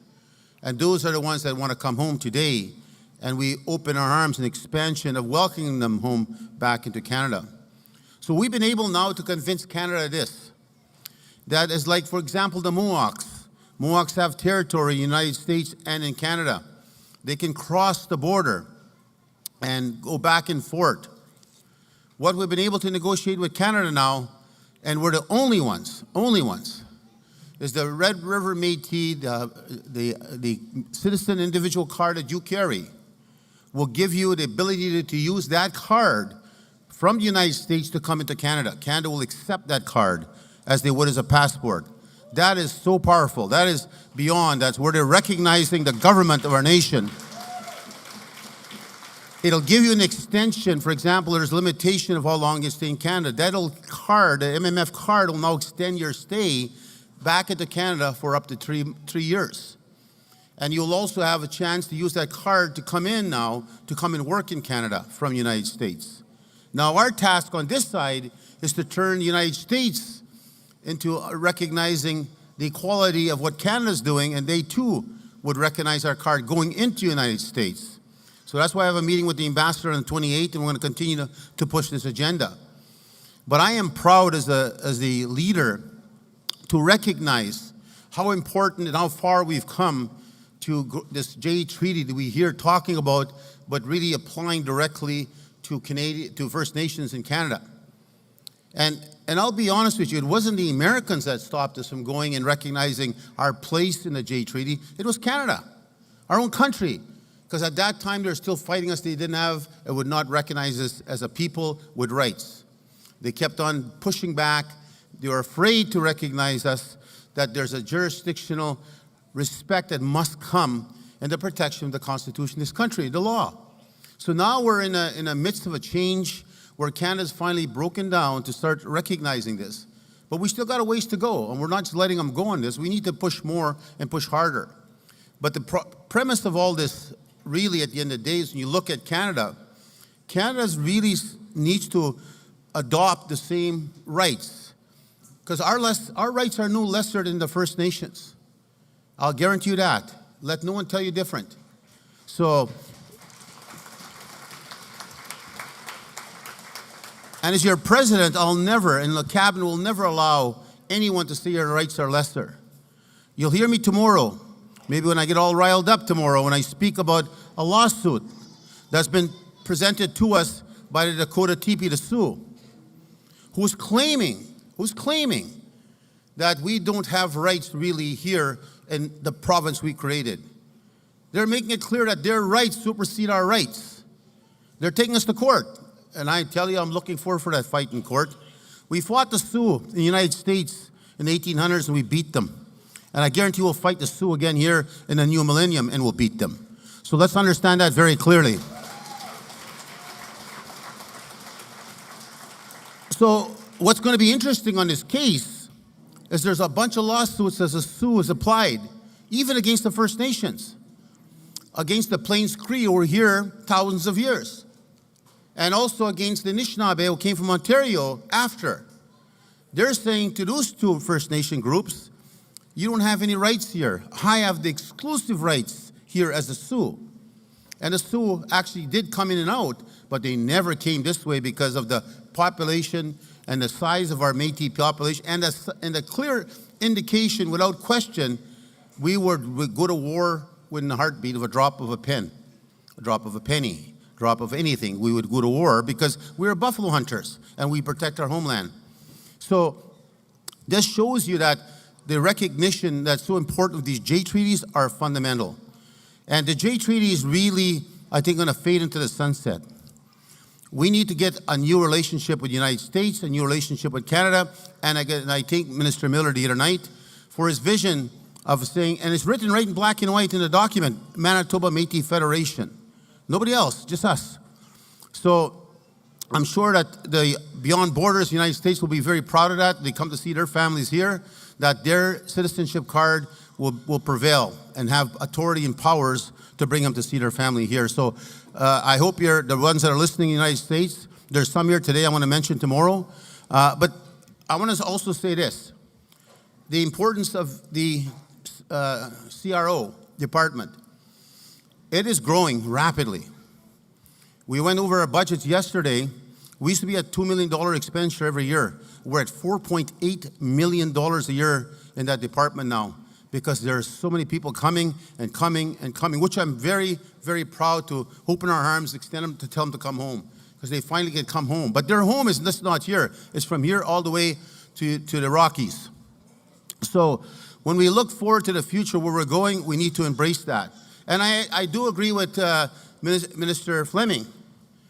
There's a transitional phase that happens, because there's rights to youth and there's also rights to parents. So when the youth card exchange happens, it's because the person is coming of adulthood and the person doesn't need a parent's permission anymore. So that's the process of people say, let's just get it through. It's not that simplistic.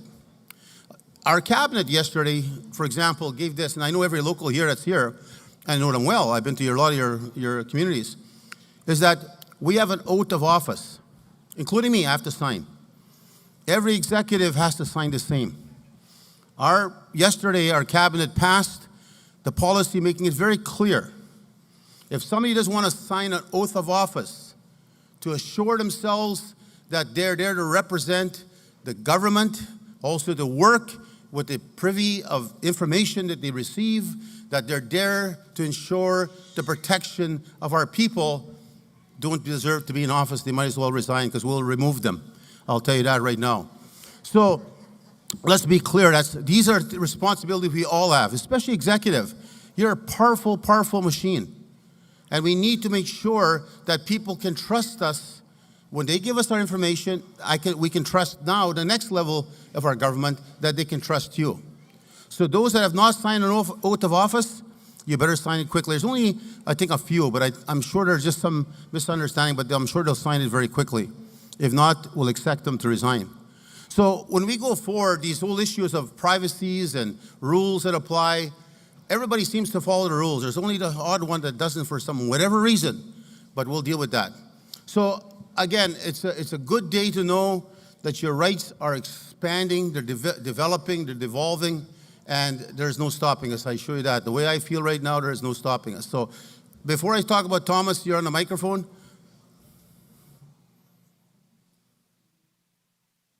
I don't know, put it on. I don't know what Check. Yeah. All right, Keith Ginther, Selkirk, Red River Métis Local. Yes. It's not that I don't want to sign it, but I just need more information to sign it. A little bit of training, a little bit of understanding, but you're asking me to sign something I don't understand fully, so I just want some information first. Well, let me say this to you, Keith. When you ran for office, you understood what you're running for. Every local here has signed it. Every local, every executive. So when you ran for office, you know what you're taking on. There's a responsibility you have now. And definitely a responsibility to protect the information that's being given to you, devolving from us to you. There's some legal implications here. And I'm sure it'll not put the MMF at risk for anybody that will not abide with the law. So from my perspective, I think if you need to learn quickly, you better learn very fast. Because our cabinet already passed a resolution that's very clear. If an individual does not sign an oath of office, then how can we give that person information, for example, the list you just talked about? We can't give it to you now because you're not guaranteeing us legally you are going to protect that. So if you don't sign it, I'll expect your resignation. Yeah, we're just looking for more education. I think you attended a meeting from us and you made it clear that we need to be educated by the MMF on some of these things, and that's all we're asking for is that education from the MMF. I'll tell you right now, everybody here trusts their government, trusts that they have responsibility as executive, and they worked and they signed. Every one of these people have signed these things. So, but I'll be clear. If you need a legal opinion quickly, get one. But if you don't sign the oath of office, I expect your resignation. Okay? Thank you. Okay, now, moving forward is this. It's a sad afternoon, but an happy one in some ways. We are going to lose Thomas. He did not have a heart attack, he had a brain aneurysm. His family is saying goodbye to him as we speak right now. But I'll tell you something about Thomas. I know Thomas for a long time. And I love the way Thomas and I would interact. He'd argue with me. He's from Camperville, I'm from Duck Bay, 13 miles away from my village. And Thomas was an inventor. Always has this inquisitive mind of trying to create something new or something different in the mechanical world of just the concept of doing with tools and energy of creating something that would work more efficient. He had some damn great ideas, but somebody else beat him sometimes to the patent and to the formation of their ideas. I just sent my economic officers, I think last year, to his house to look at his new creation of what he wanted to bring forward. And it was already designed somewhere else, so he couldn't get a patent on it. But he get mad at me because he wanted a patent. I said, I can't give you a patent because it's already drawn by somebody else. So, but Thomas never missed these assemblies. He looked forward to them. And I said this morning, you heard me, my wife tried to tell me and my friends back room trying to tell me that I was shedding a tear back there because I know him. I know most of you, as I said, Troy, I've been 27 years as the president. And when we lose one of our own, that hurts. I don't care if it's a cousin or a friend or a distant relative or a distant citizen, it still hurts. But one of the things I am proud about, if he was gonna go, he went with his people where he wanted to always be at these assemblies.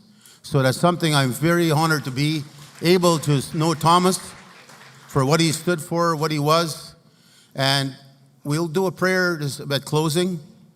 And maybe let's all stand up and do a prayer now, because his family right now is praying with him as he's going to say goodbye. And they will probably unplug the ventilator and he'll go to his new world. This is all the information we're getting from the hospital right now. So if our elders are there anywhere close by me, please come up. I think it's important the family know that we protect our own, and we'll circle around our own, and we'll do our own. And I want to assure everybody here, to the family, that MMF will pay for all the funeral, will cover all costs of the family. Have no grief and no worry that Thomas will have a beautiful funeral service. So if our elder's by there somewhere, I hope she's here. If not, another elder can join me. Joan, you want to come and join me and do a prayer, please? I want to do a prayer for his family, because I do know this. You hear me Saturday on Métis Hour all the time, is that when we lose a loved one, you send prayers. Like I was talking to some of the people here. Rose, for example, passed. Boudreaux, a very, very powerful family name. And prayers were sent to her and her family. They're always on Métis Hour with us. And she has her own song she sang, and just a beautiful woman. And they feel our prayers when her mom passed.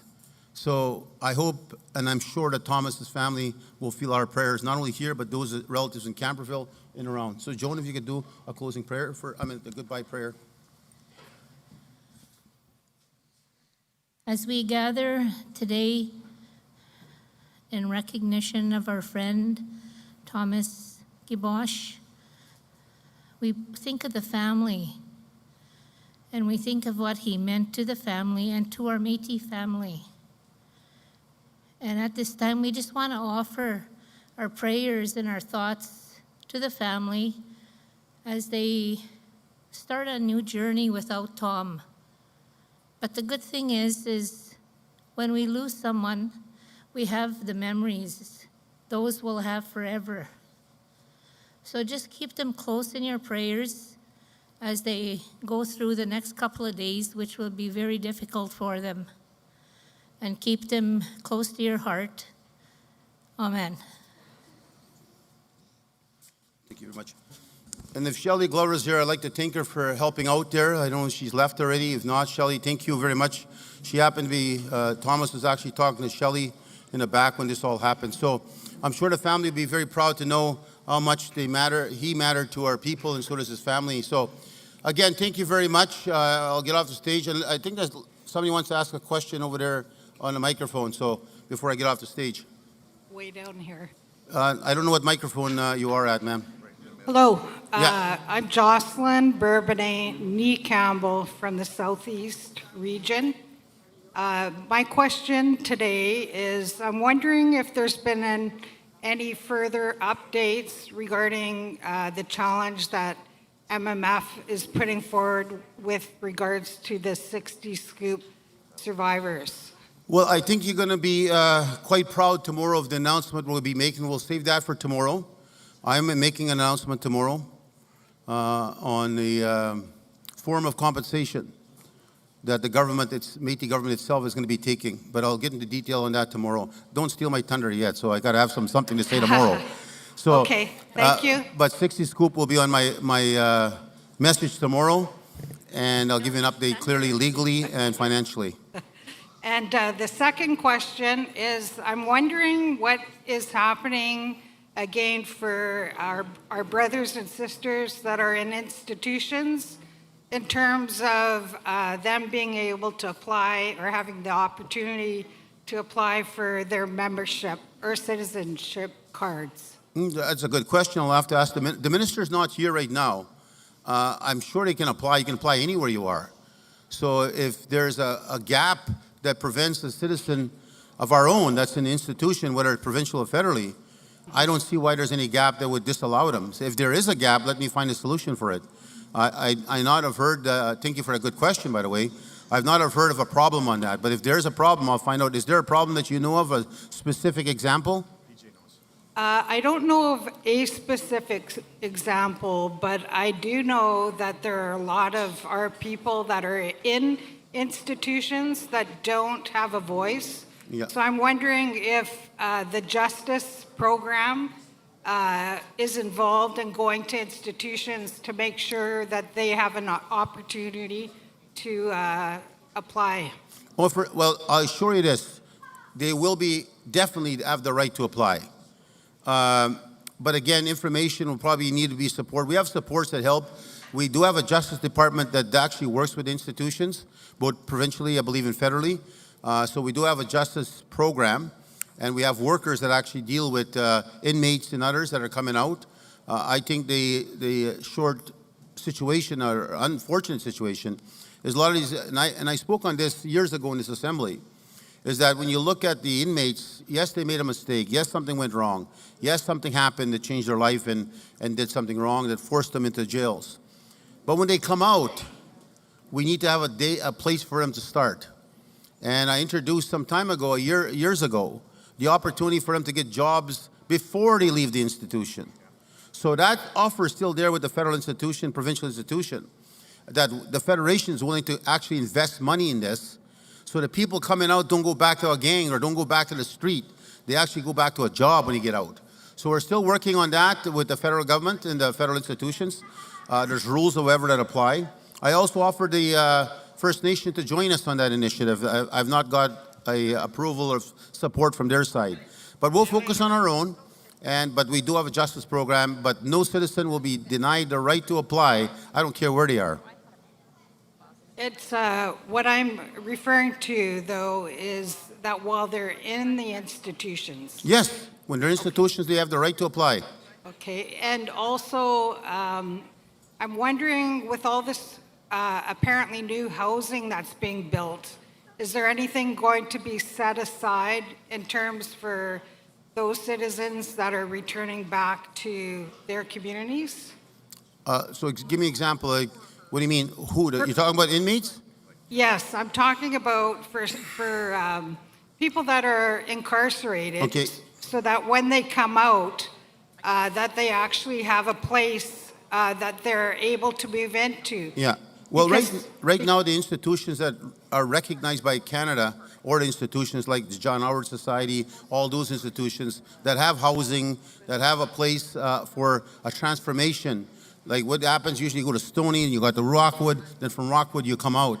And so there's transitional phases they use, and our government is not there in that concept yet. We'd have to be accepted in Canada of a program. We don't have the funding anywhere from that for Canada because the institutions that do provide that have a long-lasting relationship with the institutions of federal jails. So the key for me, if you have a house, it gives you only a temporary solution. You need to have a job. You need to make sure you can provide for yourself, that you can, wrap around services is the phrase they use. But we don't have any housing directly for inmates. That there's institutions that do, that have been doing this for 20, 30, 40 years. The reason I'm asking is because I am familiar with John Howard Yeah. and some of the other organizations, the halfway houses, etc. Yeah. But they're still really followed closely and seemingly under the thumb of corrections. Yeah. So that's why I'm asking this question, if there is some way to have opportunities for them to transition right out of there into housing. Because I personally know some people that are in halfway houses that are struggling on social assistance, Yep. and there isn't a lot of housing available, in particular for male offenders. Yeah, but my goal, again, as I said earlier, is if you give them a house but don't give them a job, you really only give them a shelter. But you need to make sure there's a longevity of an opportunity. So one of them is either go back, give them education, or give them a job. And that's some of the stuff we're working on right now. And so we're hoping that those programs will transition in a way that the person has independence, get a job, take care of their family, their loved ones out there, because some of them have children out there. So in that context, that's what we're looking at. So there's no housing that is set aside for this right now. Okay, thank you. You're welcome. Thank you very much. Again, thank you very much for your prayers for Thomas. I'm sure his family is going to be really appreciative once they hear the story that everybody stood up to respect the late, he maybe didn't pass this minute as Thomas enters his new home. Thank you very much.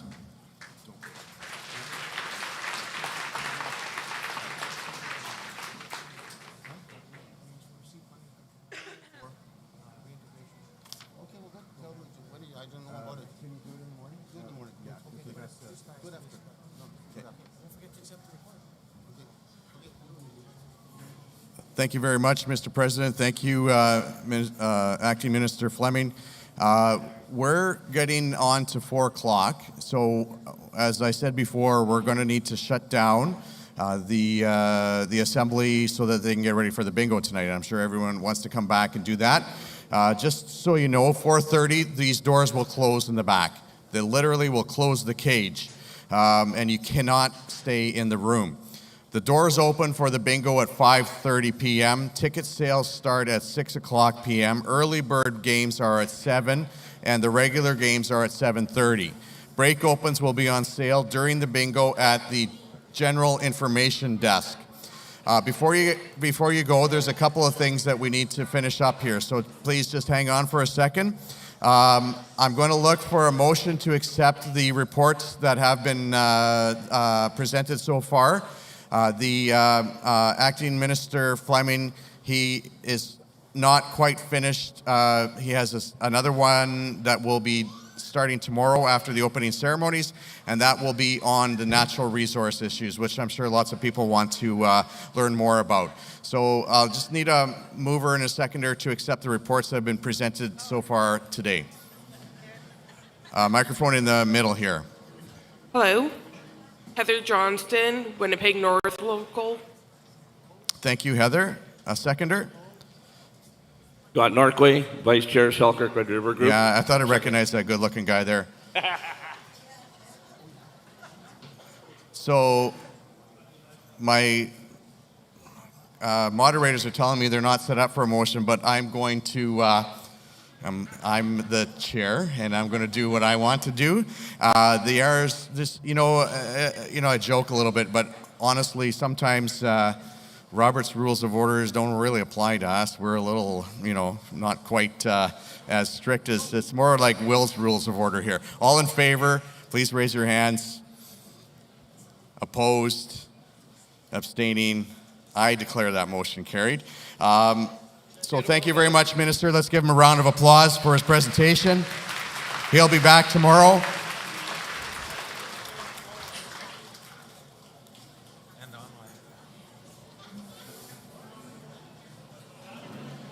Resolutions Committee, tomorrow, meeting at 1 p.m. Deadline for resolutions is 10 a.m. on Sunday.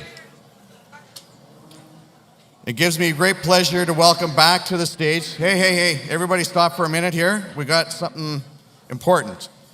Our President, David Chartrand, has an important announcement to make. Yes. Thank you very much. Before you all leave there, those that stay, go to bingo tonight. The rest, don't come back. I'm just joking. We have actually 2 birthdays. I know you guys like to celebrate. Métis love to celebrate and show their appreciation. We have 2 cabinet ministers whose birthday is actually today. So I want you to join me and we'll sing happy birthday. I want Judy Mayer to come up here, Dave Baudon to come up here, and Dave's just proud right now. You can see the smile on his face. So the people both here and watching at home and watching in different provinces and downstairs and upstairs, if you could all join me in singing happy birthday to both Judy Mayer, on your behalf of the people, here's some gifts, and to Dave Baudon. So, Richard, do you want to start off with singing happy birthday? Happy birthday to you. Happy birthday to you.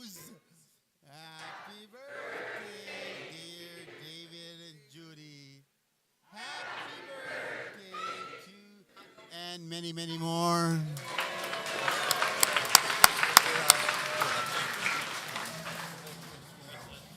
Okay, so now, before we go, I have a set of keys up here. Somebody lost their keys. It looks like it's a Dodge Ram, so whoever can't get out is the only truck left in the parking lot tonight.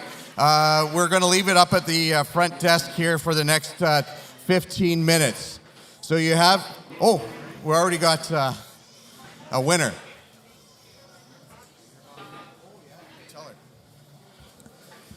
Yeah, that was her mom's keys. And she didn't even tell her mom that she stole the keys. So, 5:30, doors open here. You don't have to go home, but you can't stay here. We'll see you at 5:30, and then again tomorrow morning.